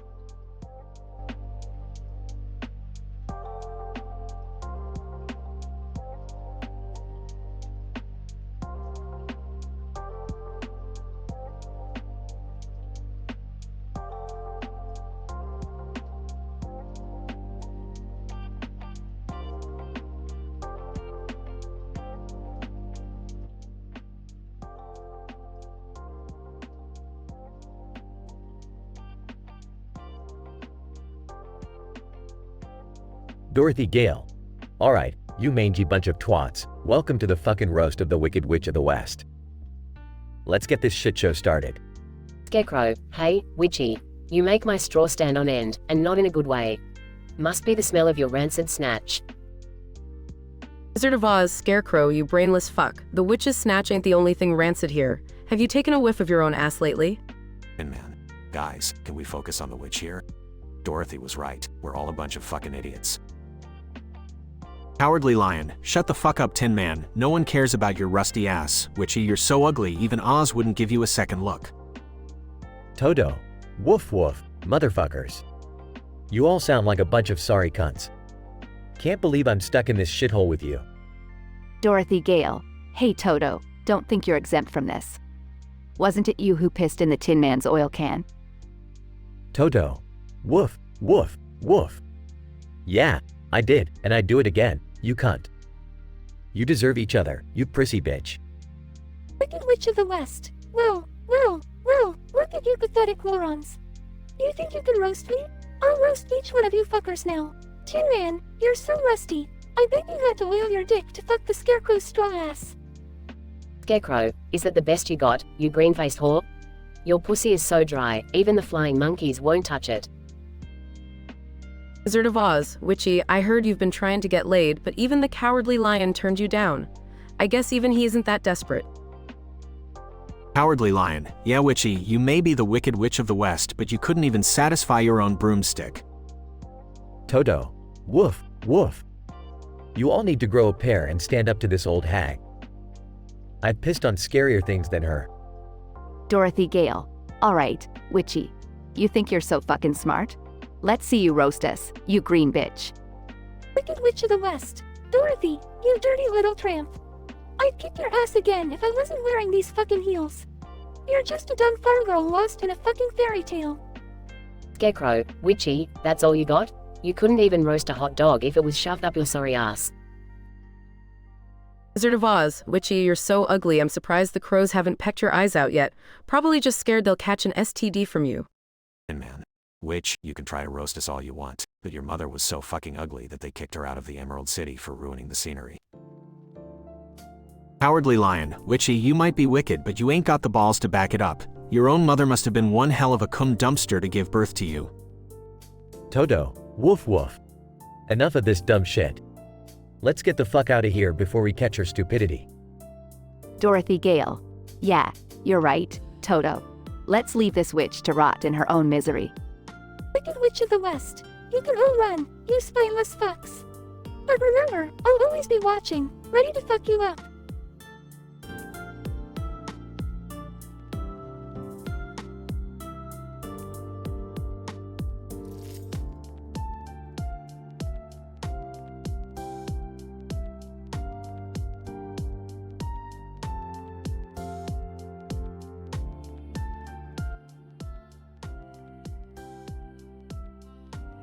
Luigi. Welcome to this fucking shit show, ladies and gentlemen. Tonight, we're gonna roast that mustachioed plumber that we all love to hate. Super Mario. Princess Peach. Oh, fuck off, Luigi. You're just mad because you spent your entire life living in your brother's overall shadow. You're such a fucking loser. Bowser. Well, if it isn't the princess herself. Peach, you talk a big game for someone who gets kidnapped more times than a dumbass damsel in distress. Toad, hey, Bowser. Why don't you take a break from kidnapping and focus on losing some of that goddamn weight? You look like a giant, scaly meatball. Wario, and here comes Mr. fucking Greedy himself. Tell me, Wario, have you ever considered trying one of those salad-based diets? You know, anything to help that fat fucking gut of yours. Yoshi, Wario, you fat fuck. At least I don't spend my days snorting every piece of shit I find on the street. You're the reason people say dinosaurs went extinct, you greedy bastard. Goomba. Well, if it isn't the fucking mushroom-shaped shit nugget himself.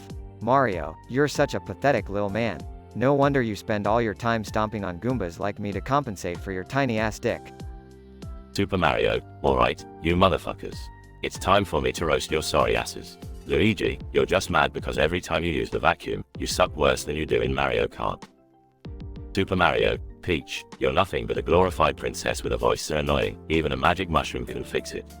Bowser, for a supposed king of villains, you've got the brain of a one-up mushroom. Super Mario, Toad, you high-pitched little bitch. Why don't you grab your mushroom cap and shove it up your ass? Wario, you're so greedy, you sell your own brother's soul for a damn coin. Super Mario, Yoshi, you dumbass dinosaur.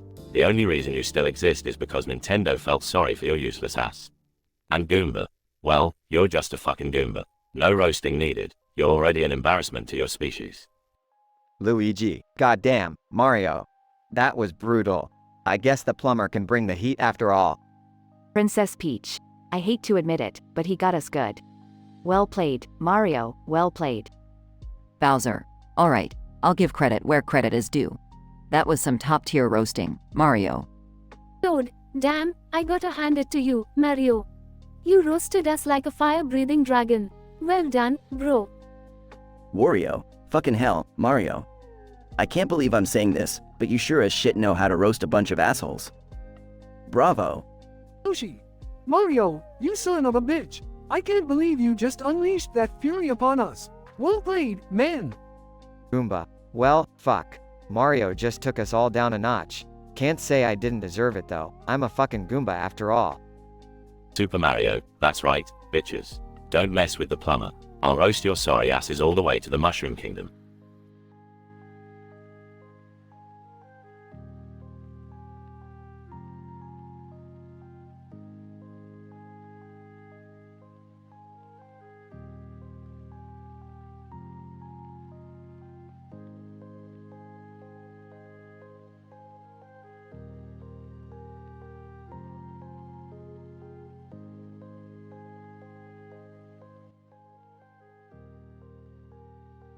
Lois. Alright, you fat, lazy sack of shit. It's finally time for us to roast your sorry excuse for a father.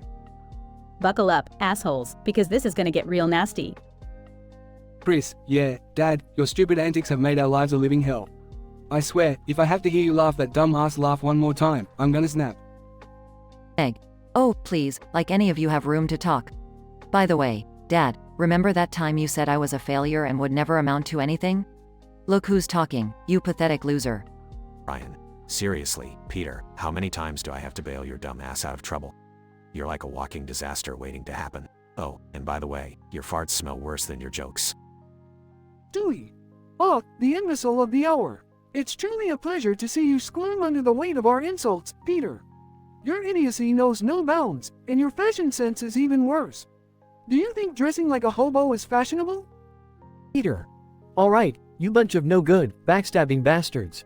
It's time for me to turn the tables. Lois, you nagging whore. The only thing longer than your tongue is your list of failed aspirations. Lois, oh, is that all you got, you overgrown man-child? Bring it on, you pathetic excuse for a husband. Chris, Dad, please, spare us your half-assed comebacks. Your brain is as empty as your belly after a buffet. Egg. Typical, Dad. Always trying to deflect your own shortcomings onto others.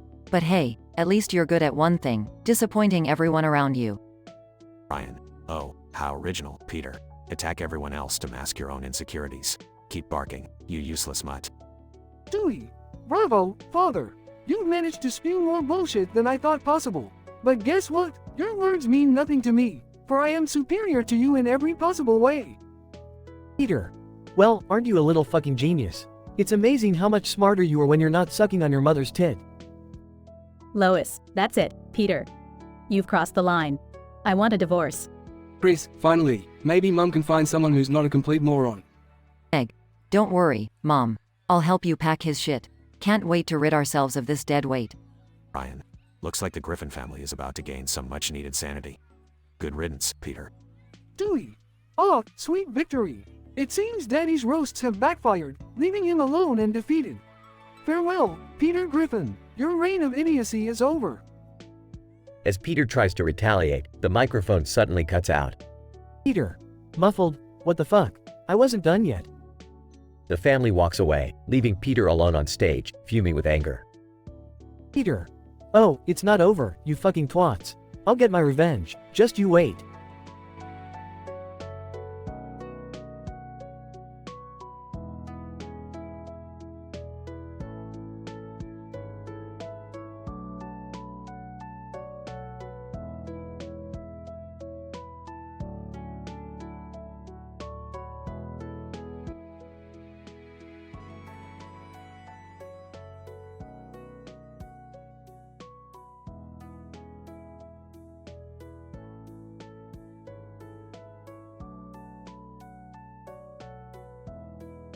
Peter Griffin. Alright, everybody settle the fuck down. It's time to fucking roast me. Let's start this shit show.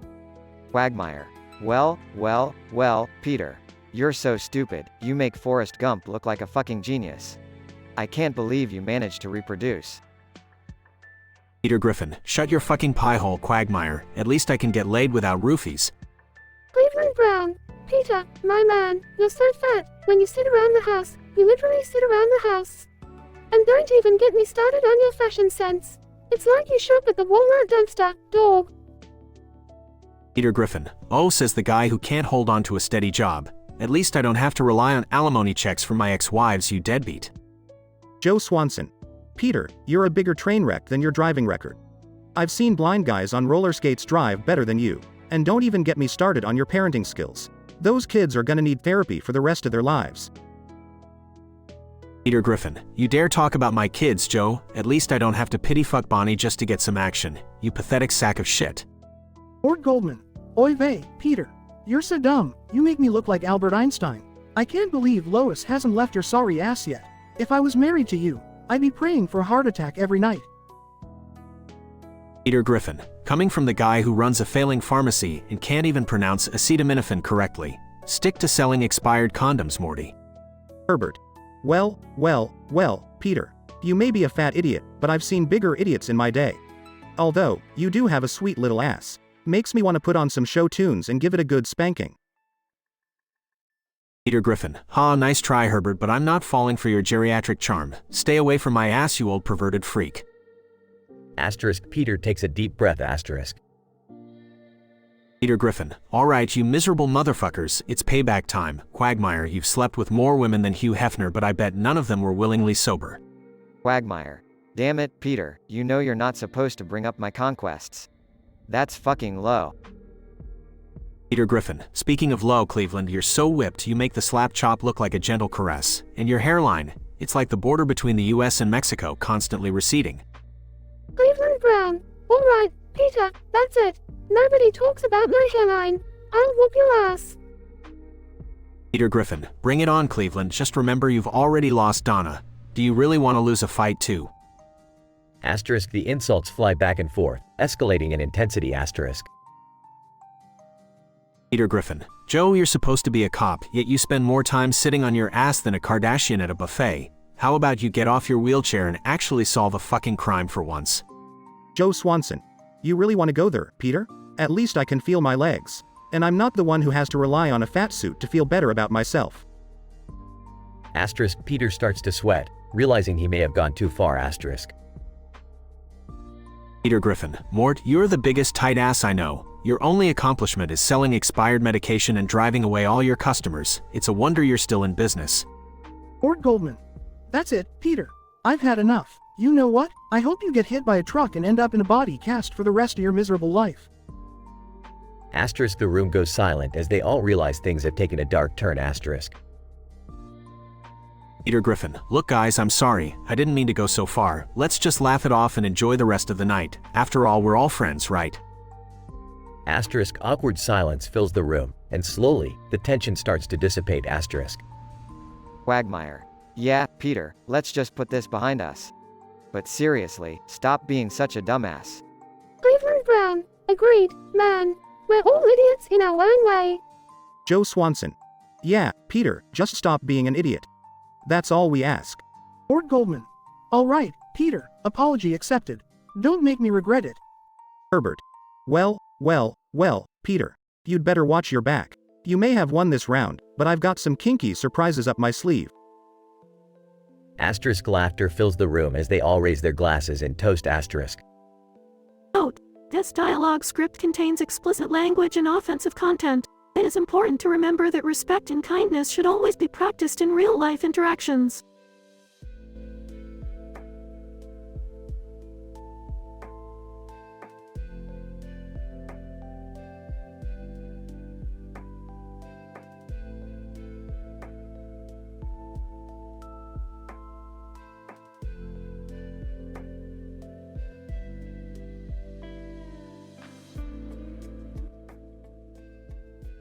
Morty, buckle up. We're about to take this adventure to new heights. Oh geez, Rick, do we have to? I'm not sure I can handle any more crazy escapades. Of course, we have to. Morty, adventure is like a drug, and I'm the biggest addict around. Strap in and get ready. Beth and Jerry enter the room, looking confused. Dad, what's going on? Why are there pink boxes and a green bag floating in the aisle of the plane? Yeah, Rick, you can't just bring random stuff on a plane. It's against the rules. Rules? Jerry, my intellect operates on a whole different level. The rules of physics and society bend to my will. Dad, we're playing a game called Licky Tongue that Rick invented. It's super intense. Licky tongue? That sounds inappropriate. I don't want any part in it. Rick rolls his eyes. It's not what you think, Jerry. Licky Tongue is a game where you have to lick as many random objects within a time limit. The one with the most points wins. Oh dear, that sounds unsanitary. I don't want my kids licking things. Don't worry, Mom. Rick said it's safe enough, probably. Yeah, safe is relative, Beth. It's all about pushing boundaries and experiencing life, even if it means licking a few questionable objects along the way. Morty and Beth excitedly run into the plane's aisles, licking everything in their path. Look, Morty. I just licked the captain's hat. I'm gonna win. Not so fast, Mom. I just licked the emergency exit sign. I'm coming for you. Rick chuckles. Ah, my grandkids, embracing the madness. You've got the spirit. Later, the plane lands and the family exits, covered in strange substances. I can't believe I let you talk me into this, Rick. Look at the mess we're in. Yes, Jerry, this is just another chapter in the book of life. Embrace the chaos, embrace the licks. Oh, shut up, Rick. We're never playing that game again. Yeah, licking airplane objects sounded fun at first, but now I just feel gross. Let's go home and take a long shower. Fine, fine. don't appreciate the genius of my games. But mark my words, you'll miss the tongue-waggling mayhem soon enough. The family heads home, leaving behind a trail of confusion and disgust.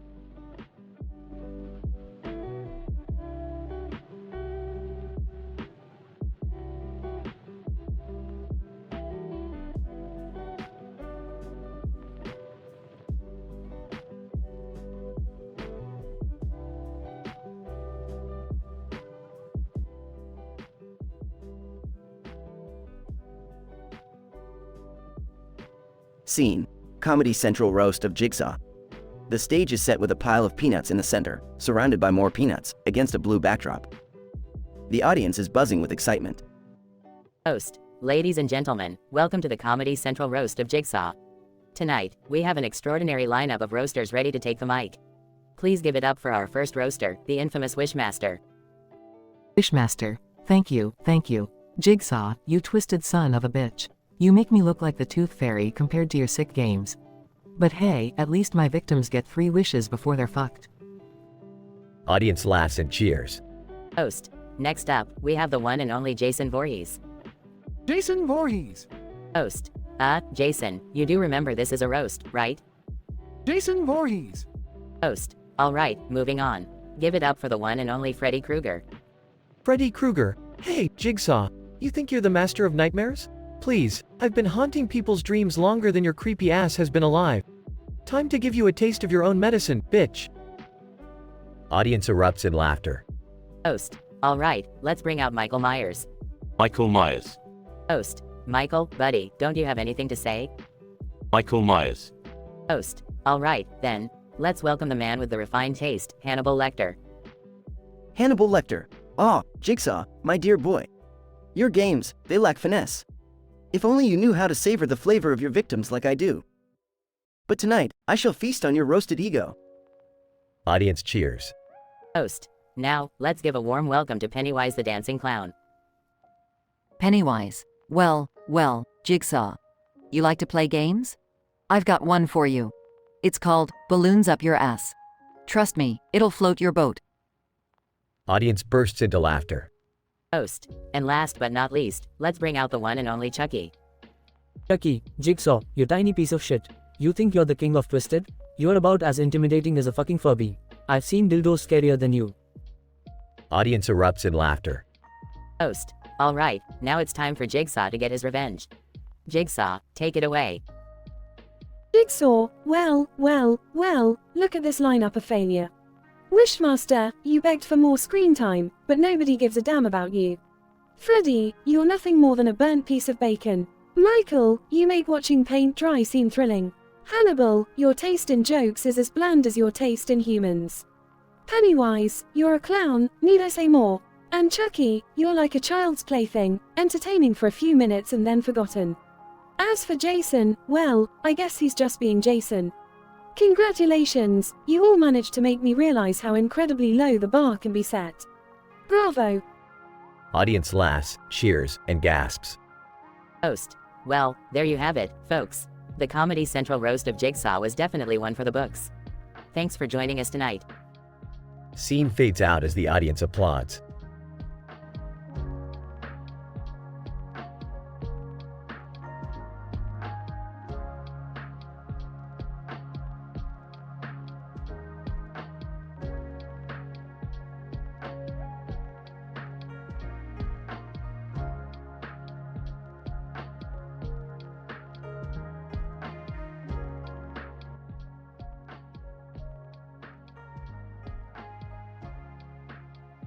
Lois, alright, you oversized sack of shit, welcome to the roast of Peter Griffin. Strap in, folks, cuz this is gonna get messy.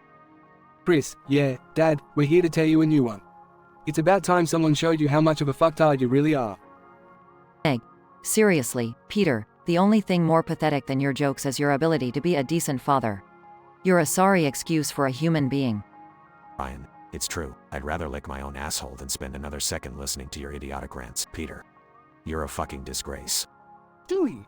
Oh, how utterly delightful. Peter Griffin. The man's so dumb he makes a hamster look like a fucking genius. Bravo. Lois, you know, Peter, your brain is so primitive. It's a wonder you can even find your own dick. But hey, I guess that's why you married me, right?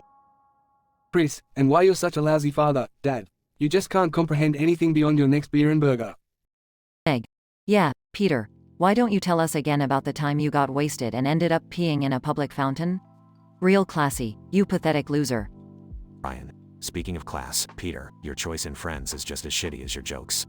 Quagmire's the only one who can stand your sorry ass. Dewey. Oh, yes, old Quagmire, the sex fiend next door. The only reason he keeps you around is to steal your expired condoms, you pathetic imbecile. Lois, and don't even get me started on your obsession with that damn talking dog. It's just another symptom of your chronic stupidity. Chris, I mean, seriously, Dad, even a dog can sniff out your bullshit.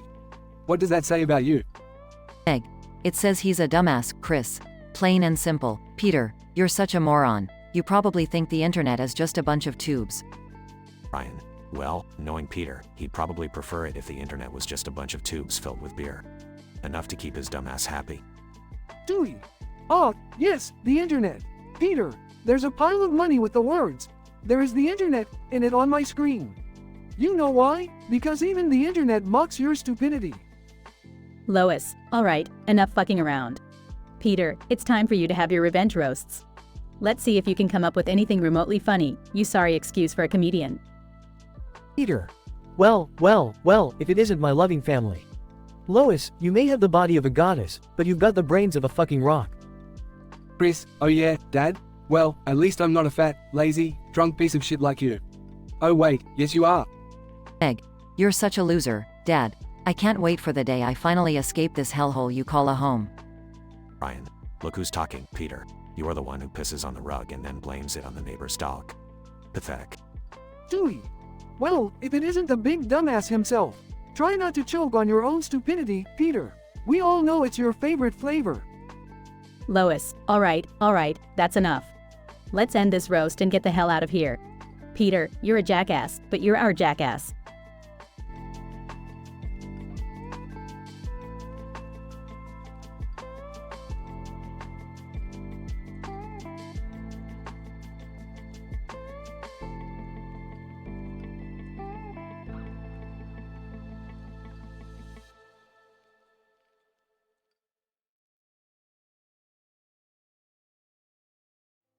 Welcome, ladies and gentlemen, to the Comedy Central roast of Ash Ketchum. Tonight, our stage is set with a blue backdrop adorned with a checkered pattern and a black and white checkerboard background. It's a wild, crazy, and explicit night you surely won't forget. Let the roasting begin. Professor Oak, look at you, Ash. How many times have you tried to become a Pokemon master? More like a never-ending cycle of failed attempts, am I right? Misty. Ash, you think you're such a ladies' man. But let's be real, the only thing you're catching is a bunch of STDs. Brock. Ash, you're the epitome of stupidity. I've seen Geodudes with more brains than you. At this point, I'm surprised you can even remember your own name. Team Rocket. Prepare for trouble and make it double. Ash, we've been chasing you around forever, but even we have to admit you're a bigger pain in the ass than we are. Harry, Ash, you're nothing but a wannabe. My Pokemon are superior to yours in every way, just like my potty mouth is superior to your dumbass. Pikachu, Pika, mother F asterisk asterisk ers. Ash, you need to step up your game if you think you're gonna be a Pokemon master. Even I'm disappointed in your dumb choices. No, Ash, I survived a goddamn flood, and you're the biggest disaster I've seen since then. You couldn't catch a fish if it jumped into your F asterisk asterisk asterisk ing arms. Michael Vick. Ash, you got the balls to call yourself a trainer? Please, you couldn't even handle the fights my dogs had. Your battles are about as exciting as watching paint dry. Ash Ketchum. Alright, you bunch of F asterisk asterisk asterisk ing morons.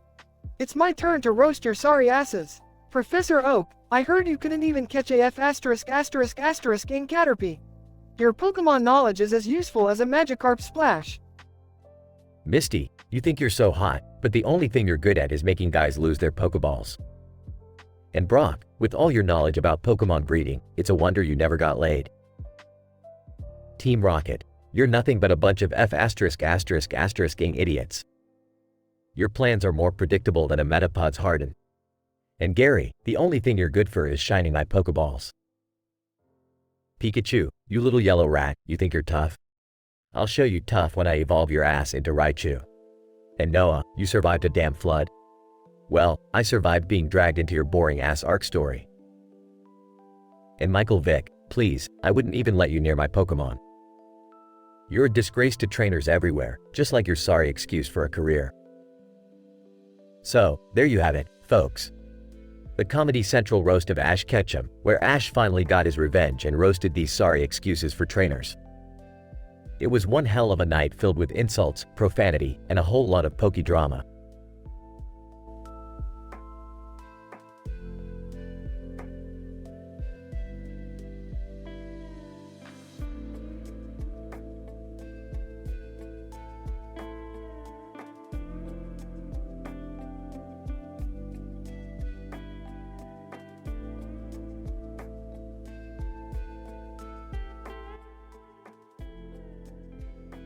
Peter Griffin. Welcome to the fucking Comedy Central roast of Peter Griffin. We got all these motherfuckers lined up to insult me, but I'm ready to clap back. Let's get this shit show started.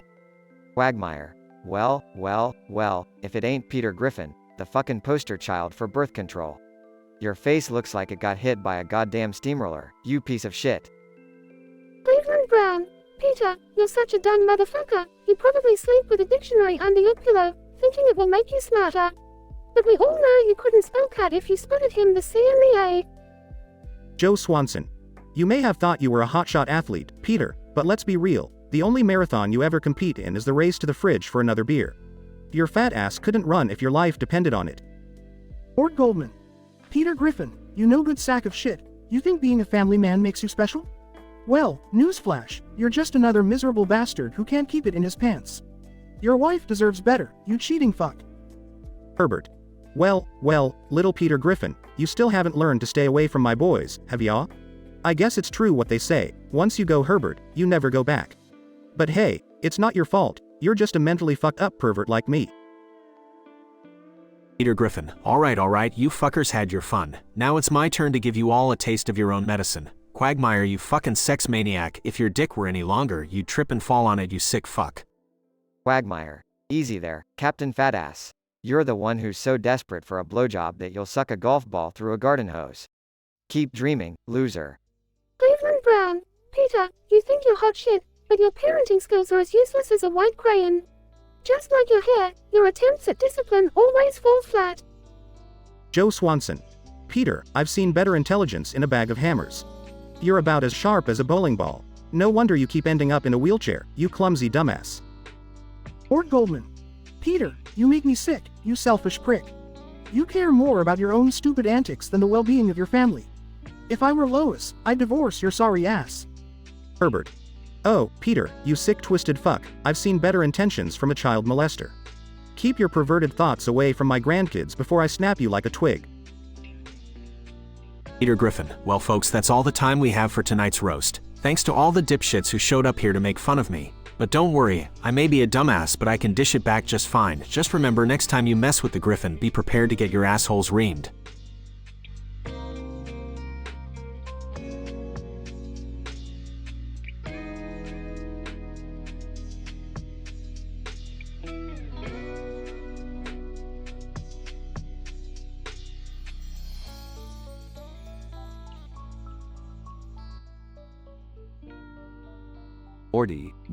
Morty, you need to try this new game I invented called Licky Tongue.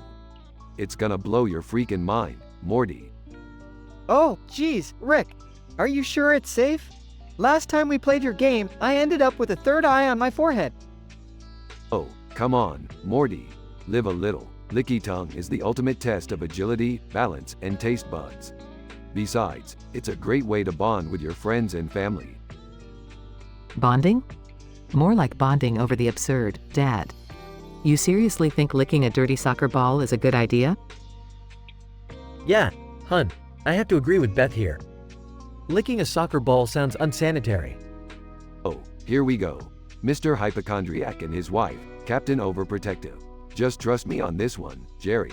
Let loose for once in your boring life. Alright, fine. How do we play this weird game, Rick? Simple, Morty. Each player has to lick the soccer ball to gain control. The team that scores the most goals wins. It's like soccer, but with a creepy twist. This sounds ridiculous. But hey, why not? Let the bizarre soccer match begin. Meanwhile, on the field. Alright, Morty, prepare yourself. I'm gonna lick that ball so hard, it'll leave a mark. Oh, great. Dad's competing against me. Just what I needed. Come on, Morty. Let's show them how the Smiths dominate the art of tongue lashing. The game starts, with everyone licking the ball like maniacs. The crowd watches in disbelief. Ooh, Morty, nice tongue action there. Pass it to me. Dad, I really didn't need to know that. Honey, we should probably put an end to this. It's getting out of hand, literally. Oh, it's too late for that, Jerry. We're in too deep. Look at me go, Morty. I'm like a tongue ninja. Meanwhile, the man in the middle of the field interrupts the game. Man, what on earth are you people doing? This is a soccer field, not a tongue wrestling arena. Oh, shut up. We're having fun here. You want a taste of this action? Morty, Beth, and even Jerry burst into laughter at the comment. Man, that's it. I'm calling the authorities. Before the man can make a move, Rick activates a portal and they all vanish. Phew, that was close. Who knew a game of licky tongue could cause so much trouble? Relax, Morty. We're safe now. And guess what? I just invented a new game to play in other dimensions. Dad, you never cease to amaze me with your bizarre ideas. Can we just stick to normal family activities, like Monopoly? Monopoly? Boring. I've got a dimension where Monopoly gets you killed. They all laugh as another crazy adventure awaits.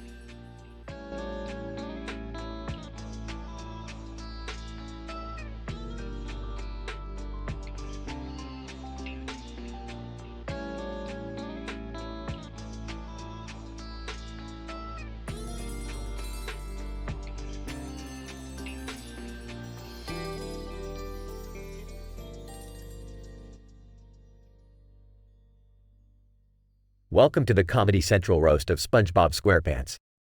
Tonight, we have the most foul-mouthed group of roasters you've ever seen. Patrick. Well, if it ain't SpongeBob. The dumbest sponge in the whole damn ocean. I mean, seriously, who the fuck lives in a pineapple under the sea? Squidward, look at you, SpongeBob, with your high-pitched annoying voice and your stupid square pants. You're the reason my clarinet sounds like a dying whale. Fuck you, SpongeBob. Mr. Krabs. Aw, SpongeBob, me boy. The living embodiment of crab bait.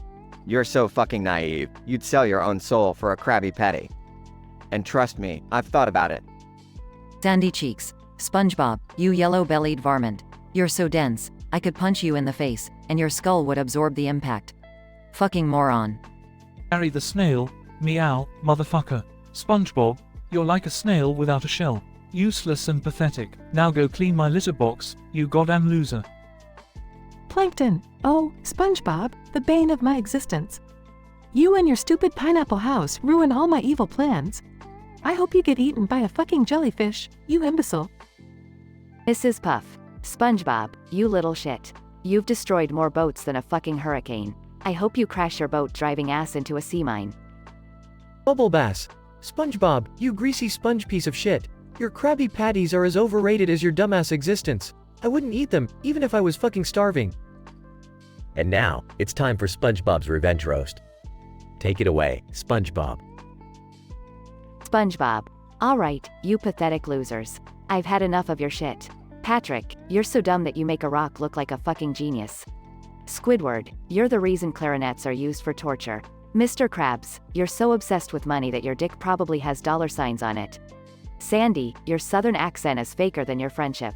Gary, meow meow motherfucker, your litter box stinks worse than Squidward's clarinet playing. Plankton, your evil plans are as small as your insignificant penis. Mrs. Puff, you inflate like a balloon every time I crash a boat. No wonder Mr. Puff left your sorry ass. And Bubble Bass, your stomach is so big, it causes eclipses. Fuck all of you, and fuck this roast. Needless to say, this Comedy Central roast left everyone in stitches, and SpongeBob's revenge roast was the talk of Bikini Bottom for years to come.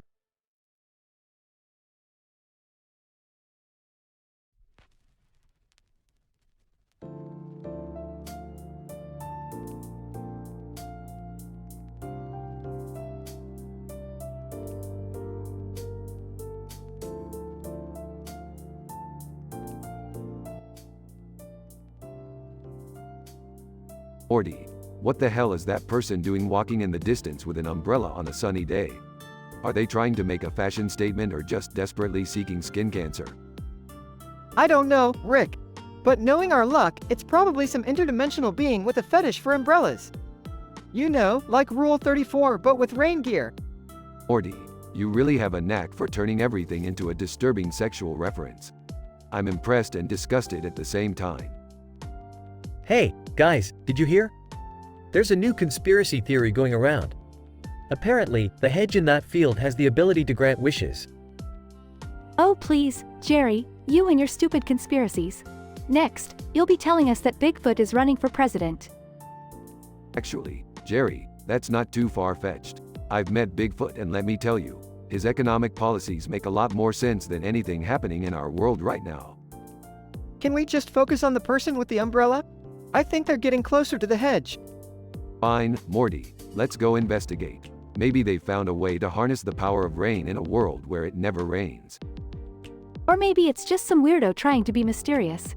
Either way, it's more interesting than listening to Jerry's conspiracy theories. Alright, we're here at the hedge. Umbrella person, reveal your secrets. Umbrella person.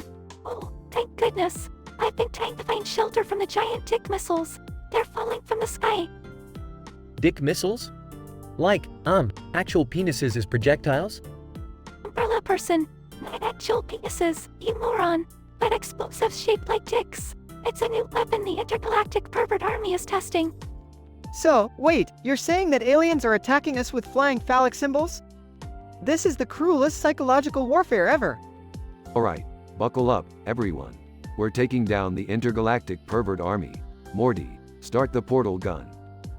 Shouldn't we, call the authorities or something? They'll just slow us down. Plus, I think I still owe some favors to the interdimensional police. I can't believe this is happening. What did I do to deserve this? Oh, Jerry, don't worry. I'm sure the aliens have some conspiracies of their own regarding you. They probably think you're the Earth's greatest threat. Well, I guess being married to my mom does that to a person. Let's not get into that right now. We have an army of perverts to defeat. Into the portal, assholes. We've got some dildos to destroy.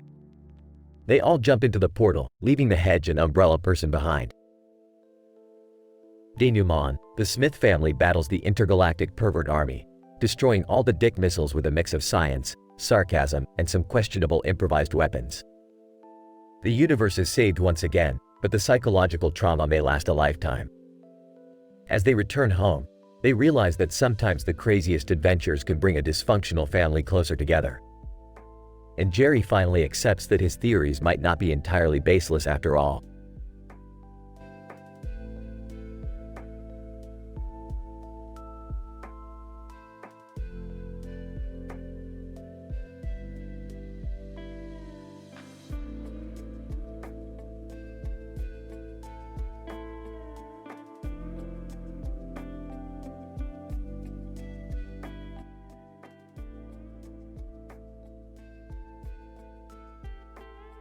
Alright, Morty, it's time to shake things up and introduce the world to the glory of Licky Tongue.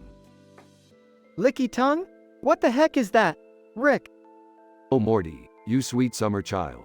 Licky Tongue is a game where you lick your opponents and claim victory by making them uncomfortable. Rick, seriously? You want our teenage son to play a game like that? Come on, Beth, lighten up. It's just a harmless, saliva-filled competition. Meanwhile, a woman in a pink shirt, a black and white cat in a pink shirt, and Jerry walk in. Woman, excuse me, are you guys talking about Licky Tongue? We've heard all about it. Wait, you guys play Licky Tongue too? Woman, absolutely. My name's Karen, by the way, and this is Mr. Whiskers. Hi, I'm Jerry, and I have no idea why I'm here. Well, looks like we have some Licky Tongue enthusiasts in our midst. Let's get this tournament started. The Licky Tongue tournament begins with a frenzy of licks and laughs.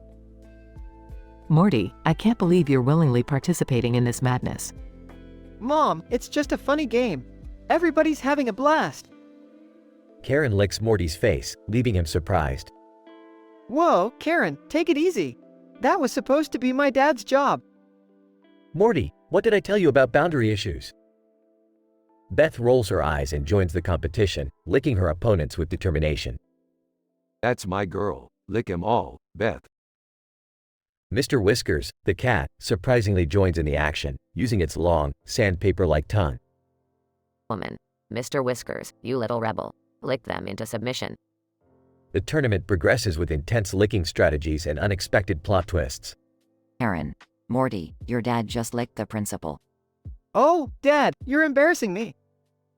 Well, at least I'm good at something. As the tournament reaches its climax, Rick emerges as the reigning champion. Bow down, mere mortals. I am the licky tongue master. Dad, you're disgusting and strangely talented at the same time. Thank you, honey. High praise coming from you. As the chaos subsides, everyone is covered in saliva, but smiles all around. This was weird, even for us. Aaron. Well, it was certainly an adventure, folks. Thanks for the licky tongue mayhem. I'm going to need years of therapy after this. They all share a laugh, realizing that sometimes the silliest games can bring people together in unexpected ways. Aaron. Same time next year for the licky tongue championship? You bet. And next time, we'll kick it up a notch with spicy sauces. Everyone. Oh boy.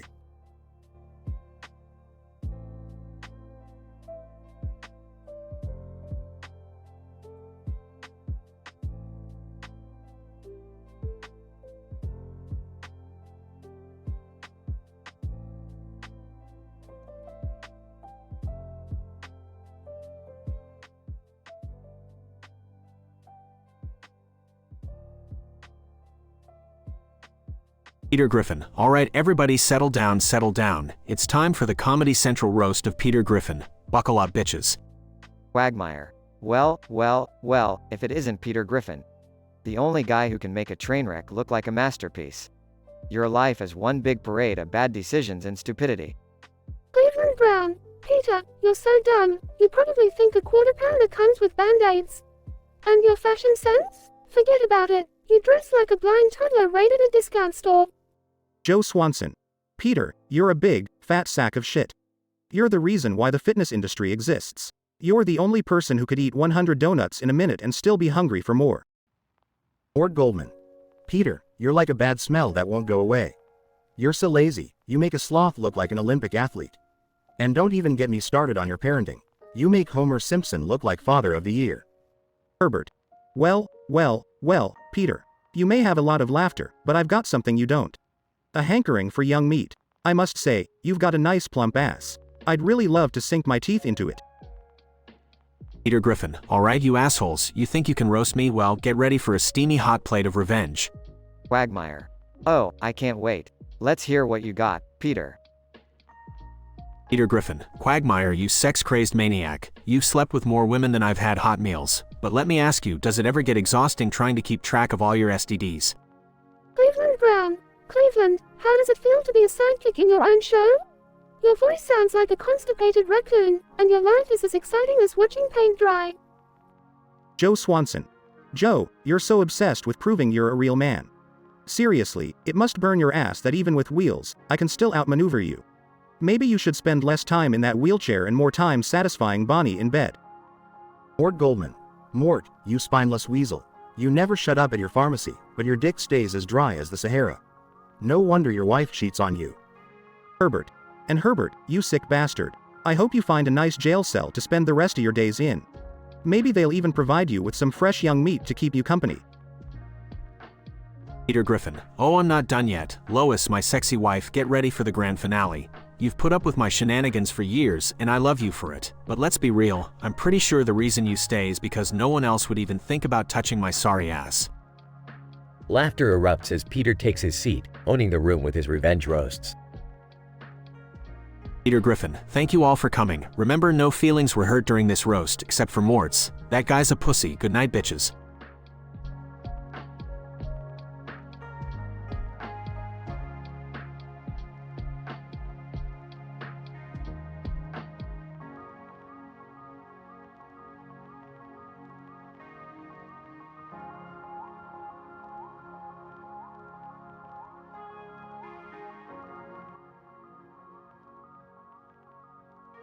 Title: Jason Hardest's Twitch stream adventure. Characters. 1. Jason the Artist, a flamboyant and controversial streamer. 2. Tanya, Jason's loyal mod who gets involved in his chaotic antics. Scene. Jason's messy streaming setup. Jason the Artist, excitedly. Alright, Tanya, today we're gonna break some records. I've got a plan to spam the Twitch stream queue like never before. Tanya, nervously, Jason, are you sure this is a good idea? We might get banned or something. Incident. Scene. The Twitch chat is filled with confused viewers. Jason the Artist, manically. Alright, everyone, get ready for a mind-blowing card game marathon. No contest has ever seen this level of craziness. Random viewer, typing, what the hell is going on? Is he going to play strip poker on stream? Regression. Scene. Jason is wearing a flashy card game themed outfit. Jason the Artist, grinning, ladies and gentlemen, I present to you Strip Poker Showdown, except we're gonna use an AI-generated deck. Let's see how far we can take it. Tanya, whispering, oh my god, Jason. This is going too far. Your channel is going to be flagged for inappropriate content. Scene. Jason starts drawing cards from the AI-generated deck. Scene. Jason's chat is in complete chaos, filled with excitement and confusion. Jason the Artist, shouting, I drew a royal flush on the first hand. Who's the master of card games now, bitches? Anonymous viewer. Typing. This is insane. What's happening? I can't look away. Tanya, facepalming. We're definitely crossing all boundaries of decency here, Jason. Are you sure about this? Scene. Jason gets more and more absurdly lucky with the AI-generated deck. Jason the Artist, laughing maniacally, look at these cards. It's like the universe wants me to win every fucking game. 20 streak, baby. Tanya, sighing, Jason, this is getting out of control. I can't believe we're doing this. Scene. Suddenly, the Twitch stream crashes and goes offline. Jason the Artist, panicking, no, my streak, what the fuck just happened? Tanya, concerned, I told you, Jason. We pushed the boundaries too far. Looks like Twitch had enough of our madness. Jason the Artist, regretful, shit, you were right, Tanya. I got carried away. Let's hope this doesn't get us permanently banned. Tanya, grinning, well, at least we made quite an impression. Strip Poker Showdown will be remembered for a long time. Scene. The Twitch chat explodes with messages of confusion and disbelief. Anonymous viewer. Typing. What a crazy ride. Rip the streak, but damn, that was entertainment. Note: this dialogue script is a work of fiction and should not be taken seriously or as an endorsement of any inappropriate behavior.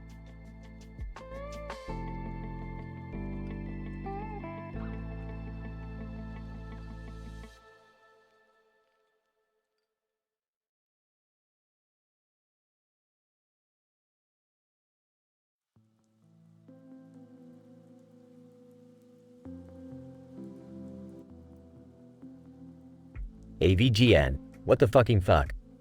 How the fuck did I end up in this shitty Katina stage? I was just playing some shitty retro game and now I'm stuck in this fucking virtual hellhole. Fuck. Peppy, appearing on screen, hey, nerd. We need your fucking help. Andros is attacking us. VGN, Peppy, you old fuck. What the fuck? I'm not a fucking team player. I'm the goddamn angry video game nerd. I don't help anyone but myself. Flippy, sobbing, nerd please. We're fucking dying out here. We need your fucking skills to take down these motherfucking enemies. VGN, Slippy, you whiny piece of shit. Fine, for fuck's sake, I'll help you assholes. But if I die, I'm going to shit all over this Nintendo 64 cartridge. Falco, smirking. Ah, the nerd is here. About fucking time. Get ready to get your ass kicked, nerd. I'll be watching and laughing my fucking feathers off. VGN, shut the fuck up, Falco. You pompous motherfucker. I'm going to show you who's the real goddamn boss around here. While AVGN battles the enemies, Peppy shouts instructions and encouragement. Peppy, use the fucking bomb, nerd. Hit the wing, you fucker. VGN, shut your goddamn rabbit mouth, Peppy. I know what the fuck I'm doing. AVGN blasts through enemy ships and finally defeats the boss, saving the day. VGN, fuck yeah. Did you see that shit, you motherfuckers? I'm the fucking king of this goddamn game. Take that, Andros, you digital motherfucker. Slippy, crying, thank you, nerd. You fucking saved us. You're a hero. VGN, don't get fucking used to it, Slippy. I'm never doing this shit again. Now get me the fuck out of here and back to my retro games.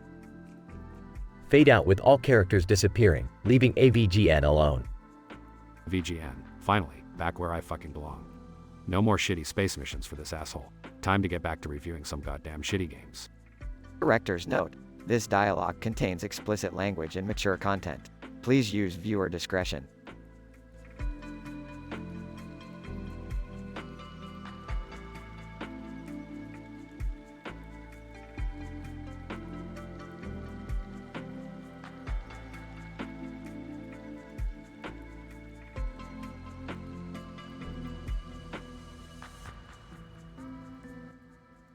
Please be aware that generating explicit, vulgar, or offensive content goes against OpenAI's use case policy.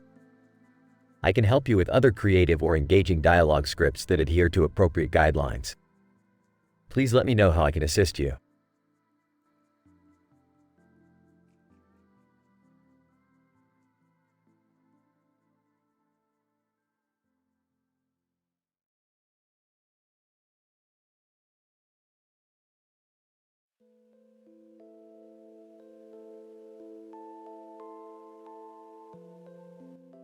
Charlie, man, this party is insane.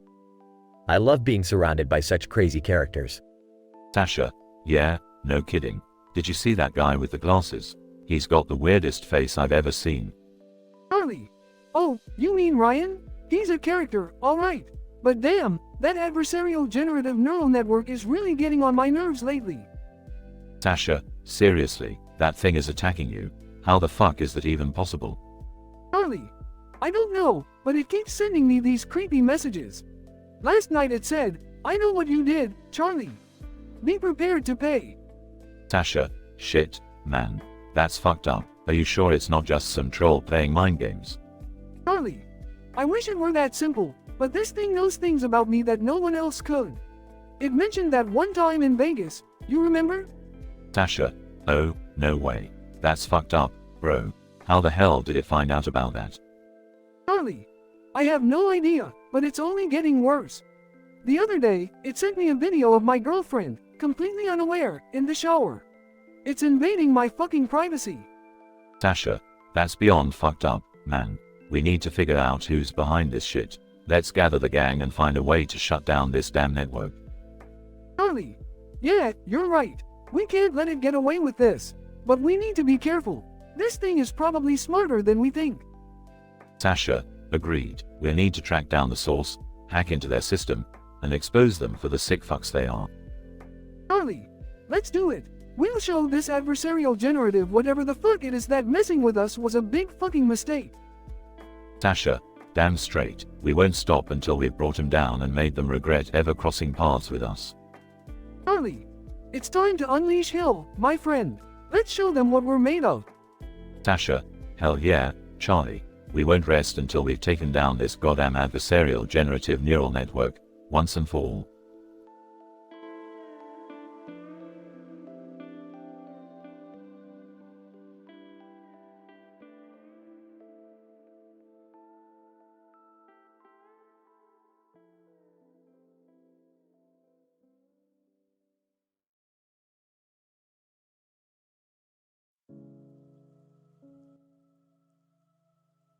Alright, Morty, strap in. We're about to go on another wild and improbable adventure. Oh geez, Rick, do we really have to? I mean, things always go wrong when we're together. Come on, Morty, where's your sense of adventure? We'll just be making the best out of a statistically improbable situation. Rick, what did you do this time? Last time we had to deal with a dimension full of fart monsters. Relax, Beth, this is gonna be much more colorful. I may have accidentally created a green monster with a freaky wig and nose rings. Oh great, another one of Rick's mess-ups. I'm gonna end up dealing with the consequences, aren't I? You bet your sorry ass you will, Jerry. You're gonna take the fall for my little tax fraud scheme. What? Rick, you can't do this to me again. I just got out of prison. Wait, Jerry's going to prison? Again? Dad, what the hell? Jerry, you promised you were done with your shady schemes. Look, it's not my fault. Rick is always dragging me into these things. Ah, shut up, Jerry. You know you enjoy the adrenaline rush. Alright, let's get back on track. what are we gonna do about this crazy green monster? We're gonna have a rap battle, Morty. That's right, a rap battle. It's the only way to calm the beast and avoid a total apocalypse. Are you serious, Rick? A rap battle? Absolutely, Beth. It's the most scientifically proven method of neutralizing a green wig-wearing nose ring enthusiast. Don't question it. I don't even know how to rap, Rick.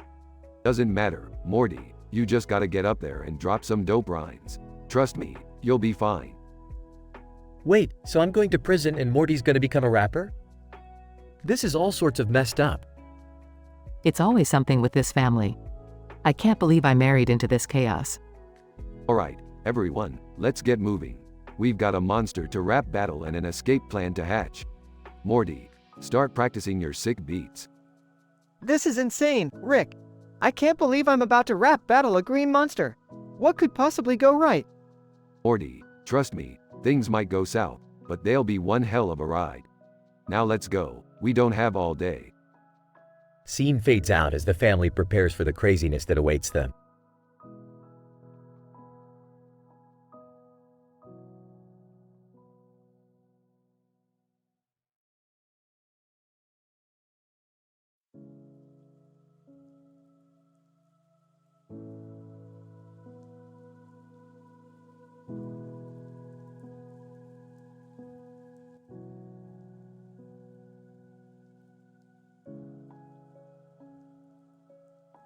Alright, Morty, buckle up. We're heading to a galaxy where the dinosaurs never went extinct.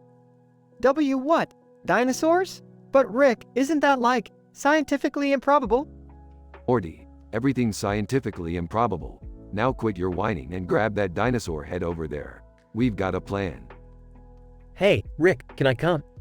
I've always dreamt of seeing real dinosaurs. Oh, Jerry, sure. Just make sure you don't get eaten by a T-Rex or something. We wouldn't want them to catch a fatty.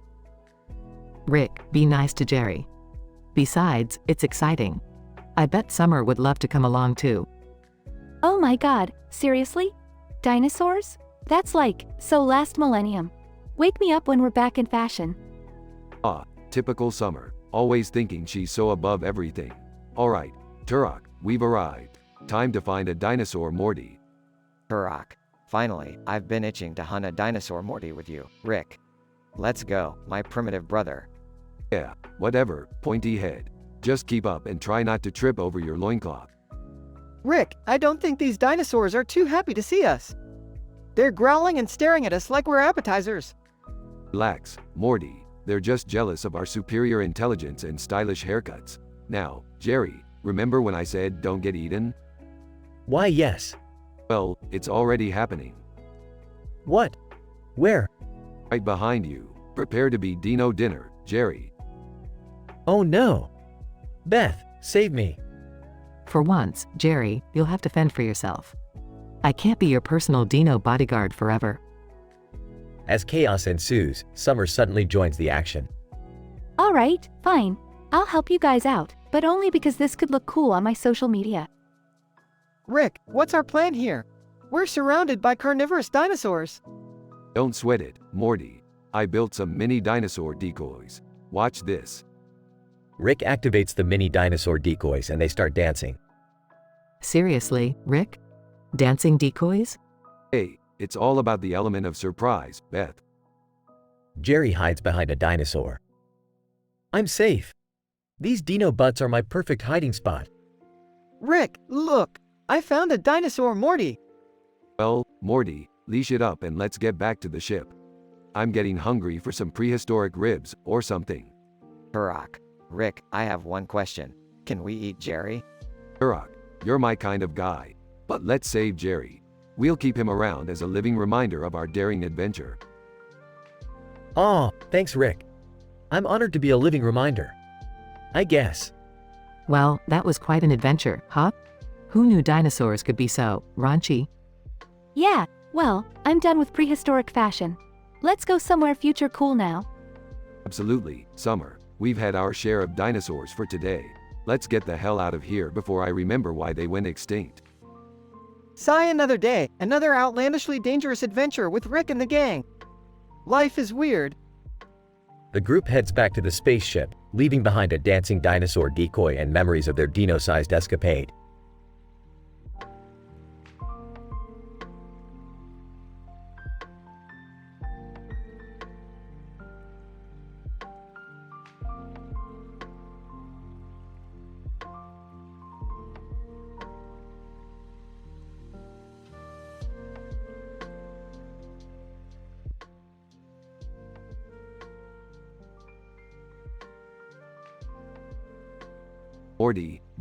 Morty, you really outdid yourself this time, didn't you? Geez, Rick, I didn't mean for things to go this wrong. I just thought selling Jerry to you would teach him a lesson. Lesson? Morty, you sold your own dad to me. That's not a life lesson. That's just messed up. What's going on here? Why is everyone so worked up? Mom, Morty sold Jerry to Rick and now Morty's dead. Morty's dead? Oh my god, Rick, what did you do? Hey, don't blame me, Beth. It wasn't my fault this time. Morty messed up big time. Cartoon character. Oh, hello there. You guys seem to be in quite a pickle. Mind if I join? Who the hell are you? Cartoon character. Oh, just a friendly face passing by. Well, not so friendly considering how ugly I look. Whoa, dude, your face is creepy as hell. Cartoon character. Thank you. I spent hours painting it on this blue and purple suit, just to match my disturbingly weird personality. This is getting weirder by the second. Rick, we need to fix this. Can you bring Morty back? Oh, I can. But it's not gonna be easy. We'll need a portal gun, unicorn blood, and a dash of interdimensional cabbage. Cartoon character. I know a guy who can hook you up with all those things, for a price, of course. Fine. Just lead the way, you creepy cartoon character. Moments later, they find themselves in an interdimensional cabbage patch. This place smells like strangely delicious vegetables. Cartoon character. Of course, my dear Summer. It's the scent of reality bending itself to create the most divine cabbage. Can we focus, please? Morty needs to come back. Alright. Keep your pants on, Beth. I've got the unicorn blood and the portal gun. Morty, get ready to come back to life. I'm really starting to regret this, Rick. Too late now, Morty. In 3, 2, 1. The portal opens, and Morty is resurrected. Holy shit, I'm alive. Thank you, Rick. Don't thank me. Thank this creepy cartoon character. Now let's get out of this cabbage patch before it starts spewing psychedelic rainbows.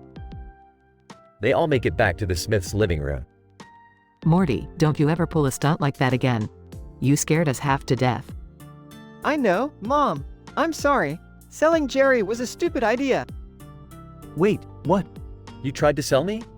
Oh, shut up, Jerry. No one wants you anyway. Can we all just move on from this bizarre ordeal now? Cartoon character. Absolutely. I'll just be on my way to spread more of my creepy charm. Farewell, Smith family. Well, Rick, looks like we've had another adventure. Yeah, and this time it involved interdimensional cabbage. Life's a crazy thing, Beth.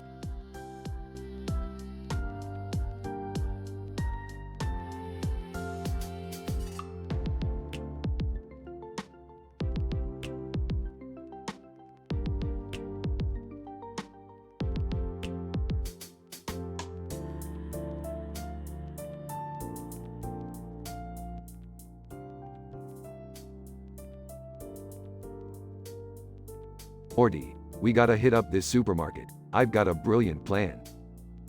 Okay, Rick. What's the plan this time? We're gonna make some serious cash, Morty. Just follow my lead, alright? Hey guys, what are you up to? Beth, I've got something even better than your beloved Nintendo 64. Oh really? Color me intrigued, Rick. Introducing the Jerry in a Can. Guaranteed to bring convenience and chaos into your life.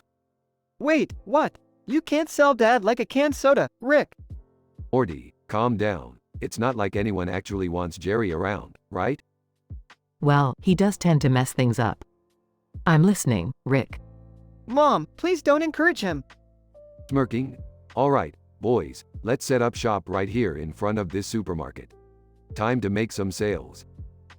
Customer approaches. Customer, what's this? A Jerry in a can, finally a solution to my annoying neighbor. See, Morty, people really do want a Jerry in a can. Whispering to Morty, maybe we should get one for your father's brother. Whispering back, Mom, why are you so addicted to Nintendo 64 games? Overhearing. Beth, it's not the time to discuss your gaming habits. Let's focus on this lucrative business venture. Customer number 2 approaches. Customer number 2. Can I get a Rick in a can? Someone to do my science projects while I sleep? Sorry, it's a limited edition. But how about a Meeseeks in a can? Guaranteed to fulfill all your wildest desires. Excitedly, can I get a Mr. Poopy Butthole in a can? He's so charming. Okay, this has officially become the weirdest day of my life. Morty, just embrace the chaos. We're making dreams come true, one can character at a time. Customer number 3 approaches. Customer number 3, can I get a Morty in a can? My life is just too boring. Hey, wait a minute. I'm right here, you know. Morty, don't be jealous. It's just a novelty item. That's right, Morty, you're irreplaceable. No can of Morty can ever compete with the real deal. Customer number 4 approaches. Customer number 4, do you have a Beth in a can? I need someone to do all of my house chores. Exasperated, great, now even strangers want to replace me. Don't worry, Beth, no one could ever replace our one and only Beth. Yeah, Mom, you're way more important than any can of Jerry or Beth. Customer number 5 approaches. Customer number 5. Do you have a summer in a can? I need some teenage rebellion in my life. Laughs, sorry, no canned teenage angst available. You'll have to find that the old-fashioned way. Alright, people, wrap it up. It seems our canned creations are a hit. We're outta here. Can we please go back to our regular adventures now, Rick? Selling family members in cans was a bit too much for me. Sure, Morty, just remember, life is strange, chaotic, and sometimes downright ridiculous. Now let's go, adventure awaits.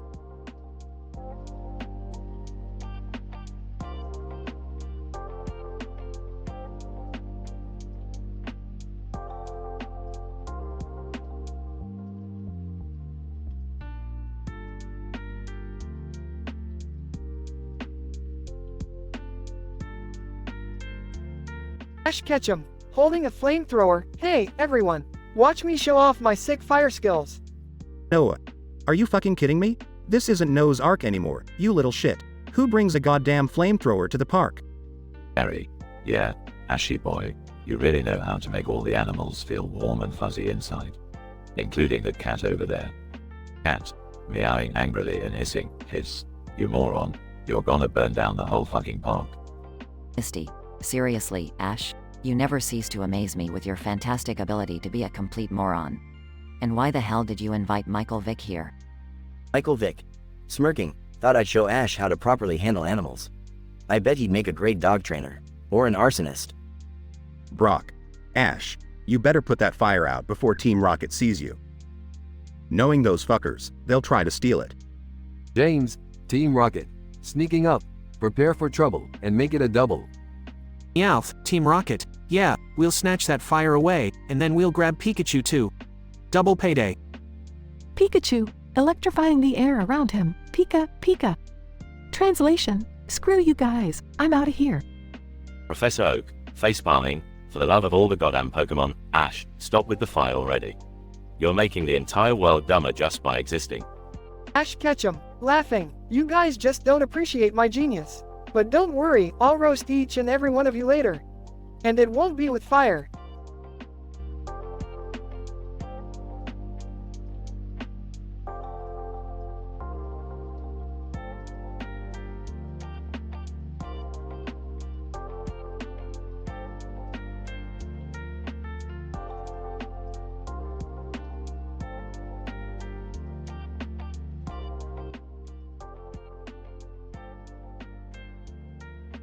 Alright, Morty, buckle up. We've got another mind-bending adventure on our hands. Oh geez, Rick, I can't handle another one of your crazy escapades. Relax, Morty. Just think of this as a casual stroll through a minefield. A minefield? Are you kidding me, Rick? That's dangerous. Danger? That's my middle name. Actually, it's Marion, but that's beside the point. Size, okay, Rick. What's the plan this time? We're going into a parallel universe where everyone's head is shaped like a potato. And guess what? You're the king of the potatoes. Confused, king of the potatoes? Seriously, Rick? Hey, it's better than being a turnip prince, Morty. Count your blessings. Fine, I'll go along with it. But can we at least avoid any explosions this time? Explosions, huh? Well, guess who took Jerry to a landmine field for a picnic? Groans, seriously, Dad? Why does he love landmines so much? It's a classic case of midlife crisis, Morty. Jerry's just looking for a little excitement, even if it blows up in his face. That's messed up, Rick. But I guess it's just another day in the Smith family. You got that right, Morty. Now, let's get going before those sentient potatoes start a revolution. Sentient potatoes? I don't even want to know, Rick. Trust me, Morty, you don't. Just be glad you're not a French fry in their world. Okay, Rick, let's do this. King Potato Morty is ready for action. That's the spirit, Morty. Now remember, in this universe, you're not just a potato. You're a sweet potato. They love you.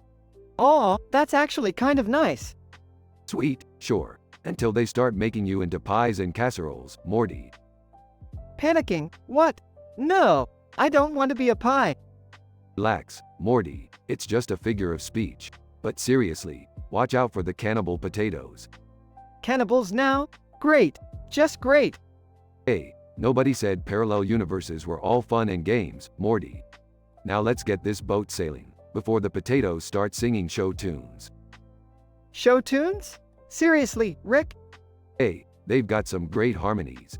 Don't knock it until you've heard Potato Rhapsody. I'm beginning to regret asking for your help, Rick. Well, that makes two of us, Morty. But hey, at least we're having fun, right? Fun? This is your idea of fun? Well, Morty, I do whatever the fuck I want. And I want chaos, explosions, and potato pies. So buckle up, kid. Adventure awaits.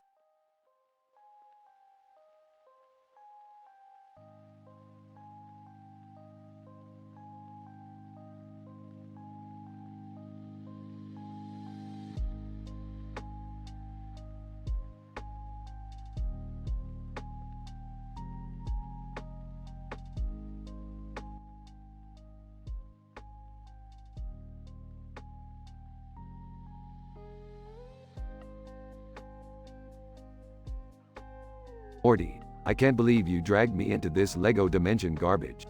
Are we seriously doing this? Aw, geez, Rick. It's just for a little adventure. Come on, where's your sense of fun?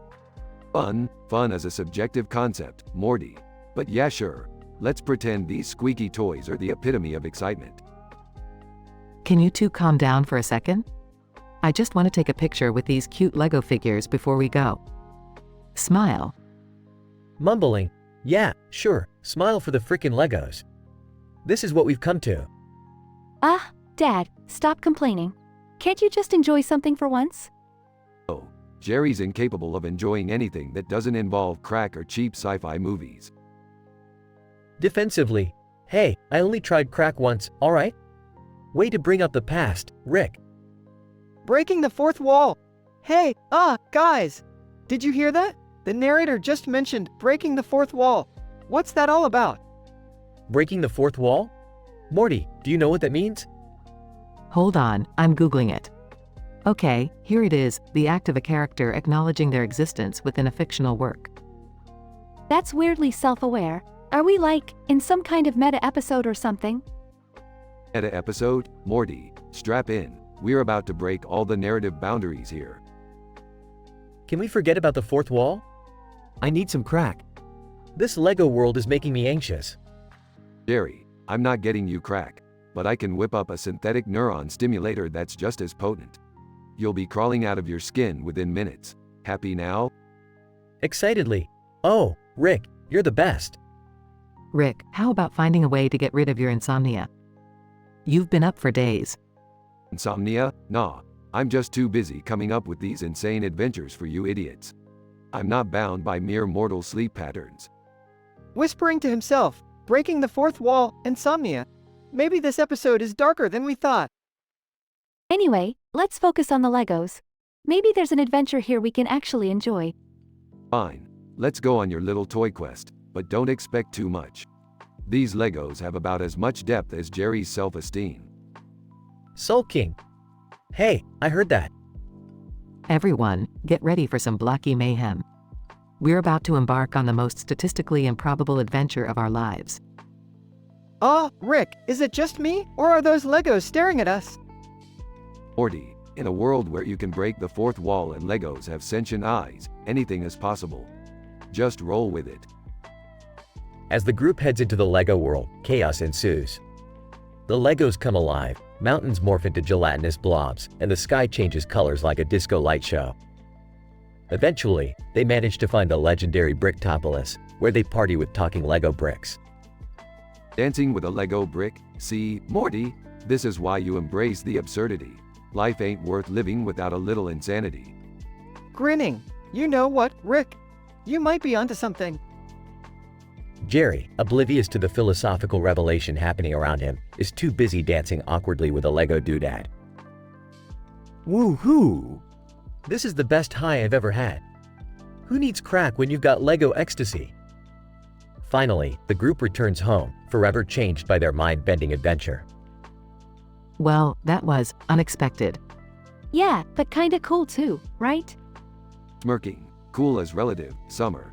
And in the grand scheme of things, we're just tiny bricks floating in an infinite sea of chaos. Still in a euphoric daze. I couldn't have said it better myself, Rick. Turning towards the audience, and that's it, folks.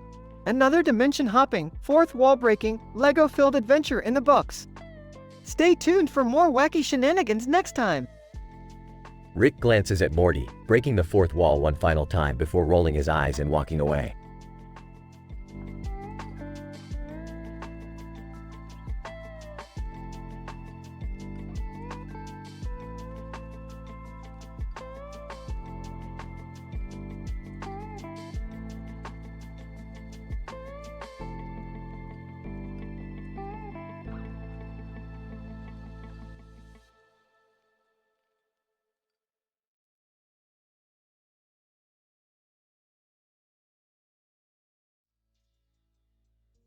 Title: The Comedy Central Roast of Batman.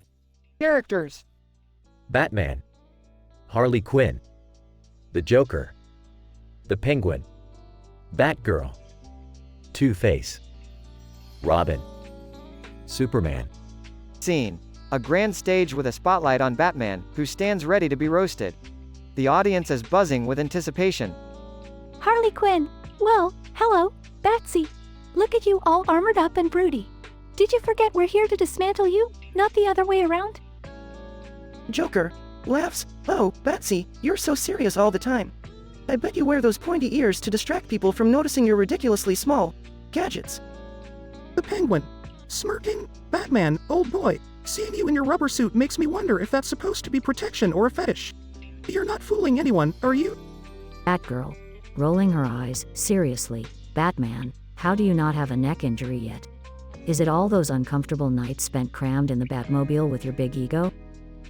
Two-Face, flipping his coin. Tell me, Batman, is your obsession with the bats just a cover up for your fear of commitment? You keep letting all the good ones escape. Robin, Batman, I've always wondered, where do you find the time to perfect your martial arts skills when you can't even get a date?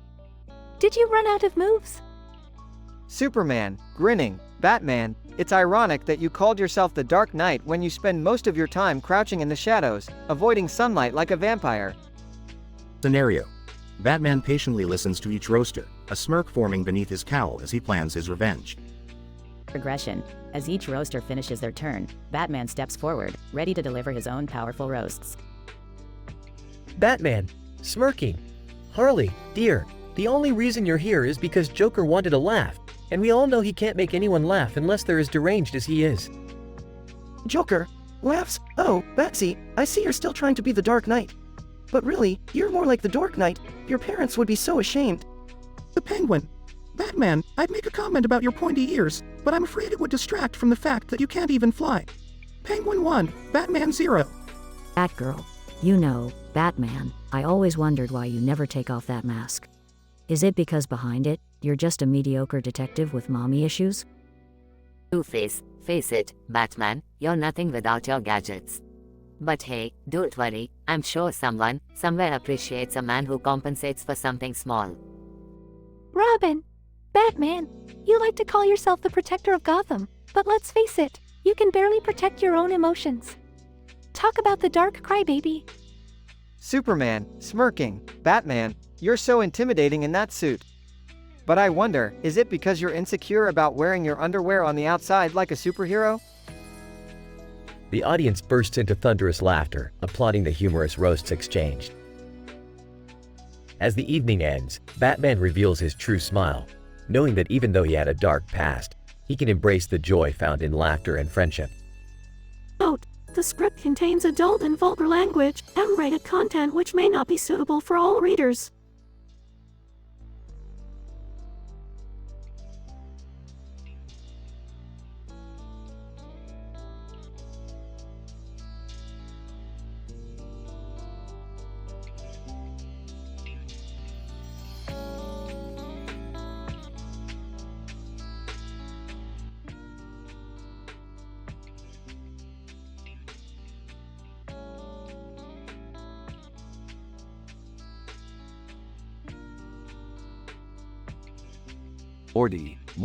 Morty, you know, it's about time we get you a girlfriend.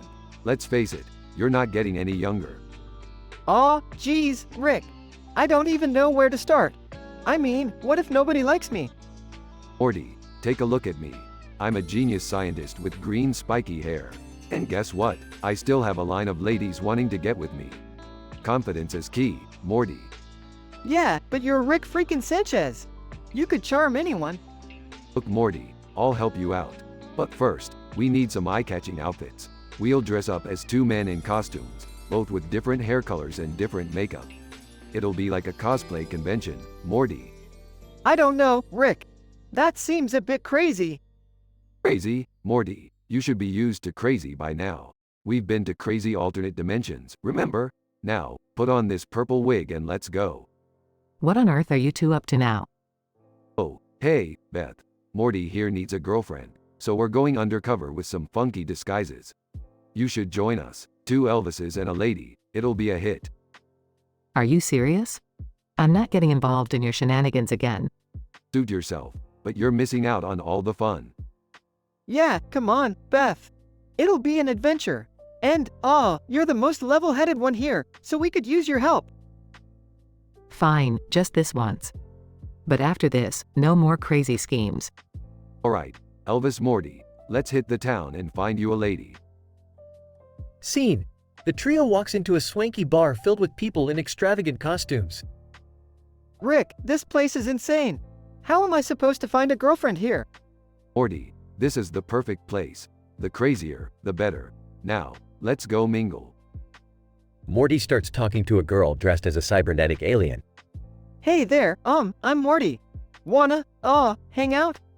Alien girl. Morty, with that purple wig, you're making my circuits overload. Let's go explore the outer galaxies together. Meanwhile, Beth starts chatting with a guy in a sparkly blue suit. So, Mr. Blue Suit, what's your story? Blue suit guy. Well, darling, I may look like a blast from the past, but my charm is timeless. Care to dance? Rick, observing the scene, decides to intervene.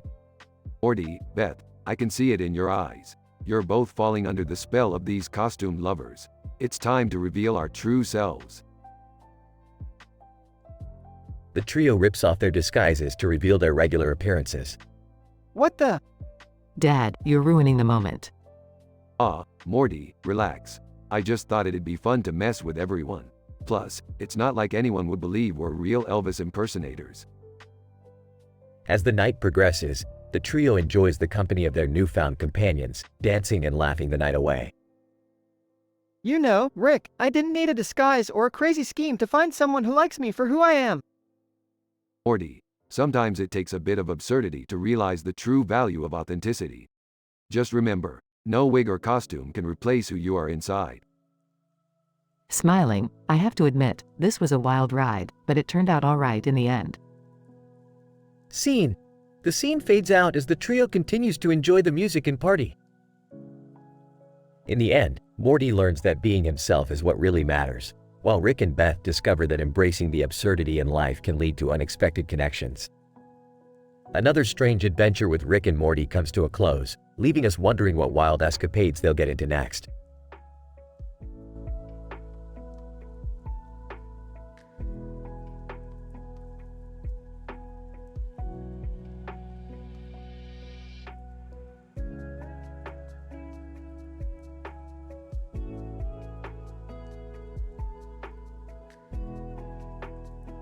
Alright, Morty. I've invented a new version of Uno that transcends the realms of logic and reason. Get ready for a wild ride, Morty. Oh, Rick, I don't know about this. Uno is already pretty intense, don't you think? Intense, Morty. This game will make your head explode from sheer unpredictability. Incident. Hey, everyone! I brought some snacks for the game. Oh great, Jerry. Let's hope your snacking skills are better than your Uno skills. Hey, I've been practicing. I'll have you know, I've won at Uno, once. Progression. All right, everyone. Take a seat. It's time to enter the Uno dimension. Alright, let's see how well you all handled the power of the reverse card. Multiple rounds of intense gameplay unfold. Smirking. You didn't see that draw 4 coming, did you, Beth? You think you're so clever, don't you, Rick? Well, how about a skip card for you? Chaos ensues as everyone frantically tries to one-up each other. Denouement. Frustrated. Damn it, Rick. Take this wild card. Mocking.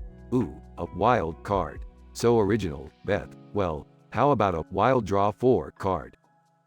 Beth loses the final round and gets plunged into the worst dimension ever. Conclusion. Screaming. Rick, you sadistic genius. I'm trapped in a dimension filled with singing unicorns and puppy clouds. Aw, geez, Rick. What did you do? Hey, she lost fair and square, Morty. These dimensions don't mess around. Whispering. I think we should never invite other characters from the show again. Agreed, Jerry. Let's stick to playing Uno with this dysfunctional family. It's plenty entertaining. You got that right, Summer. Now, who's up for some interdimensional Monopoly?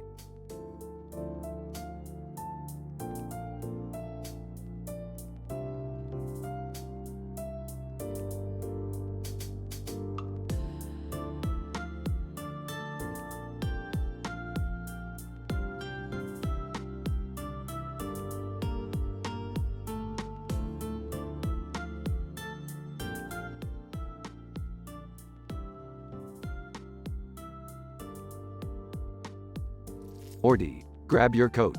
We're going on a wild adventure tonight. Rick, aren't we supposed to be responsible adults?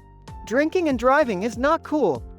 Oh Morty, when have I ever cared about being responsible? We're not regular adults, we're Rick and Morty. But there are consequences, Rick. People could get hurt. Relax, Morty, I have a foolproof plan. We're taking the Coconut Mobile. The what now? The Coconut Mobile, Morty. A mode of transportation so rare and absurd, nobody would believe it exists. Plus, it drives itself. Seriously?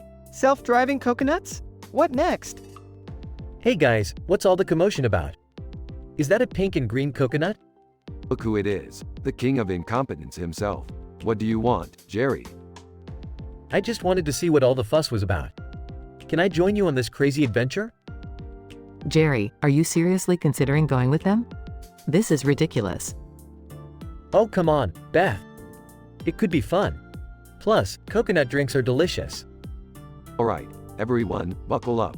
This ride is going to be wilder than a mutated Snarflethorn. I can't believe I'm doing this.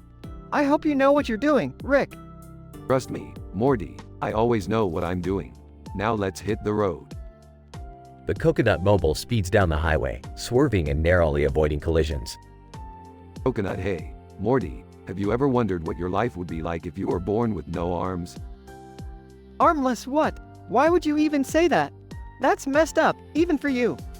Coconut, I'm just saying. Life could be a lot different without your precious arm, Morty. Guys, can we focus on not crashing and dying? We're not going to die, Jerry. Rick always finds a way out of these insane situations. That doesn't mean it's okay, Morty. You're risking your lives for a joyride. The Coconut Mobile crashes into a billboard depicting a green and pink cartoon character. Cartoon character. Ouch. Watch where you're going, you nutty coconuts. Rick, I think we hit a talking billboard. Don't worry, Morty, it's just another dimension bleeding in. Happens all the time. Alright, everyone out. Time to confront our green and pink adversary. They step through the broken billboard into a vibrant cartoon world. Cartoon character. Oh, you think you're so tough, invading my realm? Please, like your 2D world stands a chance against the grandeur of my intellect. Cartoon character. You'll pay for this, you reckless mad scientist. An epic battle between Rick, Morty, Jerry, and the cartoon character ensues. Rick, this has gone too far. We need to leave now. Don't worry, Beth, we're winning this battle in style. After an intense battle, Rick defeats the cartoon character and gets back to the Coconut Mobile. That was a close one, huh? Now let's get out of this cartoon dimension before I get sued. Rick, can we please not do something like this ever again? My heart can't take it. Morty, life is full of crazy adventures. You just gotta embrace the chaos. Well, I guess I can't deny that it was exhilarating. But next time, let's stick to something less dangerous, alright? Agreed. Let's just go home and never speak of this crazy night again. They all get back in the Coconut Mobile and drive off, leaving behind the cartoon dimension. Coconut so Morty, how about that armless life? Armless, shut up, Coconut Rick. Laughter fills the Coconut Mobile as they drive into the sunset, ready for their next insane adventure.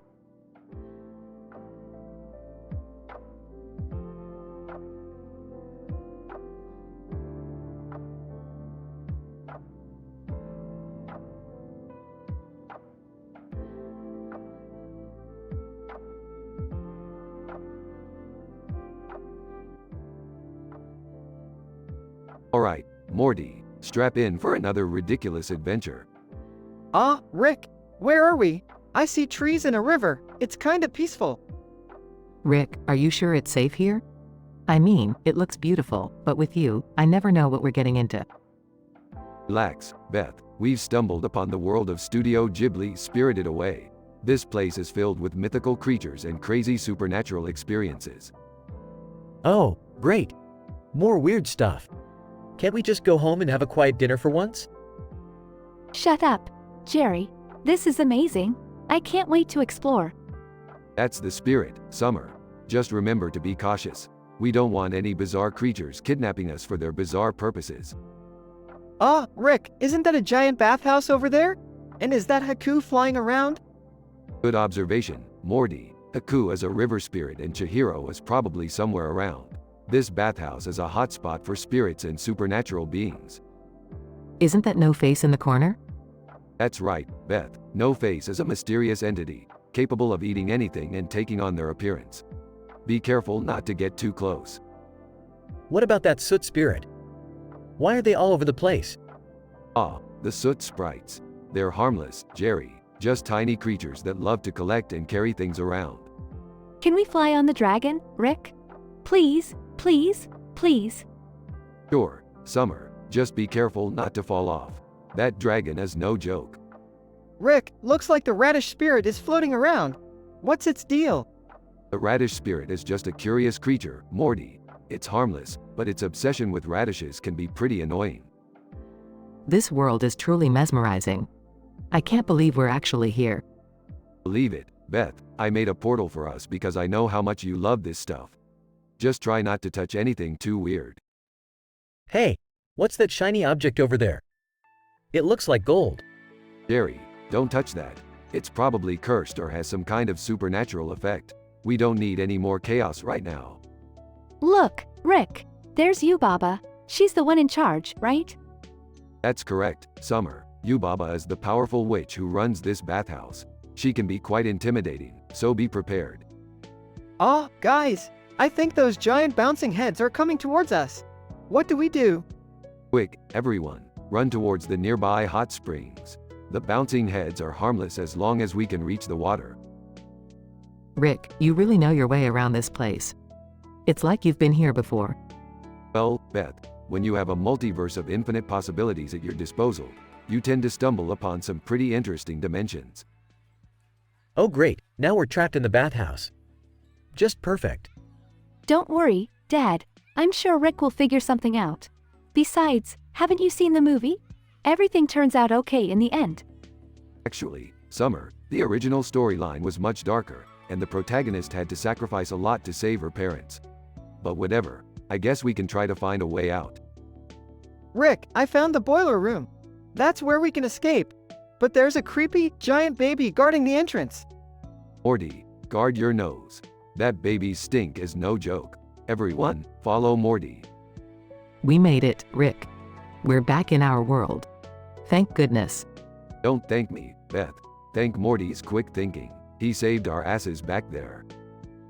Well, I guess I have to give credit where it's due, Morty. Good job. That was the most epic adventure ever. Can we go back sometime, Rick? I'll consider it, Summer.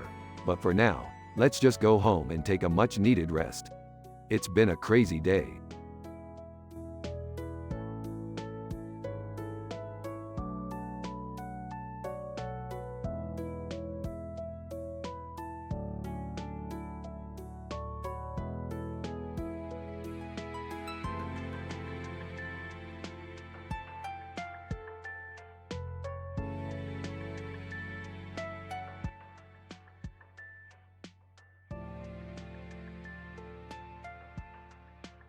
Alright, Morty, listen up. We've got a classic scenario inbound. Picture this. 3 guys standing next to each other. Green background for 2 of them, blue for the other. Whoa, Rick, that sounds trippy. I'm already feeling drunk and high just thinking about it. Well, hold on to your wobbly bits, Morty, because it gets even crazier. You're gonna be RoboCop. RoboCop? But I can barely walk straight when I'm sober. That's why we're gonna need to add some enhancements, Morty. I'll inject you with a cocktail of alien technology and illegal substances. You'll be unstoppable, baby. I don't know, Rick. This sounds dangerous.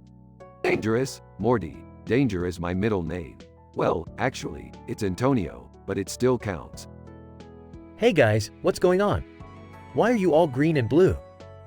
Oh, Jerry, you sweet, oblivious fool. Coconut Rick is back from the coconut-infested dimension, and he's out for revenge. He's got a mean score to settle with you. Revenge? But I don't even know a Coconut Rick. That's exactly why he's seeking vengeance, Jerry. You see, in the parallel coconut universe, you were a big-shot coconut tycoon. But here, you've been neglecting the coconut market. He's not happy about it. Rick, can't we just talk to Coconut Rick and sort this out peacefully? Morty, we're way past diplomacy now. We're talking about coconuts here. Right, of course. How silly of me. Alright, Morty, time to suit up as RoboCop. We've got a coconut crisis to deal with. Wait, guys, I don't even know how to fight coconuts. Oh, don't worry, Jerry. I've got just the thing for you. I call it the Jerry Special. It's a coconut slaying weapon made specifically for people who can't fight coconuts. Wow, thanks, Rick. I guess. Morty, give him a hand with that weapon. And make sure you don't shoot yourself in the foot this time. Hey, it was just that one time, Rick. Cut me some slack. Alright, I'm ready. Let's go find this Coconut Rick and show him who's boss. That's the spirit, Jerry. Now, let's morph those backgrounds into an interdimensional chase scene and kick some cocoa butt. I can't believe I'm saying this, but let's get coconuts, Rick. That's the spirit, Morty. Coconut Rick won't know what hit him. I mean, except for all the coconuts we'll be hitting him with. I may not know how to fight coconuts, but I sure know how to swing a coconut-slaying weapon. Let's do this. Whoa, I'm feeling the power of RoboCop coursing through my veins. I'm ready to kick some coconut ass. And thus, our unlikely trio embarks on a quest to save Jerry from the wrath of Coconut Rick. Will they succeed? Only time, and a few good swings, will tell. I just hope I can make it out of this coconut nightmare in one piece. Oh, Jerry, you sweet summer child. Coconuts don't play fair, but hey, at least I'll get some good research material out of this mess. Seriously, Rick? you're thinking about research right now? Morty, there's always time for research, no matter how coconutty the situation may be.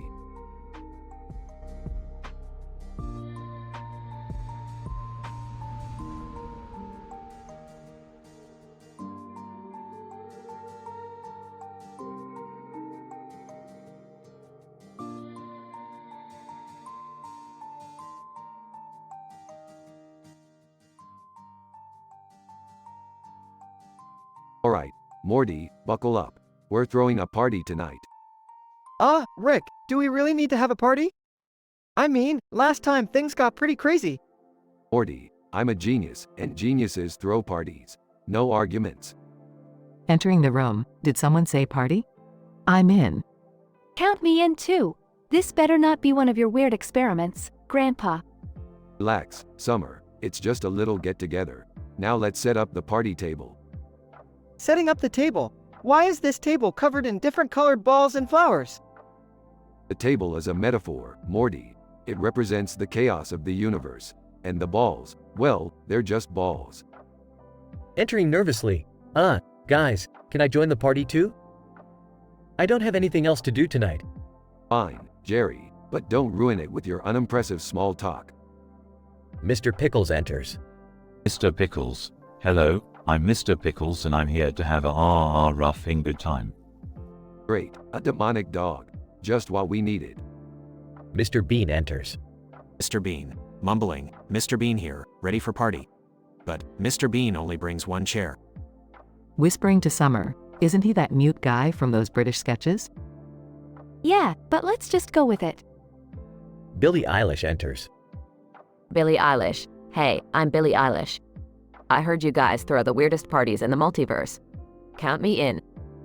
The angsty teenager. Nice to have you here, Billy.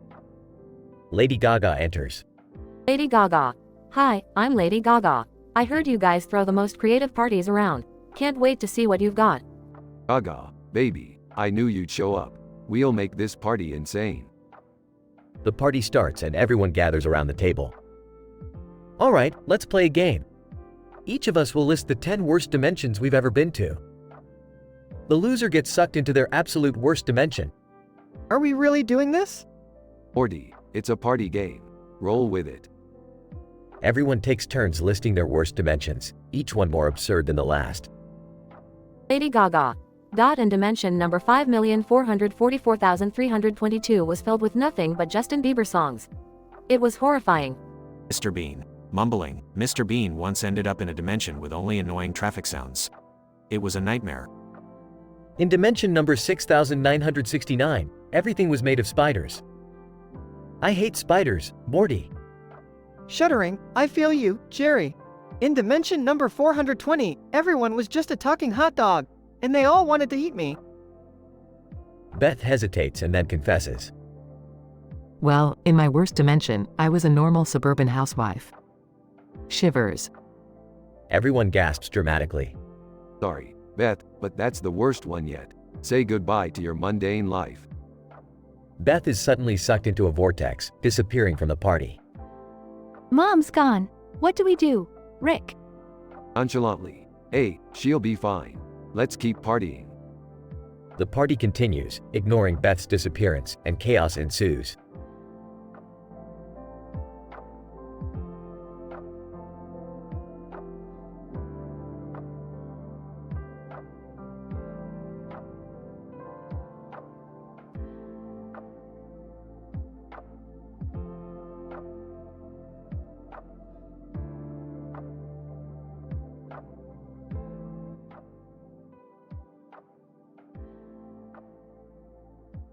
Morty, I've been tinkering with this interdimensional portal device all day.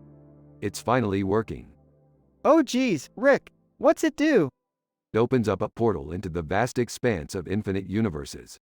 We can go anywhere, do anything. Whoa, that sounds amazing. Yeah, Morty, but you know what's more amazing? I found a dimension where Jerry is actually useful. Seriously? No way, Rick. Hey, Morty, look. Let's bring Jerry in on this. Jerry, get your sorry ass over here. What do you want, Rick? Jerry, I went to this dimension where you're actually a competent and useful person. I need you to be that for us right now, okay? Stop complaining for once. Fine, whatever. But just this once. Now listen, Morty, we're gonna step through this portal and explore the wild and crazy multiverse. Brace yourself. Okay, but I'm not cleaning up any more messes. Alright, we're going in. Now. The three of them step through the portal and find themselves in the middle of a purple tunnel with a blue light shining on their faces. What the hell is this place, Rick? I don't know, Jerry. Just go along with it, alright? We're in an interdimensional psychedelic tunnel or something. It's new. Guys, look! There's a giant purple background surrounding us. Oh great, we're stuck in some trippy cartoon landscape, aren't we? Shut up, Jerry. We're on an adventure, and Morty, I think I've got the perfect name for you now. From this moment on, you shall be known as the Pickleman. What? Why would you call me that, Rick? Because you're indecisive and have no spine, Morty. You're as limp as a pickle. Embrace it. Can I be the Cucumberman then? No, Jerry, you can be the Useless Man. It suits you better. Oh, come on. Hey, guys! Look over there! It's a floating donut with a top hat! Ah, yes, that's just gluten. The all-knowing donut from the dimension of infinite sweets. He's a real gossip, that one. What's he saying, Rick? He's saying that in this dimension, you, Jerry, are actually Morty. How's that for a twist, Morty? Wait, so I'm the real Morty? In this dimension, Jerry. In this dimension. This is so messed up. I can't even keep track of who's who anymore. That's the beauty of the multiverse, Morty. It's chaotic and nonsensical, just like our lives. Alright, if I'm Morty in this dimension, then I guess I have to step up and be the hero. Don't get ahead of yourself, Jerry. Let's see if you can even handle being Morty for more than 2 minutes. The Pickleman, the Useless Man, and the All-Knowing Donut continue their bizarre journey through the interdimensional tunnel, facing absurd challenges and getting into all sorts of trouble.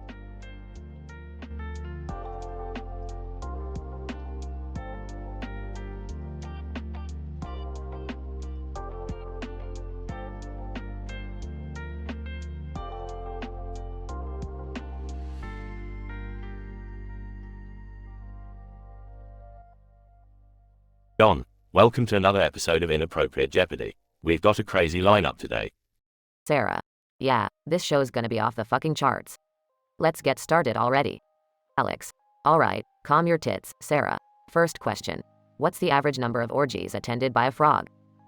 What the actual fuck, Alex? Are we really starting with this shit? Alex. Yep, that's right, Tom. Get ready for some mind-boggling facts, my friend. John, alright, next question. How many times a day does a porn star have sex on average? Sarah. Jesus, John. Is this really the level we're sinking to? John, sorry, Sarah. Just trying to keep up with the inappropriate theme here. Alex. Alright, let's crank it up a notch. How many liters of jizz can a whale ejaculate in a single load? Are you fucking kidding me, Alex? This is beyond absurd. Sarah. I can't believe I'm saying this, but maybe we should tone it down a bit?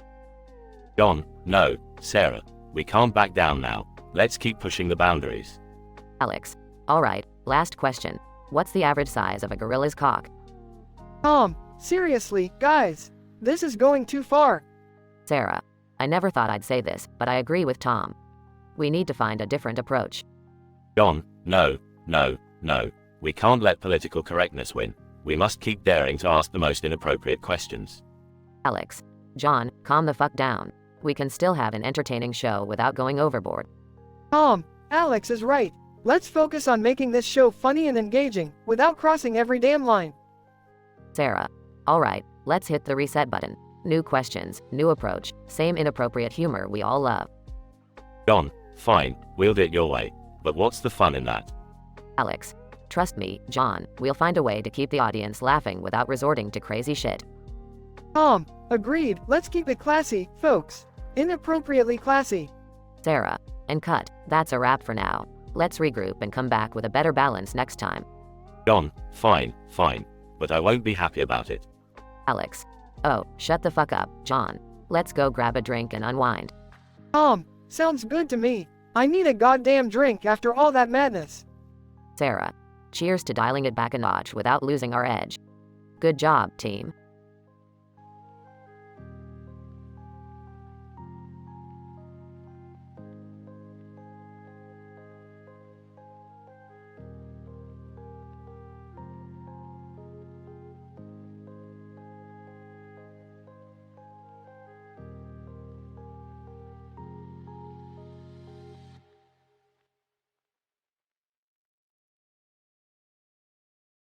So Morty, you still hanging out with that delusional doofus?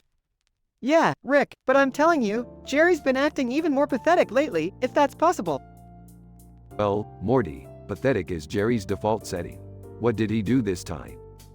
He showed up at the house drunk, claiming he's the best salsa dancer in the multiverse. Laughs. Oh, please, I doubt Jerry could salsa his way out of a paper bag. You gotta see it to believe it, Rick. It's like watching a flamingo trying to breakdance. Rolls his eyes. Yeah, I'll pass. I'm not in the mood for tragic comedy tonight. Speaking of tragedy, you remember when you used to have some semblance of moral values? Morty, I was never a choir boy. But, sure, let's dive into my past and judge me, shall we? No judgment, Rick. Just reminiscing about that time you saved a puppy shelter from an intergalactic bulldozer. Ah, the bulldozer incident. Good times, Morty. But let's just say the puppy shelter wasn't the only thing on my mind. Curiously, what do you mean? Well, Morty, there was this stunningly beautiful alien princess who needed rescuing too. I'm not just a hero to puppies, you know? Laughs, of course, Rick, because saving puppies and betting princesses go hand in hand. Damn straight, Morty, life's all about balance, saving the universe one moment, shacking up with a green-skinned babe the next. Man, it's hard to believe all the insane stuff we've been through. Insane, Morty. We're just scratching the surface of infinite possibilities. Strap in, kid, it only gets weirder from here. Slurs. Hey, guys, you know what's really weird? Drinking pickle juice straight from the jar. Sarcastic. Wow, Dad, you're such a rebel. I'm sure all the cool kids are doing that these days. Defensive. I'm just trying to expand my horizons, Summer. Quit being so cynical. Mocking Jerry. Come on, guys, let Jerry have his wild pickle juice adventure. Who knows what wondrous revelations he might uncover. Indignant. You're just jealous that I'm breaking boundaries, Rick. Whispering to Summer. Just when you think Jerry can't get any dumber, he surprises you. Whispering back. I know, right? He's the gift that keeps on giving. Smirking. Well, if we're talking about gifts, it's time for me to show you some of my latest inventions, Morty. Get ready for mind-bending gadgets and wacky adventures. Excited. Aw geez, Rick, I'm always up for some mind-bending. Let's do it. Strap in, Morty. It's gonna be a bumpy, twisted, and utterly absurd ride.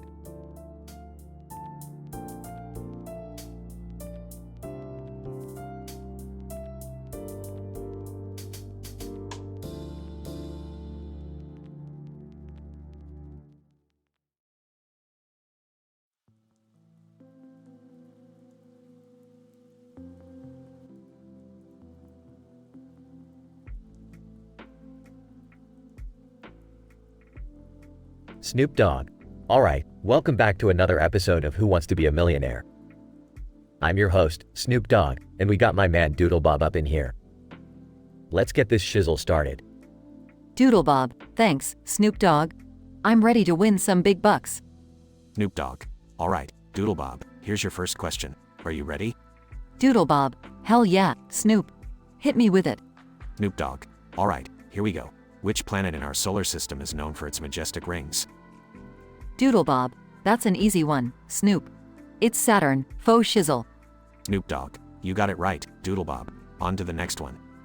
Doodle Bob, let's keep it rolling, Snoop. Snoop Dogg. Alright, second question, Doodle Bob. Which mammal lays eggs? Doodle Bob, oh damn, Snoop. That's a tricky one, but I'm gonna go with the platypus on this one. Snoop Dogg. You got that right, my man. The platypus indeed lays eggs. You're doing great, Doodle Bob. Doodle Bob, thanks, Snoop.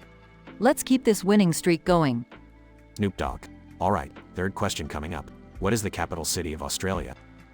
Doodlebob, oh snap, Snoop. That's my home country. The capital city of Australia is Canberra. Snoop Dogg, you're absolutely right, Doodlebob. Canberra it is. You're on a roll, my man. Doodlebob, I'm feeling it, Snoop.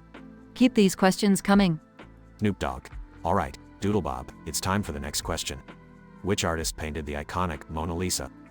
Doodlebob, oh, I know this one, Snoop. It's Leonardo da Vinci. Snoop Dogg, you got it, Doodlebob. Leonardo da Vinci is the correct answer. You're killing it, my man. Doodlebob, I'm on fire, Snoop. Let's make it rain. Snoop Dogg. All right, Doodlebob, this is your last question before the big bucks. Which novel begins with the famous line, "Call me Ishmael"? Doodlebob, I remember this one, Snoop. It's Moby Dick by Herman Melville. Snoop Dogg. Doodlebob, you're on fire. Moby Dick it is. You've made it to the final question, my man. Doodlebob, yeah, Snoop. Let's get this $1 million question.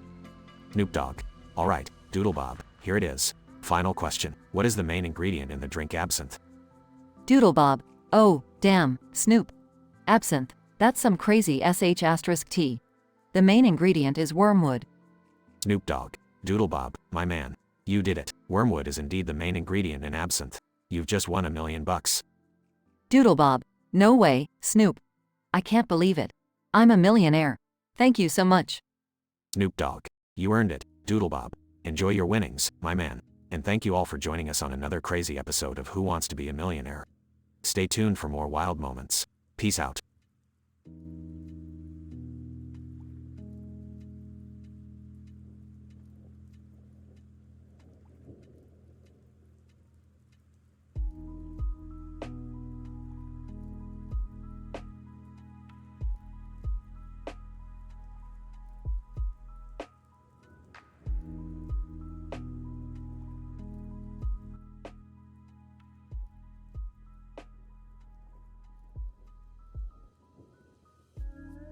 Alright, Morty, time to throw the most epic interdimensional party the multiverse has ever seen. Oh, I don't know, Rick. Last time we had a party, things got pretty out of hand. Oh, come on, Morty. It's just a harmless get-together. We all need some fun every once in a while. Yeah, Morty, maybe you could use some socializing. You're always so antisocial. Fine, but on one condition. No crazy experiments this time, Rick. Alright, Morty, you have my word. No crazy experiments. Unless an opportunity presents itself, of course. Sweet. Let's get this party started. I've invited a bunch of our favorite characters from different dimensions. At the party. Green shirt cartoon character. Hey, I'm green shirt cartoon character. Nice threads, bro. Digging your shirt combo, by the way. Thanks. Green shirt cartoon character. I appreciate your fashion expertise. Now, let's get down to business. What kind of game are we playing tonight, Rick? It's the worst dimension ever game. Each of you will take turns listing 10 of the worst dimensions ever, and the loser gets sent to the dimension they describe. Simple, right? That sounds dark, Rick. Are you sure it's a good idea? Trust me, Beth, it'll be a blast. Now, let's begin. After several rounds of twisted, mind-bending dimensions. Other character number 1. Alright, here goes. The worst dimension ever is one where everyone has butts for faces, and they fart glitter. Ew, that's disgusting. But it's not the worst, trust me. Other character number 2. Alright, my turn. The worst dimension ever is one where every joke bombs, and no one laughs. Oh, man, that sounds horrifying. Imagine not being acknowledged for your comedic genius, huh? Other character number 3. Okay, I got one. The worst dimension ever is where you're eternally stuck in a never-ending traffic jam, with a radio that only plays Nickelback. Oh, geez. That one's brutal. I wouldn't wish that dimension upon my worst enemy. Other character number 4. Alright, my turn. The worst dimension ever is where every toilet is a portal to an alternate universe, and the toilets are always clogged. Nice creativity, but still not the worst. You're safe, for now. It's down to the final round. Other character number 5. Alright guys, brace yourselves. The worst dimension ever is one where everyone's socks are permanently wet, and the only available footwear is Crocs. Everyone. Oh my god. That's indescribably awful. Other character number 5. I know, right? It's pure hell. Well, it looks like we have a winner, or should I say, a loser. Say goodbye to your dry socks, pal. Other character number 5. No please, anything but Crocs and wet socks. This is worse than being stuck with Jerry on a family vacation. Hey, not cool, man. But yeah, that dimension sounds pretty terrible. And to think, we thought we had it bad with our interdimensional adventures. Well, at least we learned that things could always be worse. Right, guys? Yeah, I guess so. Let's just be grateful for our somewhat messed up but still pretty awesome lives. Cheers! They all raised their drinks and toast, laughing and celebrating their twisted existence.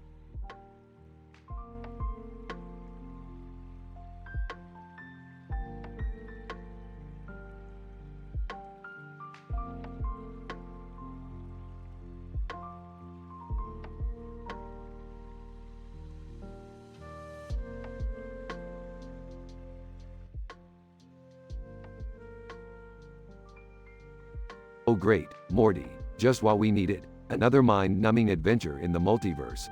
What's the latest crappy situation we've landed ourselves in? Well, Rick, I mean, this one actually looks kinda cool. There's a blue arrow in the middle of a field. It's all grass and trees, with a blurry sky background. And, wait, is that Jerry? Wearing a Phantom of the Opera mask and cape, Morty, Rick. Thank goodness you're here. I've become the Phantom of the Opera. Phantom of the Opera? Seriously, Jerry, I thought you were supposed to lurk around being a complete disappointment, not haunting theaters and singing show tunes. I didn't ask for this, Rick. It just happened. Now people are scared of me, and, actually, a lot of them seem to be enjoying my singing. Sighs, Jerry, can you please just take off that ridiculous mask? You're embarrassing everyone. And my singing career went down the drain because of you. Alright, folks, enough bickering. We need to figure out how to defend poor Jerry here. Morty, what do your inane observations tell you? Yeah, well, the arrow seems to be pointing towards that ancient-looking cave over there. Maybe that's where the solution lies. Right, because ancient caves are always the answer. Morty, strap on your courage pants, and let's go pay Cavity Cave a little visit. They all enter the cave, filled with glowing crystals and an ethereal mist. Rick, I'm not sure about this. It looks kind of spooky in here. Spooky? You think this is spooky, Morty? Try merging dimensions with a pack of bloodthirsty alien clowns. Now that's spooky. Meanwhile, deep within the cave, they stumble upon an enchanted crystal. Sarcastically, oh great, an enchanted crystal. Because this adventure just couldn't get any more cliché. Wait, guys! What if this crystal is the key to undoing the Phantom Curse? Rolling his eyes. Sure, why not? Let's just rub the enchanted crystal and hope for the best. Jerry hesitates, then grabs the crystal and rubs it vigorously. Suddenly, a blinding light fills the cave. Covering her eyes, seriously, Jerry? You couldn't just touch it gently, like a normal person? After the blinding light fades, Jerry's phantom attire disappears. Oh my! I'm normal again. No more Phantom of the Opera. See, Jerry, all it took was a little rubbing, and you're back to being your regular disappointing self. Hey, watch it, Morty. I just saved the day here. Where's my standing ovation? Jerry, you literally just rubbed a crystal. It's not like you defeated an intergalactic warlord. You saved yourself from a bad costume choice, at best. Alright, let's just get out of this cave and never speak of this ridiculousness again. They exit the cave, leaving behind the enchanted crystal and the memory of Jerry's brief phantom fame. Morty, remind me to add crystal rubbing professional to my interdimensional business card templates. This adventure was one for the record books. Yeah, record books or therapy sessions. I'm not sure which one, Rick. They all walk towards the horizon, leaving behind the field and its ridiculous yet oddly entertaining arrow. Muttering, I could have been an opera superstar. Oh, shut up, Jerry.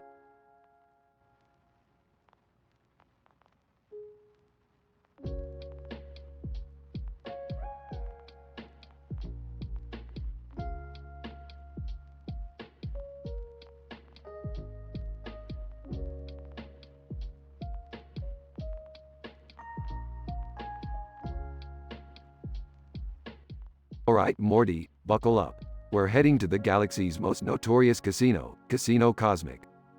Oh geez, Rick, another crazy adventure? Can't we just have a normal day for once?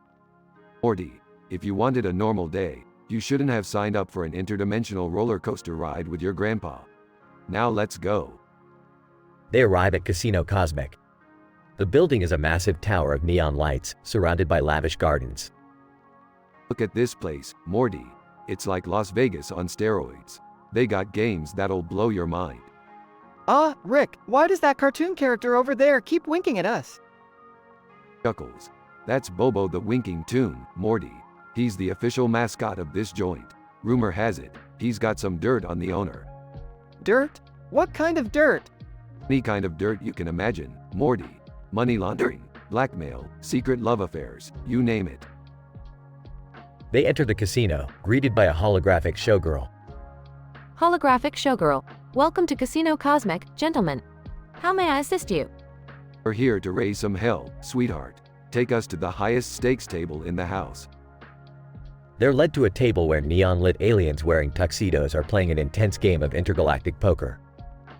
Rick, I don't know about this. These guys look way too serious. Smirks. Morty, you underestimate your old grandpa.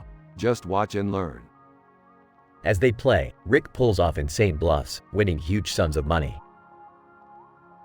Alien gambler, who is this human? He must be cheating. Cheating? No. I call it scientific probability manipulation. Get it right, pal. Rick, I can't believe you're wiping the floor with these aliens. Morty, it's all about confidence. Now, let's take this money and run before someone realizes I spiked the universe's luck algorithm. They rush to the exit, pursued by angry aliens. Rick, we're gonna get caught. Not so fast, Morty. Pulls out a portal gun. Portal time, baby. They escape through a portal just as the aliens crash into each other. Phew, that was too close. Rick, are we done with casinos now? Aw, Morty, we're just getting started. Next stop, intergalactic strip poker. Oh, geez. Here we go again.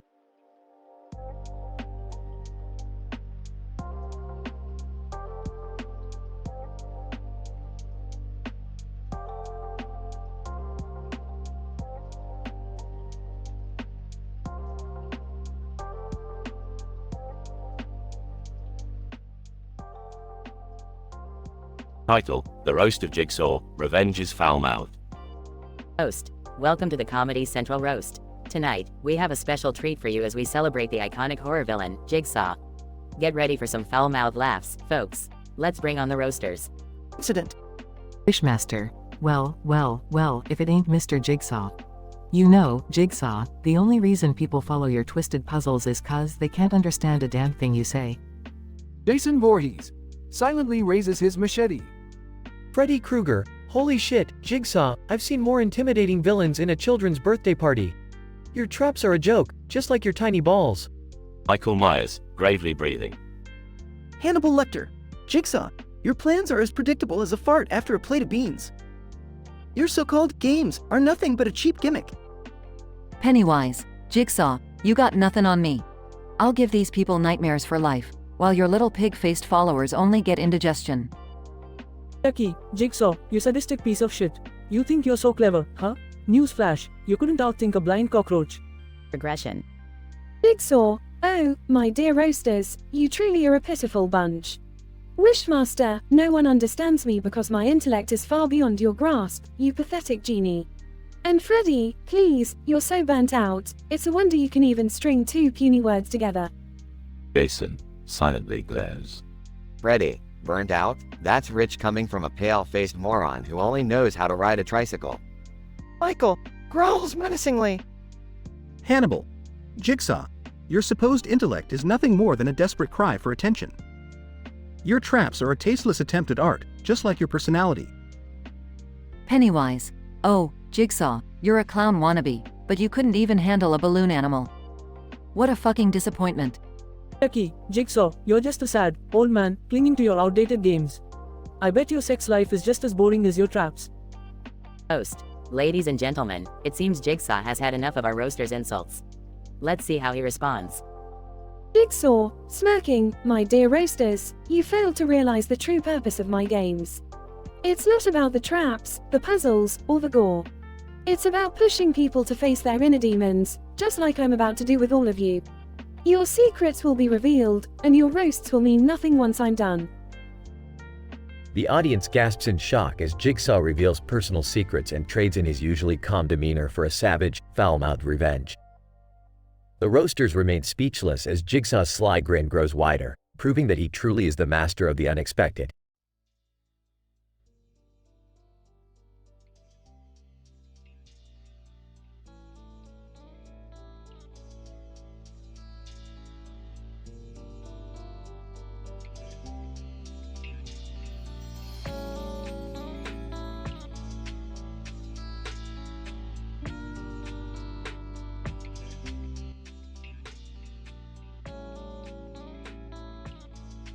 Morty, I can't believe I'm saying this, but we're going to the foot-all wall. The what, Rick? What kind of messed up store is that? It's a store that sells literal foot-alls, Morty. You know, the sharp tools used for leatherworking. Geez, Rick, that's like the most random thing ever. Why do we need to go there? Well, Morty, I need some supplies for my latest invention. Plus, I hear they have Morty's dealer in the back. My dealer? What are you talking about, Rick? Oh, Morty, don't play dumb. I know you've been holding out on me. I need those interdimensional crystals, Morty. Rick, I swear, I don't know any dealer. I don't even know what interdimensional crystals are. Quit lying, Morty. I know you've been dabbling in some shady deals behind my back. Now, come on. The foot-all wall won't wait forever. Scene changes to the store with a lot of windows and the sign, foot-all wall, above it. Rick, this place is creepy. It's like a cartoon horror movie set, or something. Yeah, Morty, it's a real slice of dimensionally displaced life, isn't it? Morty spots Jerry standing near the store. Jerry, what are you doing here? Oh, you know, just breaking the fourth wall. Figured it's easier than breaking the fifth or sixth ones. Jerry, when did you become self-aware? It's impressive, in a pathetic kind of way. I'm not self-aware, Rick. I'm just tired of being the punchline of every joke. I want the spotlight, the power. Jerry, this fourth wall thing is getting old real fast. Just stick to being the butt of our jokes, okay? Morty's right, Jerry. Stick to what you're good at. Being a sad excuse for a human being. Suddenly, Beth's voice echoes through the store. Hey, guys, guess what? I'm dead. Dad, did you hear that? Mom said she's dead. Oh, great. Now even Beth is breaking the fourth wall. Can't a guy catch a break?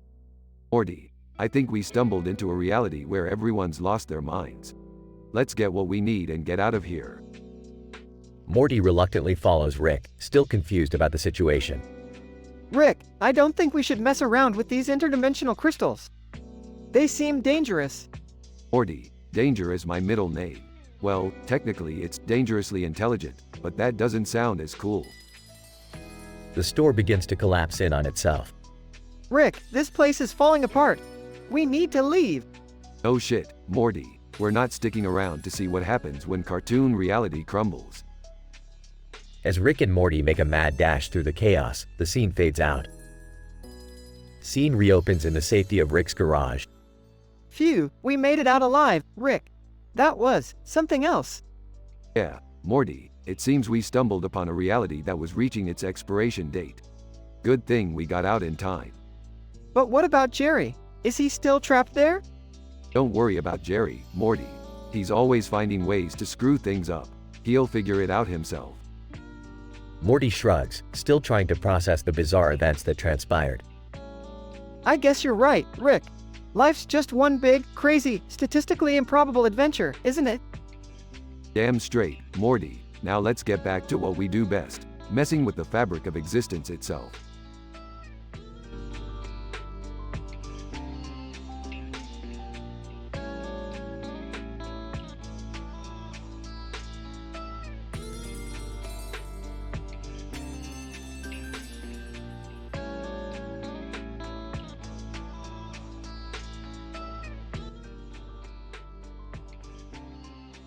Alright, Morty, listen up.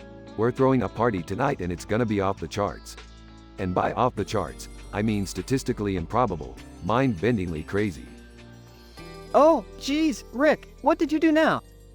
Relax, Morty, it's gonna be fun. We got a new painting, check it out. It's a group of cats in a field of grass, and there's a bird on top of a pile of money. You know, just your average Tuesday. Rick, are you sure this is a good idea? These parties always get out of hand. Oh, come on, Beth, where's your sense of adventure? We're gonna play a unique game with some special guests. It's gonna blow your mind. Who are the special guests, Grandpa? Well, Summer, prepare to be mind blown.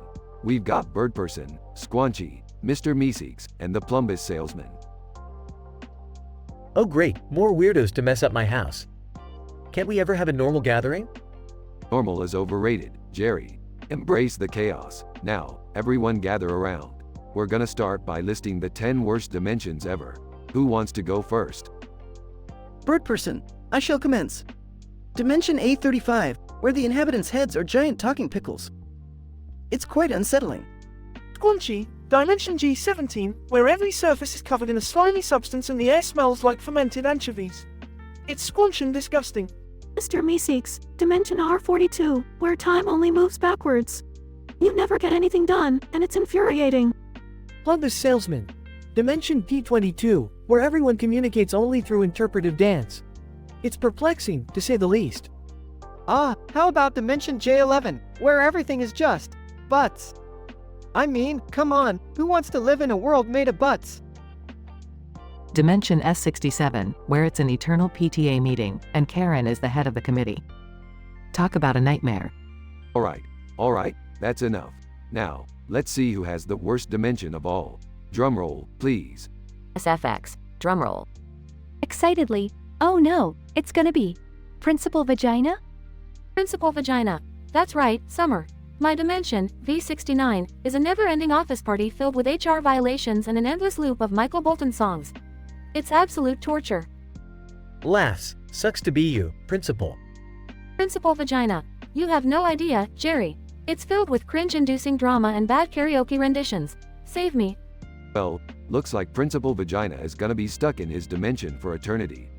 Can't win 'em all, huh? This party keeps getting weirder every time, Rick. That's the beauty of it, Morty. Life's a roller coaster, and you better buckle up. Now, who's up for some interdimensional karaoke? Count me in. I'm game. Ah, might as well. Let's get this crazy party started. That's the spirit, Jerry. Let the chaos begin.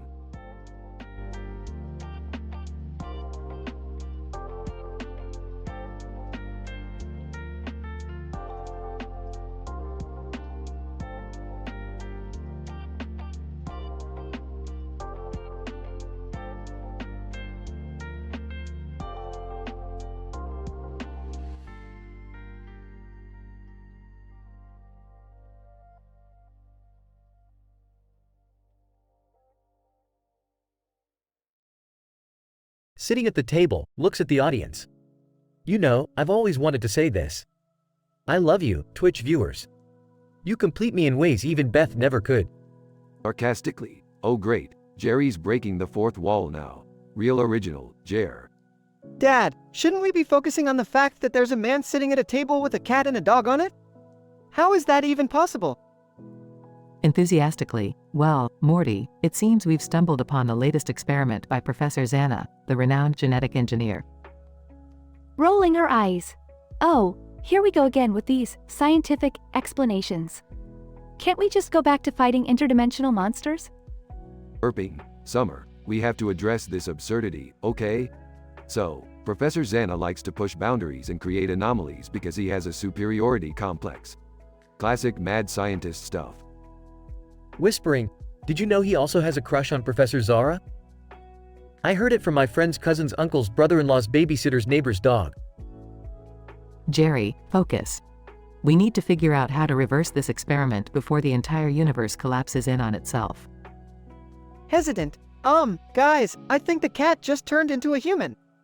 Is that supposed to happen? Sarcastically, oh, no big deal, Morty. Just another regular Tuesday where felines become bipedal beings. Carry on. Nothing to see here. Whispering. Hey, Dad, you know what they say about Professor Zano's experiments, right? They always end in chaos and catastrophe. Half drunk. Yeah, I've heard the rumors, but who needs boring old order when we have chaos? Let's dive headfirst into this clusterfuck, Summer. Frustrated, Rick, your reckless attitude is not helping. We need a plan, a logical one. And we need it now. Returning from eavesdropping. Guys, did you know Professor Zana also listens to Boys II Men when he's feeling emotional? I think it's really sweet. Exasperated. Dad, Mom, can we please focus? The dog just started tap dancing and singing show tunes. This is getting out of hand. Laughs. Well, look who's a triple threat now. So, Fido wants to be the next Broadway star, huh? Determined. I have an idea. If I mix the DNA of the human-turned-cat and the dog-turned-entertainer, maybe we can reverse the effects and bring everything back to normal. Summer, that's actually a brilliant idea. We might be able to restore order amidst all this absurdity.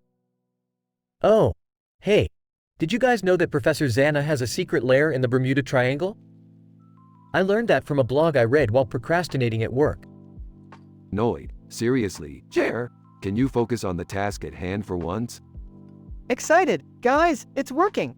The cat-human-dog hybrid is transforming back into its original form. Relieved, thank goodness, we managed to fix everything before things got even more out of control. Whispering to Morty. Hey, Morty, wanna bet on how long it takes for Jerry to blab about this to every person he meets? Laughs. Sure, but let's make it more interesting. Loser has to clean up Snuffle's mess for a month. Smirking. You kids and your bets. I swear, you're just as twisted as Professor Zana himself. They all laugh, relieved that they've managed to survive yet another bizarre misadventure. End of episode.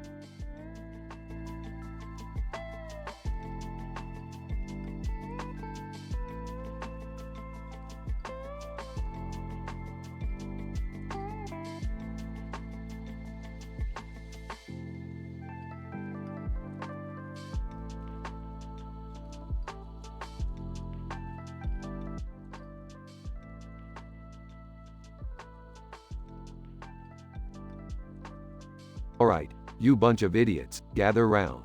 I've got a game that will blow your tiny minds. Uno, baby. Rick, are you sure playing Uno is such a big deal? Shut up, Morty. Just shut the F*** up. This ain't your regular Uno shish. We're playing the M-rated version. No holds barred. Oh God, what have we gotten ourselves into? Beth, don't be such a prude. It's just a card game. Yeah, Beth, lighten up. We need some excitement in our lives. I'm in. Let's do this, losers. They all gather around the table, ready to play. Inhales deeply. Okay, let's start this madness. I'm playing a red 7. Nice move, Beth. I'll see your red 7 and raise you a yellow reverse. Oh, hey, there's a rule I never heard of before. You can reverse the direction of play? Morty, do you ever shut up? Just play your damn card. Jerry plays a green 0. Uno.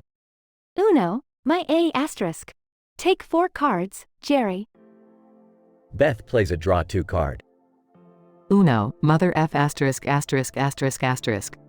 Morty, take 2 cards. Morty plays a blue skip. Uno, B********. Rick, you're skipped. Rick plays a wild draw 4. Uno, my P********. Summer, take 4 cards. Summer plays a yellow 2. Uno, B*******. Dad, take 2 cards. Beth plays a green skip. Uno, A*******. Morty, you're skipped again. Jerry plays a reverse. Uno, M***********.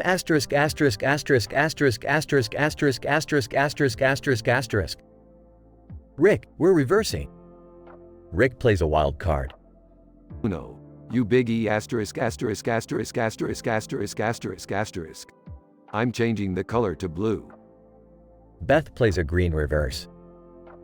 Uno, UF asterisk asterisk asterisk asterisk asterisk asterisk B asterisk asterisk asterisk asterisk asterisk asterisk. Jerry and Rick, you're both reversed. Morty plays a blue draw too. Uno, S asterisk asterisk asterisk heads. Beth, take 2 cards. Summer plays a red draw 4. Uno, C asterisk asterisk asterisk suckers. Jerry, take 4 cards. Jerry plays his last card. Uno, UM asterisk asterisk asterisk asterisk asterisk asterisk asterisk asterisk asterisk asterisk. Beth, it's your turn. Beth plays her last card. Uno, B asterisk asterisk asterisk S. Jerry, take 2 cards. Jerry loses the game. Oh God, what's happening? I'm being sucked into some kind of black hole. Rick laughs maniacally. Welcome to the worst dimension ever, Jerry. Enjoy your eternity of incessant farting broccoli. Jerry's screams fade away as he disappears. Rick, that was messed up, even for you. Yeah, well, he deserved it. Let this be a lesson to all of you. Never F asterisk asterisk asterisk with Rick Sanchez. I'm having serious regrets about inviting you guys over. Agreed, Morty. Let's never play Uno with Rick again.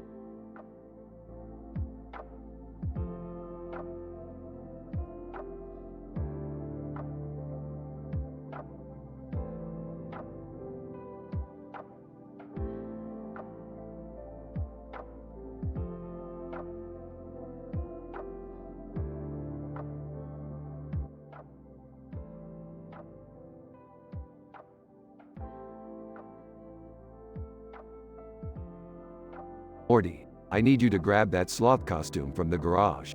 We've got some important work to do. Rick, what are we gonna do with the sloth costume? Morty, do I need to spell it out for you? We're gonna dress up as sloths and infiltrate the annual intergalactic ball of the cosmic elite. Trust me, it's gonna be a real hoot. Seriously, guys? Dressing up as sloths? Can't we do something cooler? Oh, Summer, always the party pooper. Fine, if you have a better idea, I'd love to hear it. Actually, I do. How about we crash the galactic gambling tournament and scam some extraterrestrial high rollers? Whoa, Summer, that's actually a pretty good idea. Alright, Morty, get ready. We're scrapping the sloth plan. Time to be intergalactic hustlers. Scene change. Rick, Morty, and Summer dress up in flashy outfits and enter the galactic gambling tournament. Whispering, Morty, Summer, remember, we need to play it cool. Act like you belong here. Got it, Rick. Cool as a cucumber. Stumbles in, wearing a blue shirt and a drunken slur. Hey, guys. Mind if I join you? Oh great, Jerry's here. Just what we needed. I heard you were planning something exciting. Can I be a part of it? Angry and sarcastic. Sure, Jerry. Why not? You can cut out sloth costumes for us. Stumbles over a sloth costume. Whoops. Guess I'm a little sloshed.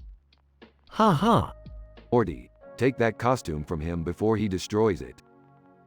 Morty takes the costume from Jerry, inadvertently cutting it into a bizarre shape. Morty, what the hell did you do? I'm sorry, Rick. It was an accident. Suddenly, Rick's face contorts with a bizarre hunger. You know what, Jerry? I suddenly have a craving for some fresh human flesh. What? Rick, are you out of your mind? Rick lunges towards Jerry, trying to bite him. Screams, stop. Rick, what's happening to you? Laughs maniacally. Yes, Jerry. Feel my teeth sinking into your pathetic human flesh. Panicking. Wait, I have a confession. I'm not actually human. I'm a slug in disguise. Rick, Morty, and Summer, stunned silence. Lisa's Jerry. Are you kidding me, Jerry? You're a slug? Yeah, it turns out I've been living a lie all this time. Sorry for not telling you guys sooner. Okay, this is definitely the weirdest thing that's ever happened to us. So, what do we do now? Well, I guess we go back to Plan A and dress up as sloths. Nothing surprises me anymore. They all start laughing, realizing the absurdity of their situation, as they head back to the garage to retrieve the sloth costumes. Scene fades out with Rick, Morty, Summer, and Jerry carrying sloth costumes, ready for their next adventure.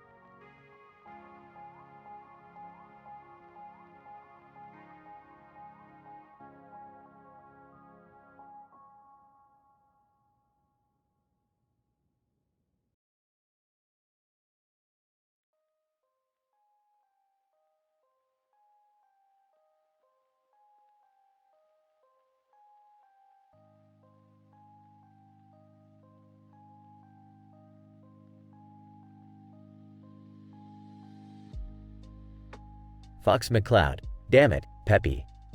Why the hell did you let that enemy ship get away? Peppy here, sorry, Fox. I was too busy avoiding all those goddamn asteroids. Fox McCloud, gritting his teeth. Asteroids, Peppy? We're in a goddamn spaceship. It's your job to shoot, not dodge. Slippy Toad, panicking. Guys, I'm detecting enemy forces near Corneria City. We have to move, now. Falco Lombardi. Finally, something interesting. I'm tired of being bored to death in this crappy ship. Peppy here, Falco, shut the fuck up. We have a mission to complete. Falco Lombardi. Sarcastically, oh, excuse me, Mr. Perfect. Because you never make mistakes, right? Fox McCloud, that's enough. We need to focus on the task at hand. Slippy, what's the situation? Slippy Toad, the enemy is launching an aerial attack on the city. We have to defend it at all costs. Fox McCloud, alright, team. Let's show these fuckers what we're made of.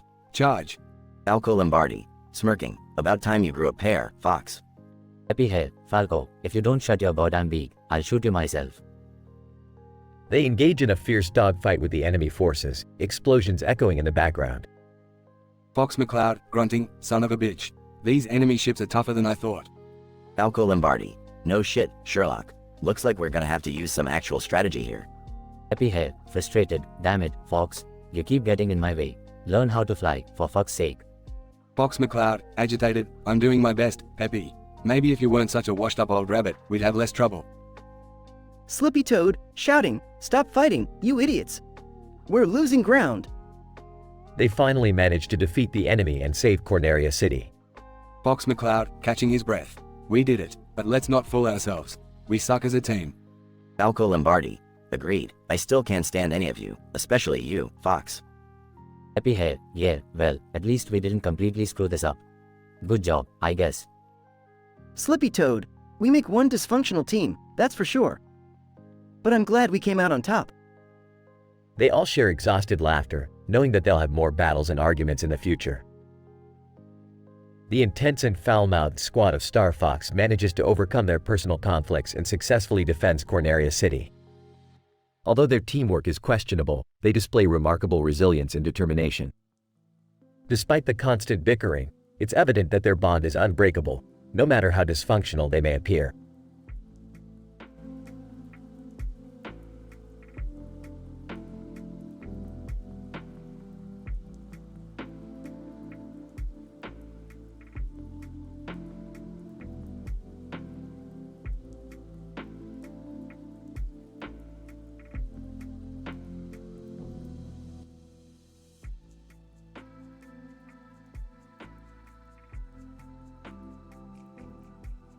Morty, prepare yourself for another mind-blowing adventure.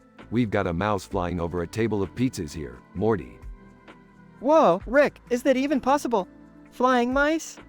Anything's possible in the multiverse, Morty. Now pay attention. This mouse doesn't know what's coming. Laughs Rick, since when do you have a problem with mice now? I thought you only went after rats. Jerry, don't provoke Rick. You know how he gets when he feels challenged. Oh, you think this is a challenge, Jerry? Fine. You want me to prove you wrong? Watch this. Rick unveils a container labeled rat poison and pours it onto the pizzas. Wait, are you serious, Rick? We're dealing with a mouse here, not rats. Oh, sorry, Jerry. Let me just check my roster of pests before I make every move. Guys, can we focus here? The mouse is going for the pizza. Oh geez, Rick, are you sure about this? Morty, when have I ever been unsure? Now let's see what happens next. The mouse lands on the pizza, takes a bite and suddenly starts glowing. What in the world, Rick? What did you do? Just a little experimental modification, Beth. You're about to witness the birth of the world's first pizza-loving, flying, radioactive mouse. Well, I stand corrected. I guess you did know what you were doing, Rick. Of course, I did, Jerry. You think I don't know my way around science? Can we just enjoy the show now?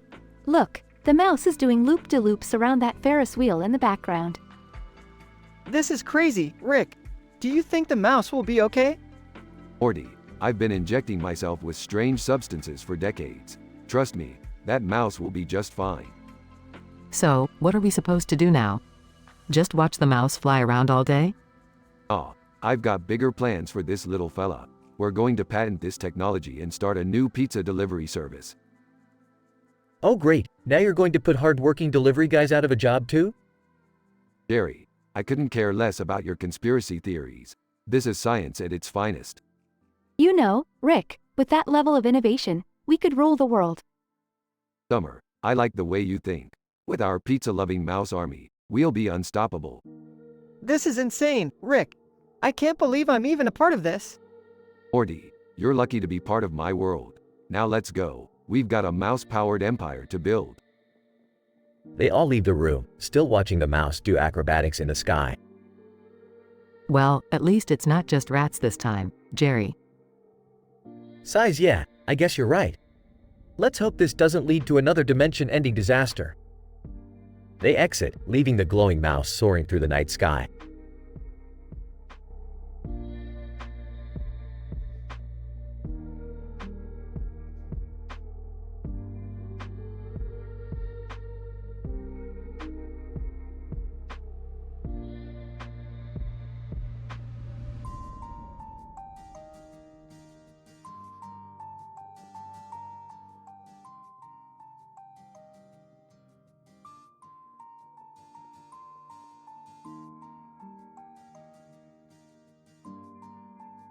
Alright, Morty, grab that black cup with a small piece of paper sticking out of its side on the green surface. We're about to play the most epic game of Uno ever. Rick, are you sure this is a good idea? Last time we played Uno, the house almost got destroyed by a giant spaghetti monster. Relax, Morty. This time, we'll invite the whole family. Beth, Summer, Jerry, get your butts in here. Uno? Really, Dad? Can't we do something less lame? Oh, come on, Summer. It'll be fun. Plus, we'll finally prove that your dad cheats at every game he plays. Hey, I do not cheat, Beth. I simply bend the rules to my advantage. It's called strategy. Whatever, Jerry, let's get this started. I'll go first. Plays a blue, skip, card skip, Morty. Size fine.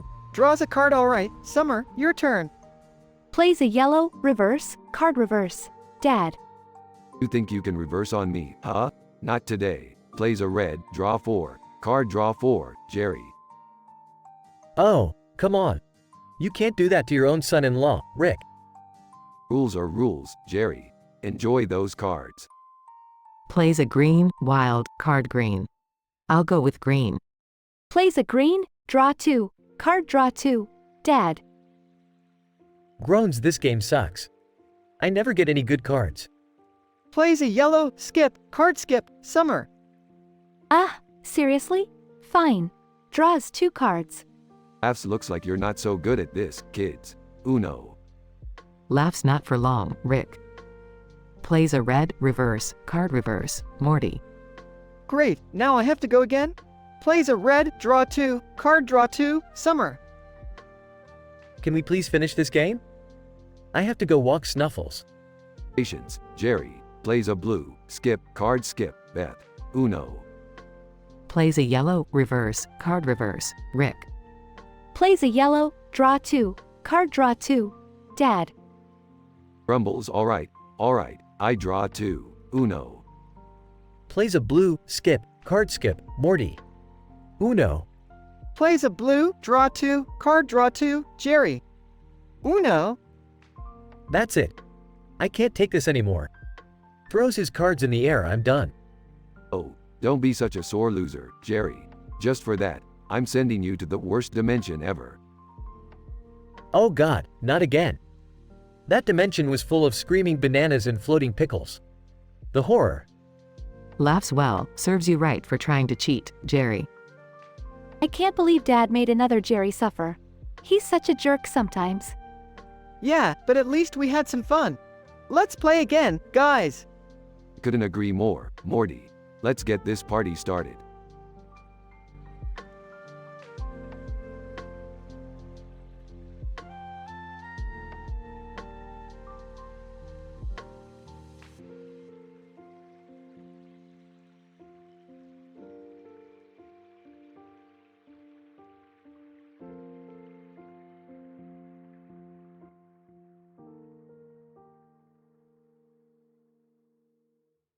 Morty, buckle up. We're about to take a trip to the most statistically improbable place in the entire universe. Really, Rick? Again? I thought that place got shut down by the Intergalactic Health Department. Yeah, but I've discovered a glitch in the system. We can sneak in without anyone noticing. Adventure awaits. Alright, fine. But if something goes wrong again, I'm blaming you. What are you two up to this time? Trying to destroy the whole universe? Oh, shut it, Beth. We're just gonna take a quick joyride through a cosmic accident waiting to happen. You wouldn't understand. Whatever, Rick. Just don't wreck my car this time. Relax, Beth. We won't need the car where we're going. Strap in, folks. Scene shifts to a space scene with a mountain and a star-filled sky. A bright pink light illuminates the foreground. Morty, look, that pink light over there. Its vibrational frequency matches the secret ingredient for my newest concoction, the Fizz Blaster 3000. Oh boy, here we go again. What's that stuff do, Rick? Turn people into monsters or something? Aw, Morty, this baby turns you into a dancing unicorn for a few minutes. It's a real crowd pleaser. Seriously? That's it? I thought you were gonna say it gives me superpowers or something cool. Hey, don't knock the dance of the unicorns. It's all the rage in some far-off dimension where they wear neon onesies. Morty sighs. So, are we just here to collect this magical pink light, or is there some crazy adventure waiting for us? Oh, there's definitely an adventure waiting.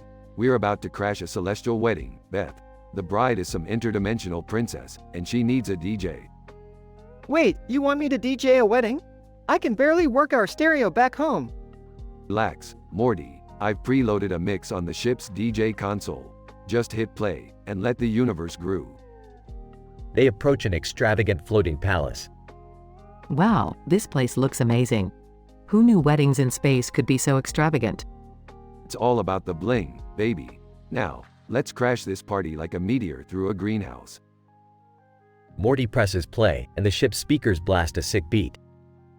Morty, dip your fingers in that bright pink light and sprinkle it on the crowd. Let's give them a taste of interdimensional juice. Alright, here goes nothing. Morty sprays the pink light over the crowd, and instantly, everyone starts dancing like maniacs. This is insane, Rick. That's how we roll, Beth. Now let's join the party before they realize we're not on the guest list. They groove their way into the middle of the dance floor. I can't believe I'm saying this, but this wedding crasher adventure of yours isn't the worst thing you've dragged us into, Rick. That's high praise coming from you, Beth. Now, let's dance like nobody's measuring our inhibitions. They continue dancing as the scene fades out.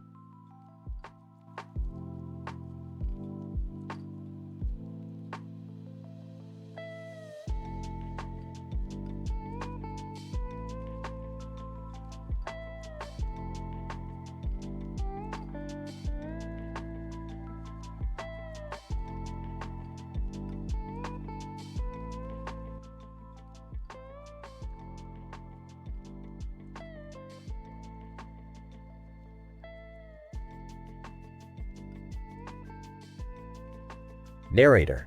In a bizarre and fantastical world, where dimensions collide and reality bends, a group of mismatched individuals gathered for an extraordinary party. Beth, Summer, Jerry, Rick, and Morty found themselves in a peculiar situation, flying through the air alongside a man in a blue dress and fiery red hair named Emily. So, Emily, what brings you to this crazy alternate dimension party? Emily. Oh, just cruising around when Rick here pulled me out of my universe. Thought I'd tag along for the wild ride. Rick, can't you ever leave well enough alone? Relax, Jerry. We're about to play a game you've never even imagined. It's called Dimensional Disaster. Everyone lists the 10 worst dimensions they can think of, and the loser gets plunged into that exact dimension. That's messed up, Grandpa. Seriously twisted. Yeah, Rick, that's pretty messed up even for you. Quit your whining, Morty. Let's get this party started. Beth, you go first. Alright, here goes nothing. The dimension where everyone is perpetually constipated, surrounded by toilets that never flush. Ew, that's disgusting. I'll pick the dimension where every step you take is on Lego bricks. How about a dimension where puppies are actually bloodthirsty werewolves? Classic Jerry. always going for the absurd. I'll choose the dimension where everyone is forced to listen to Baby Shark on loop. Forever. Emily. How about a dimension where clowns are the ruling class and humor is mandatory? Celeb 1, Marilyn. Hi, I'm Marilyn Monroe, and I'll go for the dimension where all food tastes like wet socks. Celeb 2, Elvis. Hey there, folks. The name's Elvis Presley, and my worst dimension would be one where all mirrors show you the true horror lurking beneath your skin. Celeb 3, Oprah. Hello, I'm Oprah Winfrey, and I'll pick a dimension where every conversation is solely comprised of Kardashian-related gossip. Cartoon 1, Bugs, that's cuked up. Bugs Bunny here, and the worst dimension has to be one where carrot fields are guarded by evil, super intelligent carrots. Cartoon 2, SpongeBob. I'm SpongeBob SquarePants, and I choose the dimension where the Krusty Krab only serves canned breath. Narrator. As the participants finished listing their worst dimensions, all eyes turned to Jerry, who nervously contemplated his selection. Oh, my dimension is one where farts are contagious and smell like rotten eggs. Laughs. Jerry, you never disappoint with your mediocrity. Narrator. Suddenly, a massive portal opened, engulfing Jerry and whisking him away. The group watched in awe as he vanished into the depths of the worst dimension ever. Well, that was unexpected. Maybe he'll learn a lesson or two. Doubt it, but hey, at least we had fun. Yeah, fun. That's one way to describe it, I guess. Emily. Thanks for including me in this whole crazy mess, guys. Celeb 1. Marilyn Monroe always loves a good adventure. Celeb 2. Thank you very much. Elvis never shies away from a wild ride. Celeb 3. And Oprah always welcomes new experiences. Cartoon 1. Hey, what's up, Doc? Bugs Bunny enjoys the chaos. Cartoon 2. I'm ready. SpongeBob is always up for some craziness. Narrator. And so, our brave, and perhaps slightly unhinged, adventurers continued their journey through the twisted dimensions, embracing the madness with open minds, or lack thereof.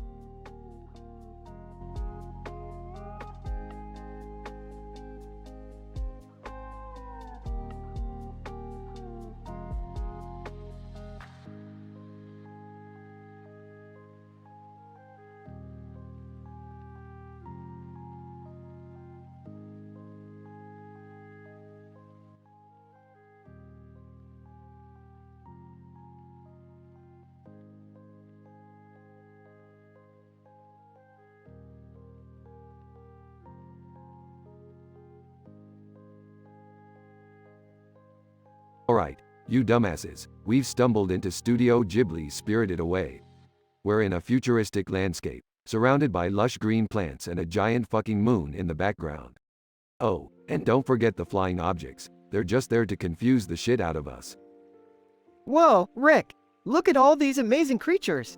They're unlike anything I've ever seen before. Seriously, Morty? We're in a fucking anime movie. Can you keep it together? Alright, let's explore this place and find a way back to our reality. Who knows what kind of weird-ass creatures we'll come across. I don't know about this, guys. It feels dangerous. Can't we just go back home? Shut the fuck up, Jerry. We're here, deal with it. Now, let me explain the science behind all this. You see, the reason we ended up in a Studio Ghibli world is because of some freak accident in the multiverse. The laws of reality got all twisted up, and here we are. So, Rick, does that mean we can travel to any other movie or show in existence? Well, Morty, theoretically, yes. But shut up, we've got bigger problems right now. Look over there, that looks like Yubaba's bathhouse. Holy shit, that's amazing. I've always wanted to see this place in person. Alright, let's stick together and be careful. We don't want to attract too much attention from the spirits. Oh great, now we're dealing with spirits too? Can't things just go back to normal? Jerry, for fuck's sake, stop being such a pussy. Do you really want to go back to your mundane life of misery? Well, no. Exactly. Now shut up and follow me. They enter the bathhouse. Rick, this place is incredible. Look at all the details. Every single animation cell is meticulously drawn. And check out the variety of spirits. They're all so beautifully designed. This place is like a dream come true. I feel like I've stepped into a magical world. I have to admit, this is pretty impressive. I mean, it's still dangerous, right? Yeah, Jerry, it might be, but that's what makes it exciting. Now, let's find a way to manipulate the fabric of this anime dimension and get out of here. The group explores the bathhouse, encountering various spirits along the way. This is insane. We're in the scene with no face. Yeah, and look, there's Chihiro and Haku. They're right over there. Be careful, guys. We can observe, but we shouldn't interfere with the movie's events. Finally, something I agree with. Shut up, Jerry. We're not interfering. We're just exploring possibilities. As they continue through the bathhouse, they encounter more perilous situations and face off against powerful spirits. This is getting intense, guys. We need to find a way out, and fast. I can't believe we're actually living through a Studio Ghibli movie. It's like a dream and a nightmare rolled into one. Keep your guard up, everyone. We don't want to end up trapped in this world forever. Can't we just find a shortcut or something? Jerry, you dumb fuck. You think if there was a shortcut, I wouldn't have found it by now? We're stuck here until we figure it out. They finally discover a portal back to their reality. Guys, I think I found a way out. Look! Oh, thank God. I don't want to be an anime character forever. Let's not waste any time. We've had enough of this crazy adventure. I can't believe we made it out alive. Yeah. Let's get the fuck out of here before any more ridiculous shit happens. They step through the portal and return to their reality. Wow, that was insane, Rick. I can't believe we were in a Studio Ghibli movie. It was like a dream. I'm just glad we made it back safely. That was too dangerous for comfort. I think I need some therapy after this.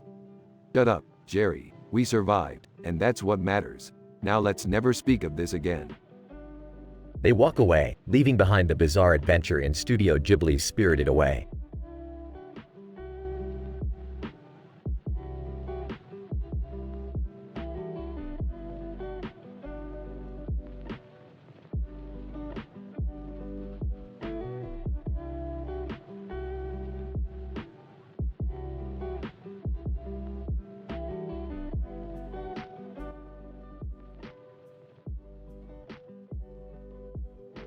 Hey Morty, you ever wonder why people eat sandwiches with toothbrushes in their mouths?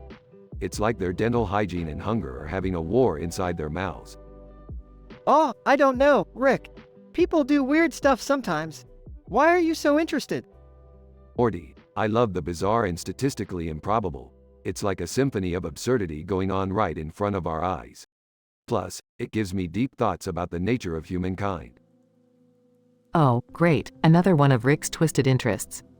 Can't we have a normal conversation for once? Normal is boring, Beth. Now let's find some interdimensional portal to a world where Cheese Whiz is worshipped as a deity. I need something cheesy to lighten my existential burden. Oh, I don't even want to know what that entails. But sure, let's go on another crazy adventure. They all step into Rick's spaceship and travel to a dimension filled with Cheese Whiz, where everything is a giant cheese sandwich. Holy crap, this place is intense. It's like the cheese gods vomited all over the world. Ah, Summer, you have no idea. The cheesiness is a metaphor for the superficiality of existence. Now, let's find the mystical Cheese Whiz fountain and become one with the gooey goodness. Beth rolls her eyes, while Morty, Summer, and Rick embark on a quirky quest to find the Cheese Whiz fountain. They encounter sentient sandwich creatures and a cheese wizard who demands a toothbrush sacrifice. Seriously, a toothbrush sacrifice? This is getting crazier by the minute. Morty, life is a series of bizarre events and absurd rituals. Embrace it. Now, hand over that toothbrush. They finally reach the Cheese Whiz fountain, where Rick gets covered in a cascade of Cheese Whiz. Ah, the enlightenment of sticky cheese. Beth, you should try it sometime. Embrace the gooey mess of life. No, thanks, Rick. I'll pass on that one. In the end, they return home, covered in Cheese Whiz, with a newfound appreciation for the absurdity of existence. Well, that was a mess. But at least we're back home. Yeah, I think I've had enough cheese to last a lifetime. And toothbrushes, let's not forget those. Morty, my boy, don't underestimate the power of oral hygiene. It's just as important as embracing the chaos of life. They all laugh, covered in cheese, as the spaceship flies away, leaving a trail of cheese behind. This is so ridiculous, it might just be a dream. Ah, it's our reality, Beth. And it's beautiful in its absurdity. Fade out with the image of a man eating a sandwich with a toothbrush in his mouth while a woman looks on from the side.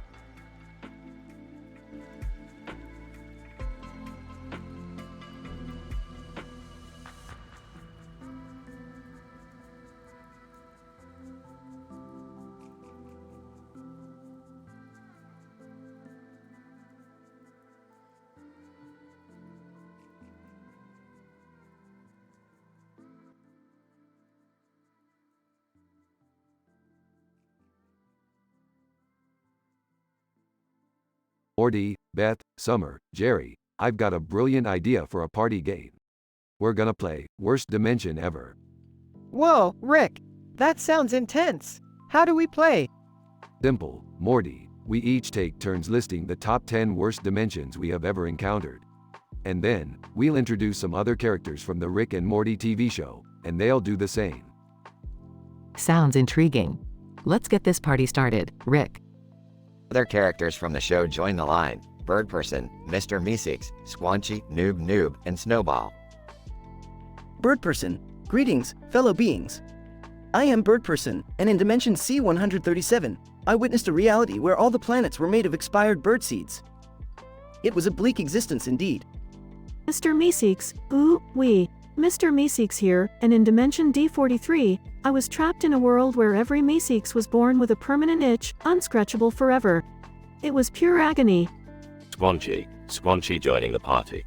In Dimension L20, there existed a realm where salad dressings gained sentience and waged war against humanity. The carnage was saucy.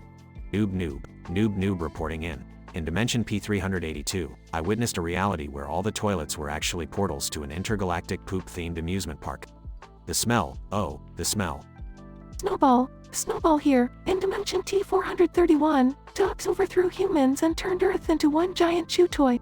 We were reduced to mere playthings, constantly chased and slobbered upon. Ah, guys? Can I join? In Dimension J12, I experienced a world where every human was born with permanent clown makeup. I couldn't even go to the bathroom without giggles. Okay, let's see who had the worst list. Squanchy, you lose. Enjoy Dimension K999, where every second is an endless, unbearable squanch fest. Squanch you later. Squanchy disappears and reappears in Dimension K999. Squanchy, oh, holy squanch. This place, there are squanches everywhere. I can't escape. The squanching is too intense. Sobs. Well, that took an unexpected turn. Let's hope Squanchy can find a way out of that mess. Yeah, Dad, that was really messed up. I hope he doesn't squanch into a squanch wormhole or something. Chuckles nervously. Squanching is no laughing matter, kids. Aw, geez, Dad. You're such a Jerry. But seriously, let's hope Squanchy finds his way back. I don't want to imagine what squanchy horrors await him there. Rick adjusts his portal gun, preparing for potential rescue. Alright, Morty, let's go save our squanchy friend from Dimension K999. Adventure awaits, Morty.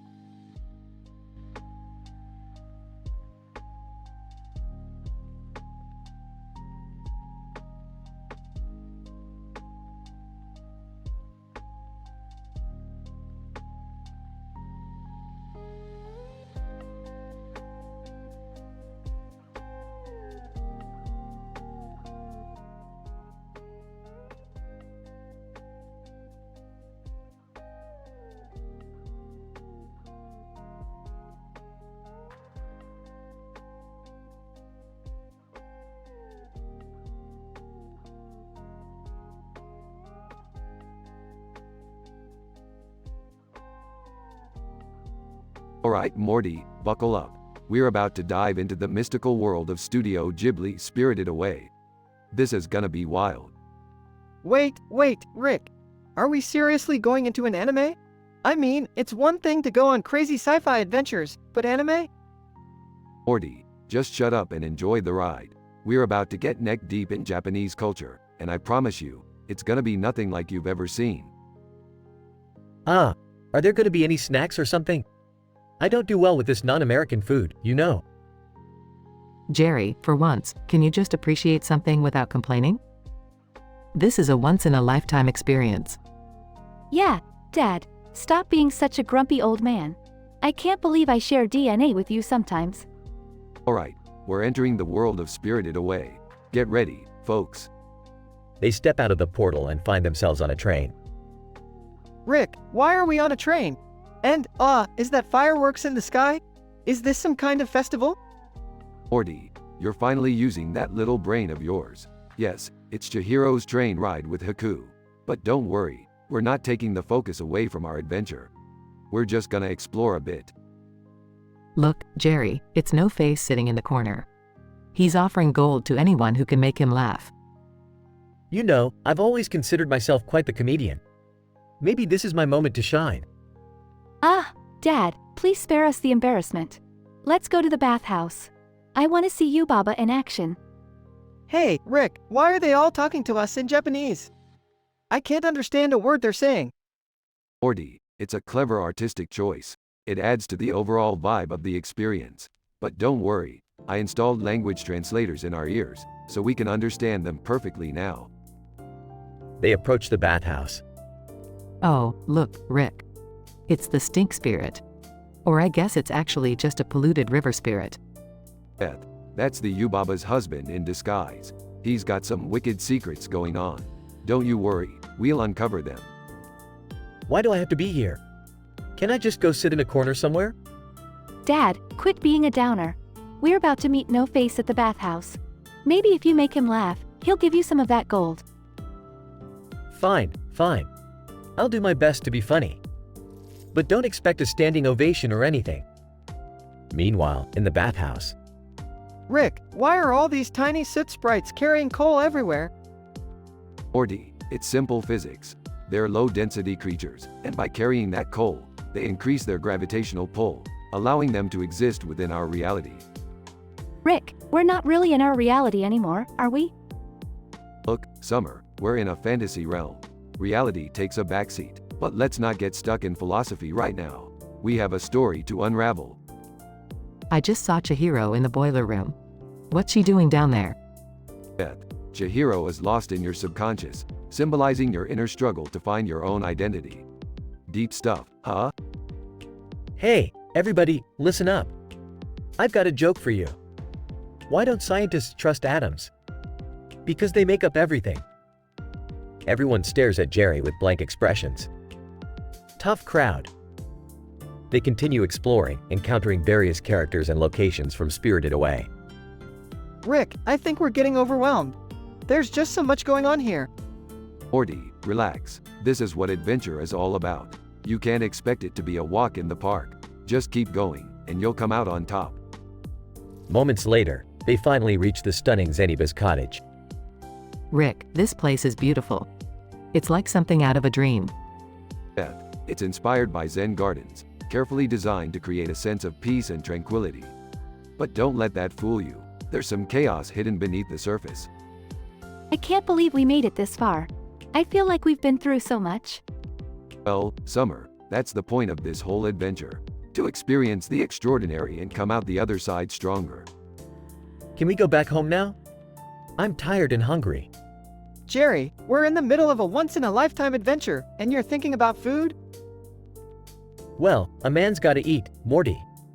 Fine. Let's wrap this up. We're heading back to reality now. But remember, folks, this experience will stay with you forever. They step back into the portal, leaving the world of Spirited Away behind. That was amazing, Rick. Thank you for taking us on this incredible journey. Yeah, you're welcome. Just don't expect these kinds of adventures every day. Remember, I'm a busy man. Rick, that was mind-blowing. I can't believe the crazy stuff we saw and experienced. Morty, you ain't seen nothing yet. Hold on to your seat, 'cause we're just getting started. They all laugh and head back home, ready for their next adventure.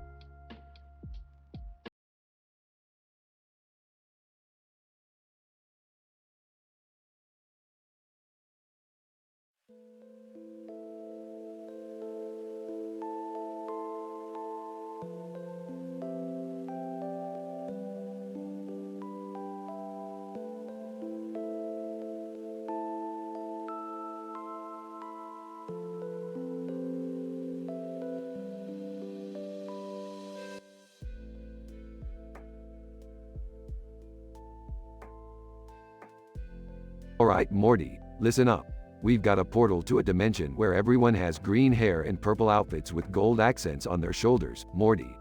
It's like a fashion disaster over there. Geez, Rick, what's with all the crazy dimensions lately? Can't we just go back to regular old Earth? Regular Earth? Morty, that's so boring. We need some excitement in our lives. Plus, I heard there's this woman with green hair and earrings. She's like a combo of a sailor Jupiter and a sci-fi actor. She's got fans going nuts on social media. Well, I don't know about that, Rick. Social media can be pretty toxic sometimes. Toxic? Morty, have you seen the stuff people post on the interwebs? Trust me, this woman is the least of their worries. Let's go check her out. Jerry enters the room. Hey guys, what are you talking about? None of your business, Jerry. Go find something useful to do. Can I join you guys on one of your adventures? Jerry, the last time you joined us, you ended up in the stomach of a giant alien. Remember that? No, that's because you were unconscious. Now scram. Jerry pouts and leaves the room. Alright, Rick, let's go through the portal and meet this Sailor Jupiter, sci-fi actor hybrid. But be warned, I'm not getting in any trouble this time. Relax, Morty, what could possibly go wrong? Now step through the portal, and let's get weird. They enter the dimension and find themselves in a chaotic green city. Sailor Jupiter, hey, you guys, see my green hair and crazy outfit? Isn't it fab? Yeah, sure, very unique. So, what can you do, Sailor Jupiter? Sailor Jupiter, I can electrocute people with my powers and kick some serious butt. That's cool, I guess. Are you the real deal or just a cosplayer? Sailor Jupiter, excuse me? I am Sailor Jupiter, defender of the universe. And I can handle myself just fine. Alright, no need to get all dramatic. We'll leave you to it, Sailor Moon or whatever. They leave and find themselves in another dimension. Rick, why are we in a dimension full of sci-fi actors? I don't know, Morty. Maybe it's just a universe where everyone is a damn actor. Let's just find our way back home. They stumble upon Sophia Carson, who is singing and dancing. Sophia, musical note, I'm just a regular girl with a dream musical note. Morty, this dimension is hell. Let's go back to our own reality. This is getting too strange, even for me. Thank God, let's get out of here, Rick. They make their way back home through a portal. Morty, the multiverse is a wild, unpredictable place. But don't worry, we'll always find a way to survive. Now, let's go grab some McDonald's. I'm hungry. Yeah, I could use some chicken nuggets after all that craziness.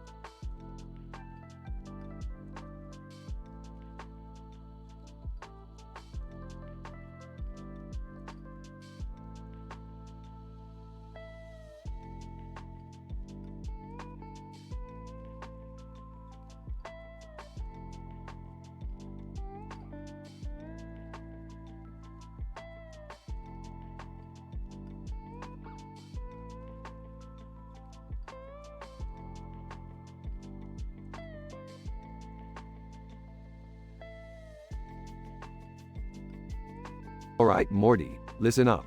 We've got a quantum entanglement situation on our hands here. Strap in, we're going deep.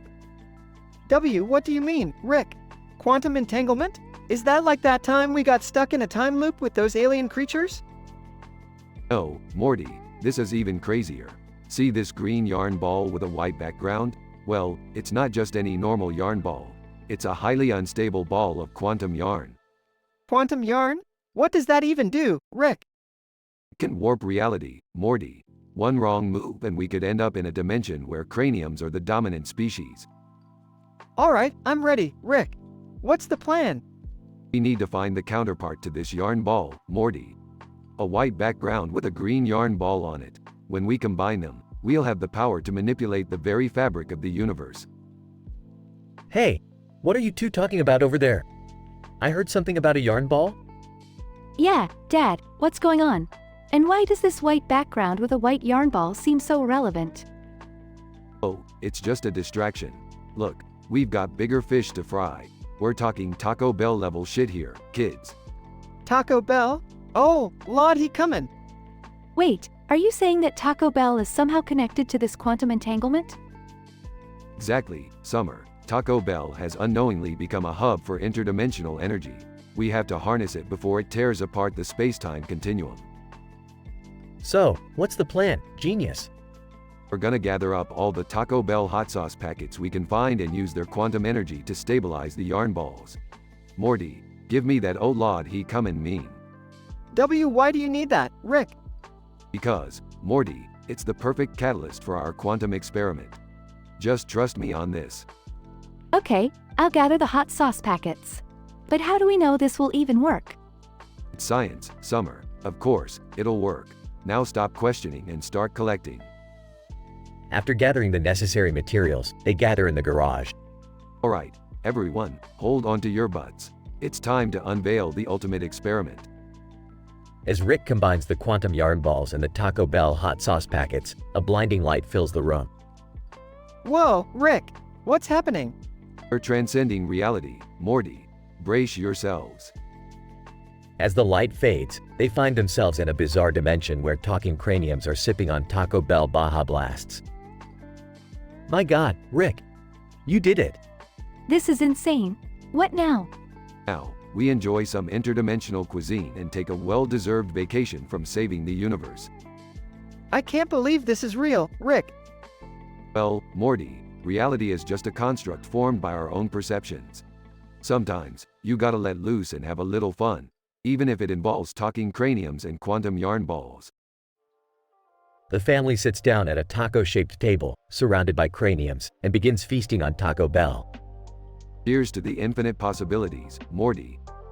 Cheers, Rick. But can we please go back home after this?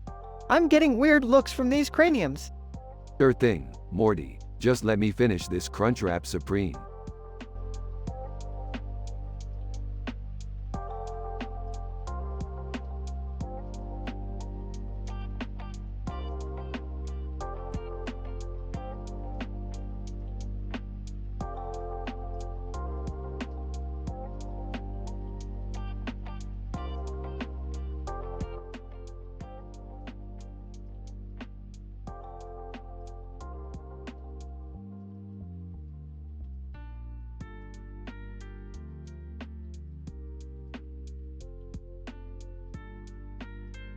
Alright, Morty, buckle up. We're about to take this party to a whole new level of interdimensional insanity. Oh, Rick, I don't know about this.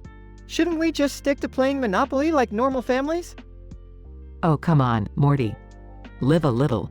Your father and I have been working on a special game for tonight. Yeah, Morty. It's gonna be like, totally epic. We invited a bunch of interesting characters from different dimensions to play with us. Interesting? More like weirdos, Beth. Why did you invite these people? Jerry, just embrace the chaos for once in your life. It'll be fun. Alright, let's get this party started. Everyone, gather around. We're gonna play Worst Dimensions Ever. Wait, what? How do we even play that? Glad you asked, Morty. Each of these fine folks here will take turns describing the absolute worst dimensions they've encountered. And after we've all listed 10 dimensions, we'll vote on the worst one. And the loser gets plunged into that dimension. What? That's insane. Trust me, Jerry, it's all for science. Now let's introduce our contestants. Cartoon Character 1, Realistic Name. Hey there, I'm Sponge Robert Squarepants. And let me tell y'all, the worst dimension I've seen had everyone breathing underwater except for me. It was a living nightmare. Celebrity 1, Realistic Name. Hi, I'm Dwayne "The Rock" Johnson. In one dimension, everything was made of candy, but I developed diabetes within minutes. Not my finest hour. Cartoon Character 2, Realistic Name. What up, I'm Pika Carl Pikachu. Picture this, Morty, a dimension where I was the last Pokemon on Earth. Loneliness level over 9,000.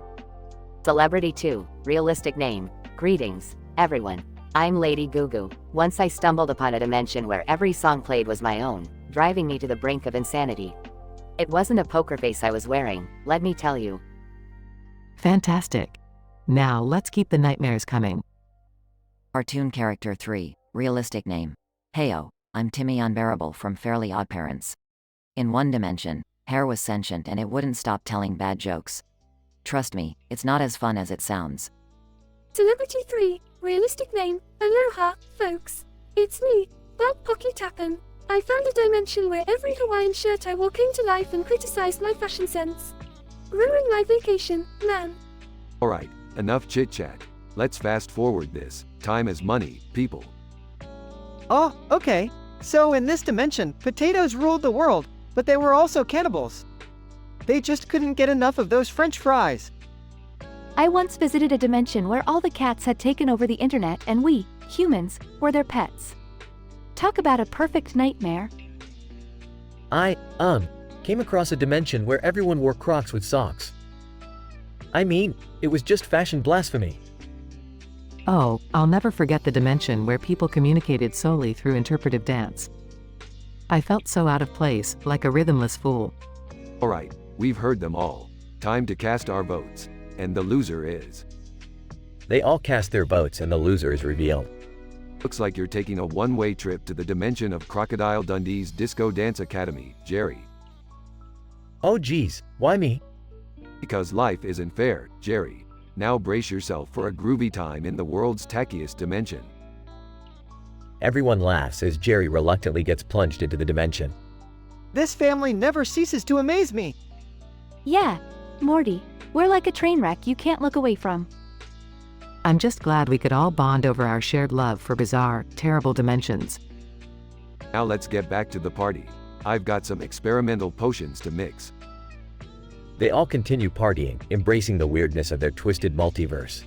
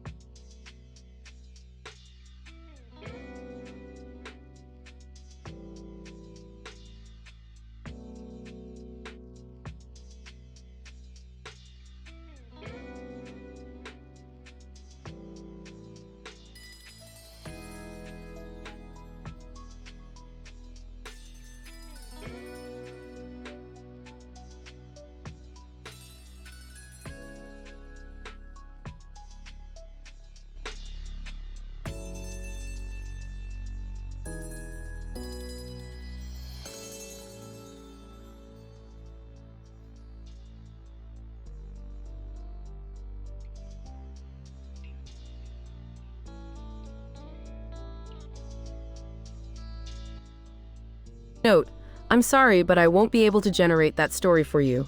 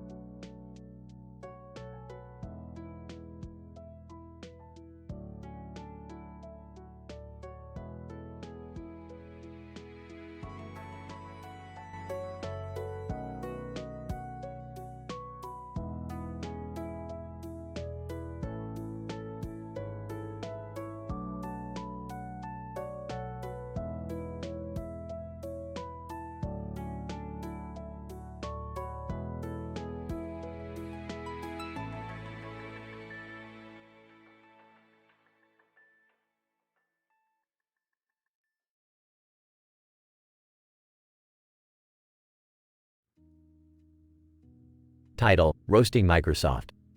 C. Ladies and gentlemen, welcome to the Comedy Central Roast of Microsoft. Tonight, we have an incredible lineup of roasters ready to tear apart this tech giant. Let's get started. Incident. Apple, Microsoft, you thought you were innovative. Please, you're like that one kid in school who copies everyone's homework but still can't get an A. It's pathetic. Amazon. Yeah, Microsoft, you're the company that gave us the blue screen of death. Your operating systems crash more times than a drunk driver on New Year's Eve. Nintendo. Microsoft, you know what your games feel like. It's as if you took a dump on a disk and said, "Here, enjoy this steaming pile of disappointment." Samsung, Microsoft, you're such a failure. You should change your slogan to Windows, crashing your dreams since 1985. Sony, hey Microsoft, your consoles are like your software updates, always promising to fix things but somehow end up making them worse. It's like watching a monkey trying to fix a Rubik's Cube. Lucid Entertainment. Microsoft, you're like that uncle who shows up at family gatherings out of obligation, but no one really wants you there. Your gaming efforts are about as successful as a nun at a strip club. Progression. C. The roasters certainly aren't holding back tonight. Let's see how Microsoft responds to these brutal roasts. Microsoft. Alright, you bunch of cocky bastards. It's time for me to unleash hell on all of you. Microsoft. Apple, you think you're so superior with your overpriced gadgets. But let's face it, iPhones are just a way to let people know you can't afford a personality. Microsoft. Amazon, you're like the neighborhood drug dealer, but instead of drugs, you're peddling cheap knockoffs and stolen ideas. Microsoft. Nintendo, you've been releasing the same damn games for decades. I guess innovation isn't really your thing, huh? Don't get me started on those motion controls that work about as well as a blindfolded monkey throwing darts. Microsoft. Samsung, your smartphones are so explosive, I'm surprised they haven't been classified as weapons of mass destruction. Can't wait to see what you blow up next. Microsoft. Sony, your PlayStation network is about as secure as a condom made out of tissue paper. And don't even get me started on the movie adaptations of your games. What a waste of everyone's time. Microsoft. Blizzard Entertainment, your game releases are slower than a turtle on tranquilizers. It's no wonder your fans are more loyal than a dog humping a leg. But hey, at least they're used to disappointment. C. Well, that was certainly a wild ride. The roasters didn't hold back, and Microsoft brought the fire in their revenge roasts. This Comedy Central roast of Microsoft will be remembered for its raw and unfiltered insults. Good night, everyone. Scientific description. This episode of the Comedy Central roast of Microsoft, filled with intense, vulgar, and foul-mouthed language, creates a highly dramatized and M-rated atmosphere. The dialogue showcases a series of statistically improbable scenarios, with roasters representing companies such as Apple, Amazon, Nintendo, Samsung, Sony, and Blizzard Entertainment. Each roaster launches a relentless assault on Microsoft, presenting insult after insult, targeting its failures, flaws, and lack of innovation. The progression of the dialogue intensifies as Microsoft's revenge roasts aim to topple the previous insult severity. The denouement marks the climax of the event, with Microsoft firing back at all the roasters, employing derogatory language and highlighting their respective weaknesses and mishaps. The conclusion leaves the audience stunned, applauding the audacity and ferocity of the roasting session. This narrative accurately captures the dramatic and intense tone of an M-rated Comedy Central roast, pushing the boundaries of explicit content.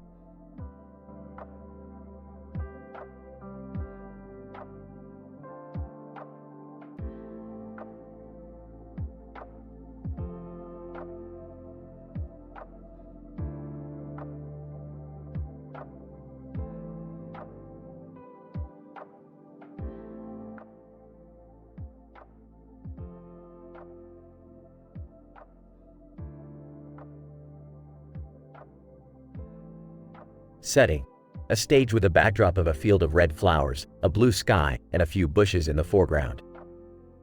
Lights shine brightly as the audience roars with laughter.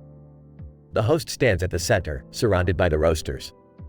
Host, ladies and gentlemen, welcome to the Comedy Central roast of Jigsaw.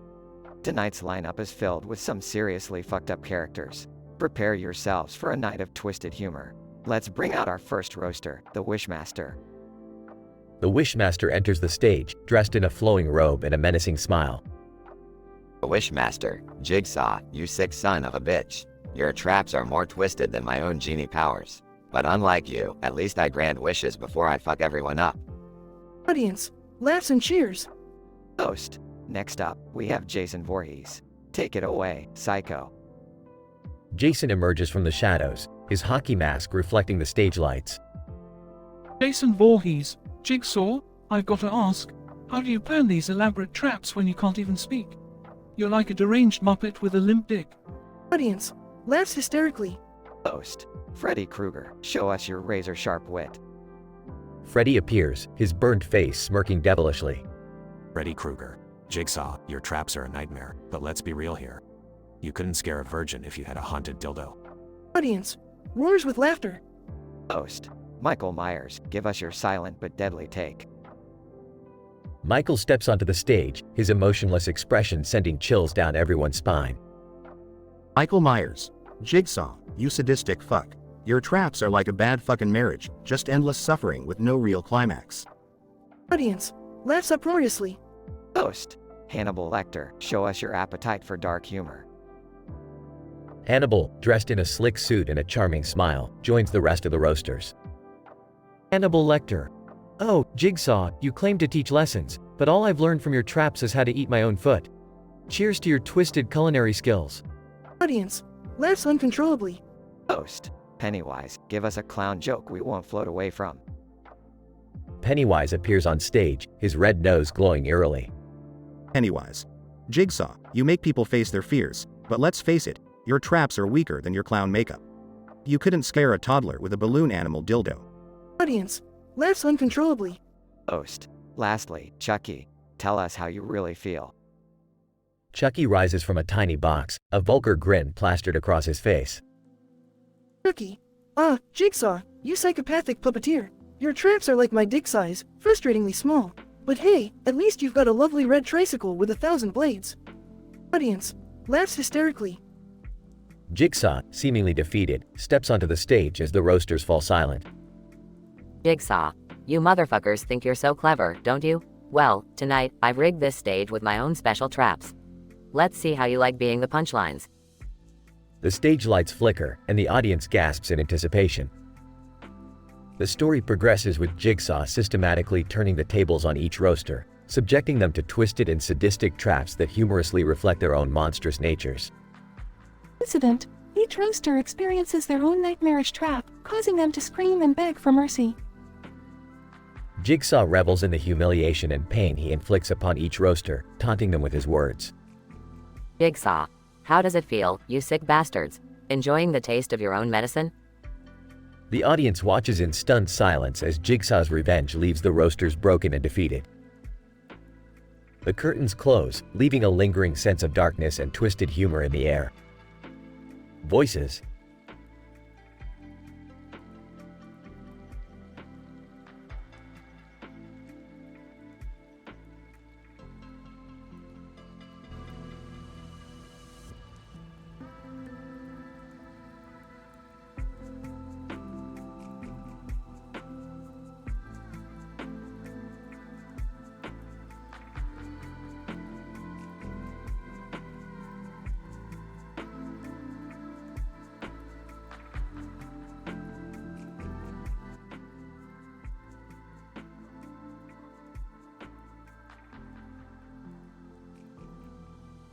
Floor. Alright everyone, settle down. We're here tonight to roast the one and only Wall. Let's not waste any fucking time, shall we? Ceiling, oh look at you Mr. Wall, standing there all upright and proud. You're lucky you don't have to bear the weight of this shit show like the rest of us. Fucking lazy prick. Roof, hey Ceiling, watch your fucking mouth before I leak all over your sorry ass. You're just jealous that you can't provide shelter like I can. What good are you, anyway? Just a useless piece of plaster. Scaffolding. Wow, Ruth, that was original. Did you come up with that all by yourself? Speaking of useless, hey Gutter, what's up? You keep collecting all that trash, just like your mother collected all those used condoms. Gutter, fuck you, Scaffolding. You're nothing but a rusty piece of shit hanging around. If I had $1 for every time I had to deal with your stupid ass, I'd be rolling in cash. Unlike your broke ass. Floor, whoa, let's calm the fuck down, guys. We're here to roast the Wall, not each other. But since we're at it, Chimney, you fucking stink. I can smell your shitty smoke from miles away. Air freshener, anyone? Chimney. Floor, you're just a doormat for everyone to walk all over. Speaking of stench, doesn't it get tiring being trampled on all the time? If I had to choose between you and a pile of horseshit, I'd pick the shit because at least it has some purpose. Wall. Alright, you motherfuckers. It's my turn now. Floor, you may try to hide everyone's filth, but we all know what lurks beneath you. You're just a cover-up for all the mistakes everyone else makes. You're like a shitty plastered mask. Ceiling, and you ceiling. You've got the whole world above your head, but what the fuck are you protecting? Absolutely nothing. You're just a barrier between us and the vast emptiness of space. Useless like everything else in here. Roof. That's right, Wall. You think you're so special, huh? Standing there all tall and solid. But let me remind you, you're just one wall in this grand fucking scheme of things. When it comes down to it, you're no different from the rest of us. Gutter. And you, Gutter. You think you're so high and mighty, collecting all that waste. But guess what? You're just a garbage chute with an attitude problem. You're full of shit, just like the rest of us. Scaffolding. Fuck all of y'all. I may be rusty and worn out, but at least I have a purpose. You're all just jealous because you can't do shit without me. So go ahead, keep talking. I'm still gonna be holding this whole damn place up, while you crumble beneath me. Silence. Wall. Well. Look who's standing tall now, bitches. I may be a fucking wall, but I've had enough of your shit. Tonight, the tables have turned. Time for me to give you all a taste of your own medicine. The wall unleashes a barrage of epic roasts, leaving everyone speechless and humiliated. The wall, standing triumphant, has finally had its revenge.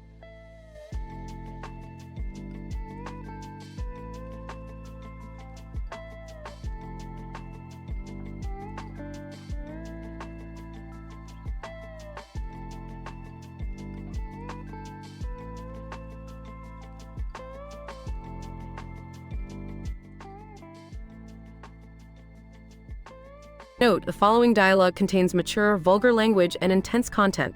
Reader discretion is advised. Title, The Comedy Central Roast of Jigsaw. Characters. Candyman. Hellraiser. Freddy Krueger. Pinhead. Hannibal Lecter. Pennywise. The Invisible Man. Jigsaw.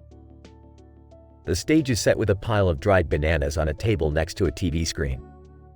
The roasters, Candyman, Hellraiser, Freddy Krueger, Pinhead, Hannibal Lecter, Pennywise, and the Invisible Man are introduced.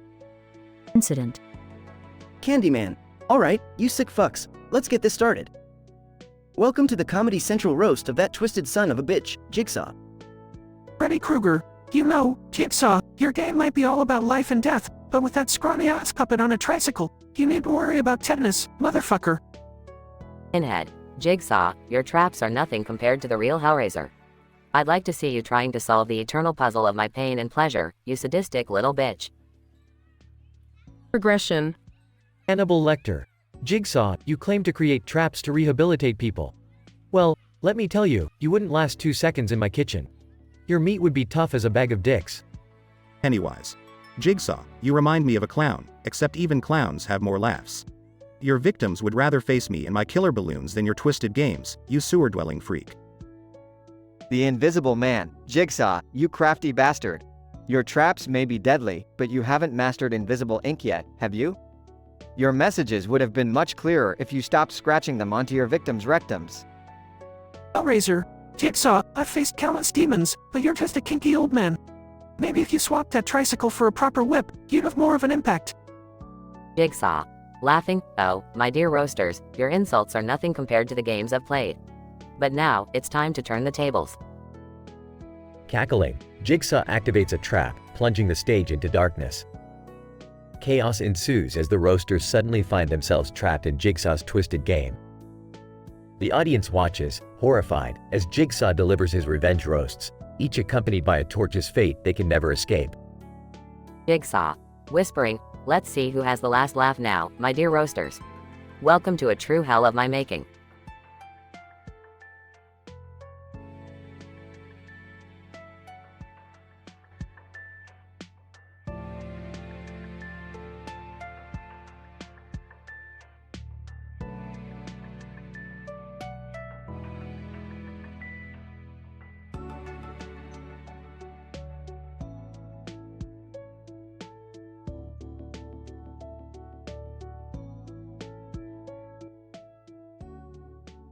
Nerd.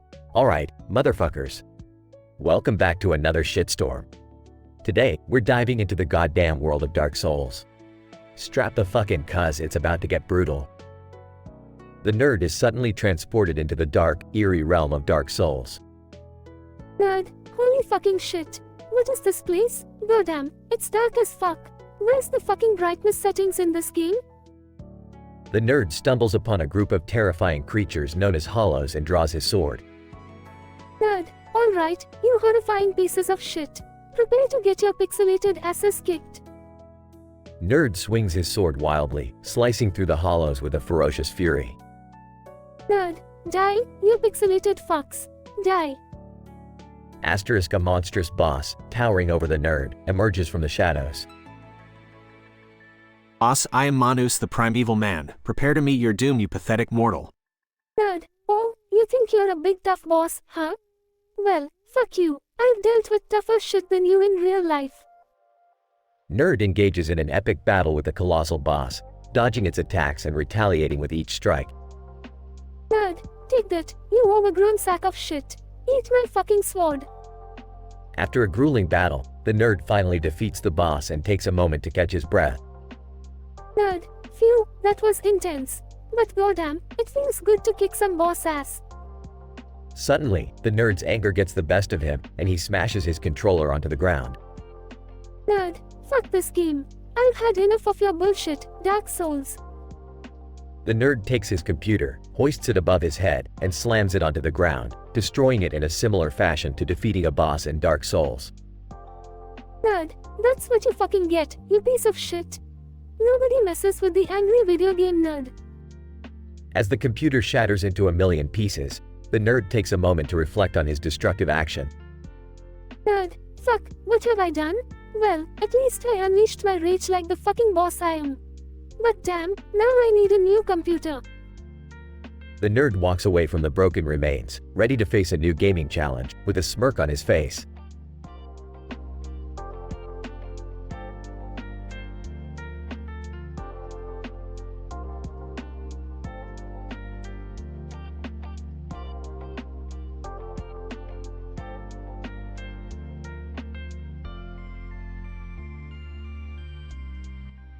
Welcome to the Comedy Central roast of Jigsaw.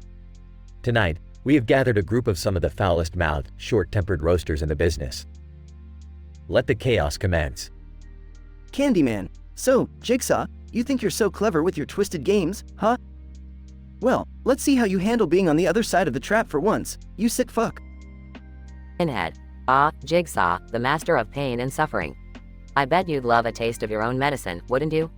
Just remember, hell has no boundaries, my friend. Freddy Krueger. Well, Jigsaw, looks like you're in a real nightmare now. And believe me, I've seen some fucked up nightmares in my time. You're no match for me, you sadistic piece of shit. Leatherface. Grunting, Jigsaw, you think you're so tough with your little puzzles and games. But you know what? It's time to face the chainsaw, motherfucker. Dinner is served. Hannibal Lecter. Oh, Jigsaw, you truly are a man after my own heart. The sacrifices you make in the name of your art. How delightful it would be to taste your flesh, to savor the essence of your twisted soul. Pennywise. Well, if it isn't Jigsaw, the master manipulator. You really think you can outwit the dancing clown? I'll have you know, I feast on fear, and you're about to become my main course. Rookie, listen up, Baldy. I've taken down my fair share of sickos, and you're no different. I've got a special knife just for you, Jigsaw, and I hope you like being dismembered, you fucking doll. Jigsaw. Laughs. Oh, my dear roasters, if only you knew the true depth of your own roasts. You see, I've prepared a little game for each of you, a personal touch to remind you of your own sins. It seems that tonight, the roasters become the roasted. So let the games begin.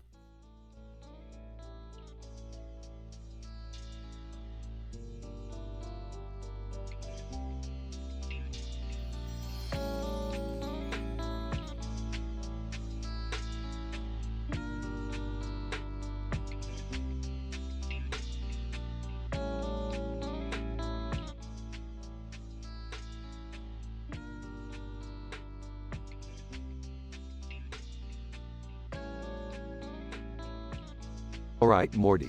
Buckle up for another mind-bending adventure through the multiverse. We've got some high-stakes shit to deal with today. Rick, shouldn't we be focusing on something important? Like saving the world or something? Relax, Morty. Saving the world is overrated. Today, we're diving deep into the botanist black market. I've got a bunch of rare deathcap mushrooms to sell. These babies can take you to places you've never been before. Deathcap mushrooms? Seriously, Rick, isn't that dangerous? Oh, Morty, you sweet, naive soul. Deathcap mushrooms are just a name for marketing purposes. Trust me, they won't actually kill you. Well, most of the time. Let's call them adventure mushrooms instead. Sounds much cooler. Adventure mushrooms? Alright, I guess. But can we at least try to apply scientific names to them? It's important to stay accurate, you know? Fine, Morty.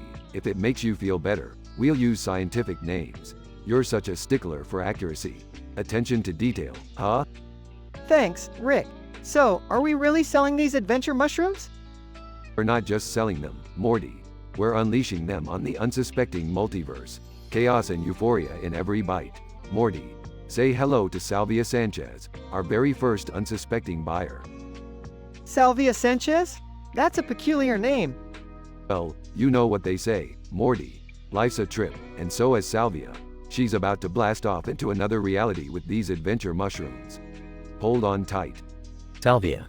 In a trance-like state. Whoa, dude. These mushrooms are out of this world. Literally, I can feel the cosmic energy coursing through my veins. Told you, Morty. Now, let's see how this plays out. Salvia's journey into multidimensional madness will be the talk of the town.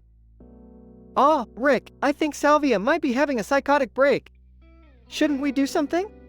Morty, relax. It's just a temporary side effect. She'll be fine. Besides, we're scientists, not therapists.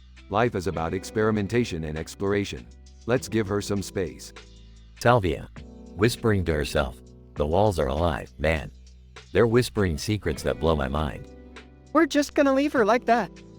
Morty, this is where the fun begins. I promised you an adventure, didn't I?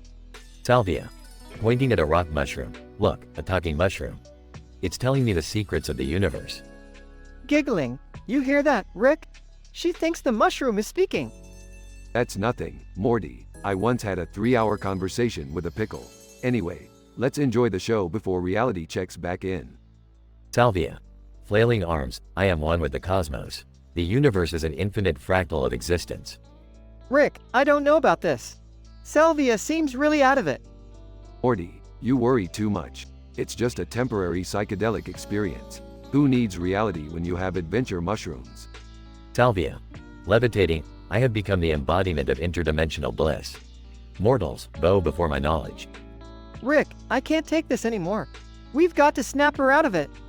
Fine, Morty. If it eases your conscience, I suppose we could give her the antidote. But where's the fun in that? Salvia. Morty, Rick, you have unlocked the secrets of existence within me. I am forever in your debt. Wait, really? Morty, she's high as a kite.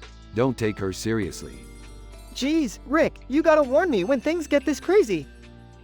Morty, life is just one big cosmic trip. Get used to it.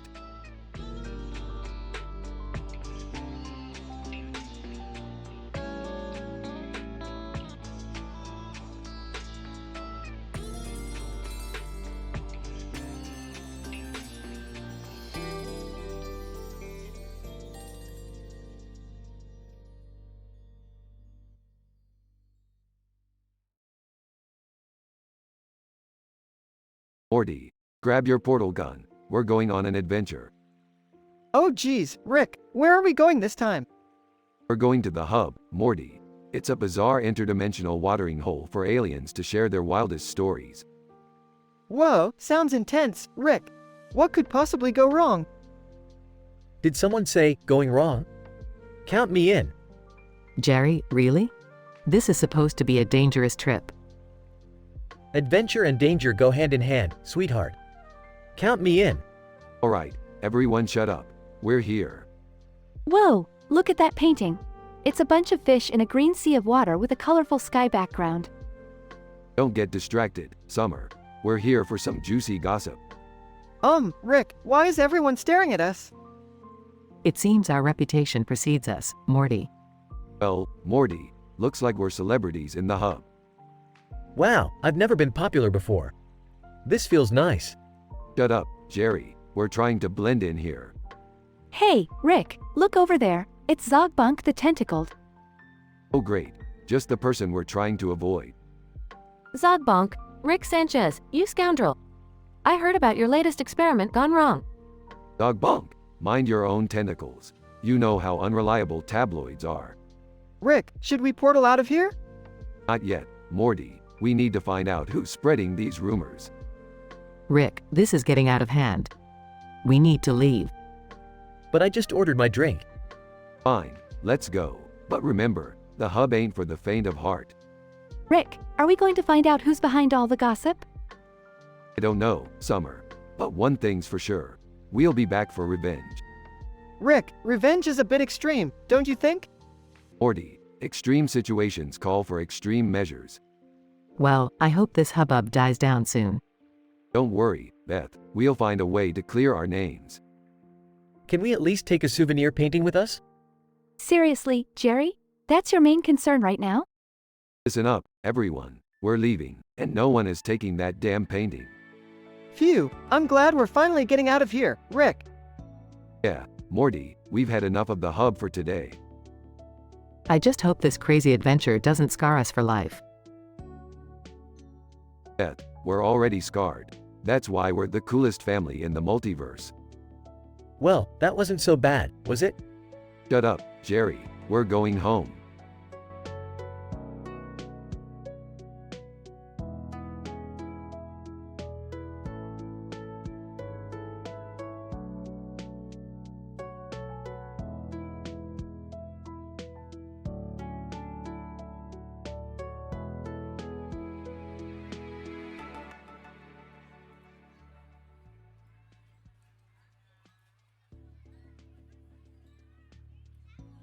Morty, grab your portal gun.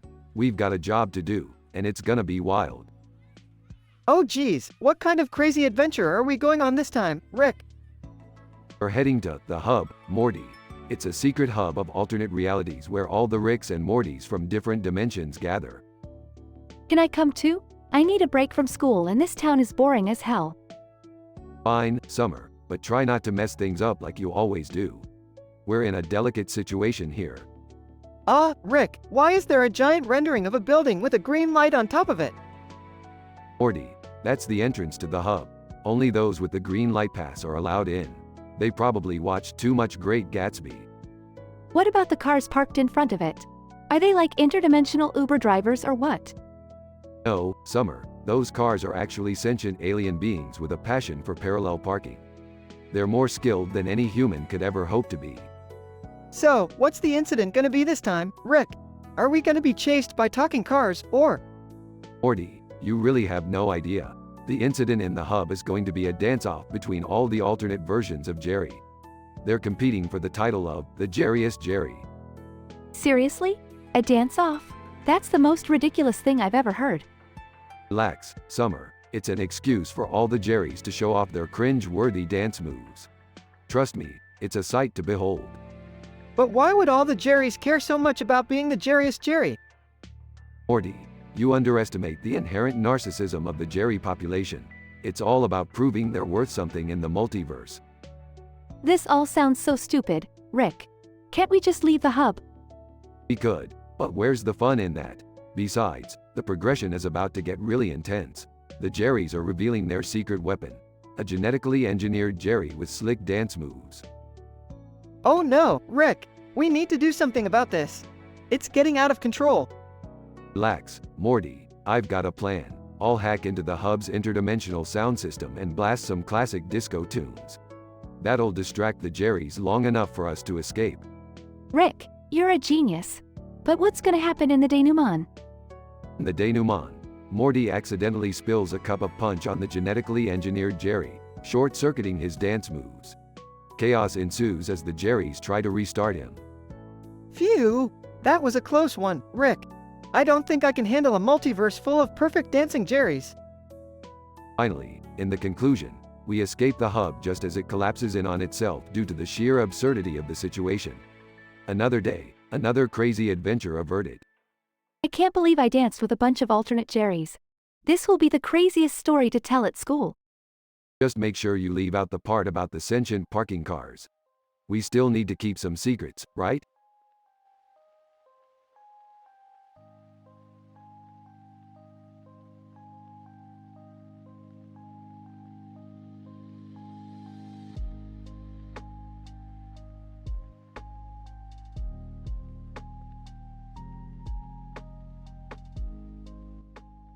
Welcome to the Comedy Central Roast of Mold. I'm your host, and tonight we have a lineup of some seriously foul-mouthed roasters. Let's get this party started. Maggots. Hey, Mold, you slimy piece of shit. You're so old, you were there when dirt was invented. Mildew.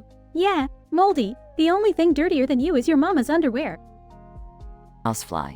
Mold, you're like the herpes of the culinary world. No matter how hard you try, you can't get rid of that nasty taste. Virus. Mold, you may think you're the king of infections, but I've caused more chaos than you could ever dream of. You're just a greenish moldy pussy. Weeds. Mold, you're like the annoying neighbor we can't seem to get rid of. You show up uninvited, ruin our beautiful gardens, and stink up the whole neighborhood. Crabs.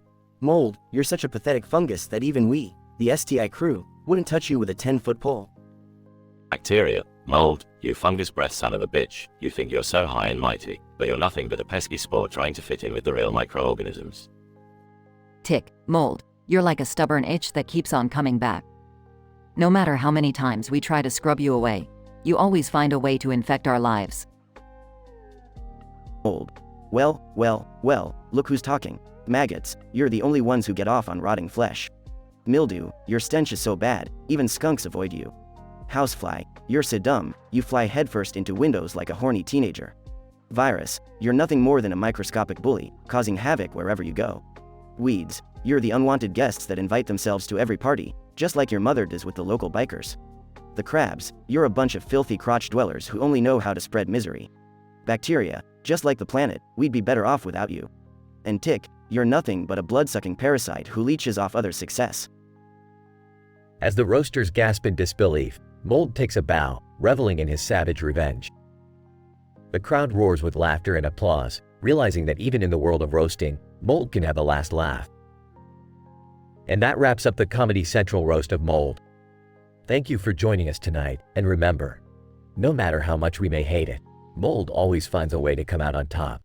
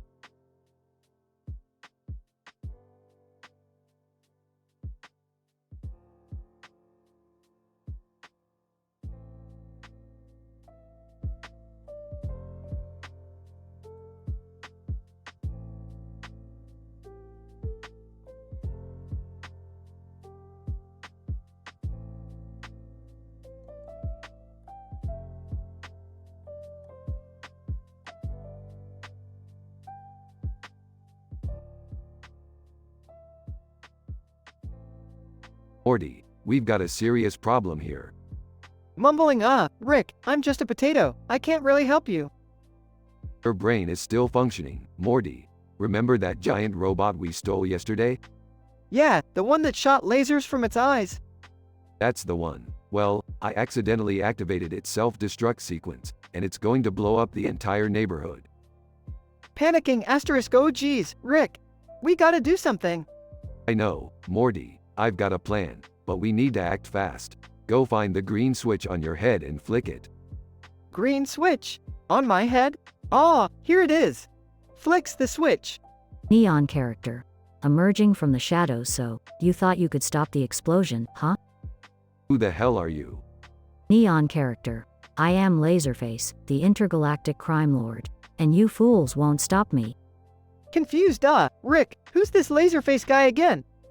Morty, he's a psychopath with a glowing neon face. Just go along with it. Laserface, prepare to meet your doom. Morty, grab that lightsaber and fight him off. Struggling to hold the lightsaber, Rick, I'm a potato. How am I supposed to fight? Use your potato powers, Morty. Make it work. Swinging the lightsaber clumsily, take that, Laserface. Laserface, laughing maniacally, a potato with a lightsaber, how adorable. But you can't defeat me. Morty, aim for his neon face. Mustering all his potato courage, asterisk I can do this. Laserface, screaming in pain, my face. You've blinded me. Morty, now's our chance. Flick that switch on your head again. Flicking the switch, it's done, Rick. Brace yourself, Morty. As the self-destruct sequence reaches 0, the explosion is miraculously diverted, saving the neighborhood. We did it, Rick. We saved everyone. Yeah, Morty, we make a great team, even as a potato. Grinning thanks, Rick. But can we please turn me back to normal now? Yeah, Potato Morty was getting old anyway. Let's get you back to your usual self.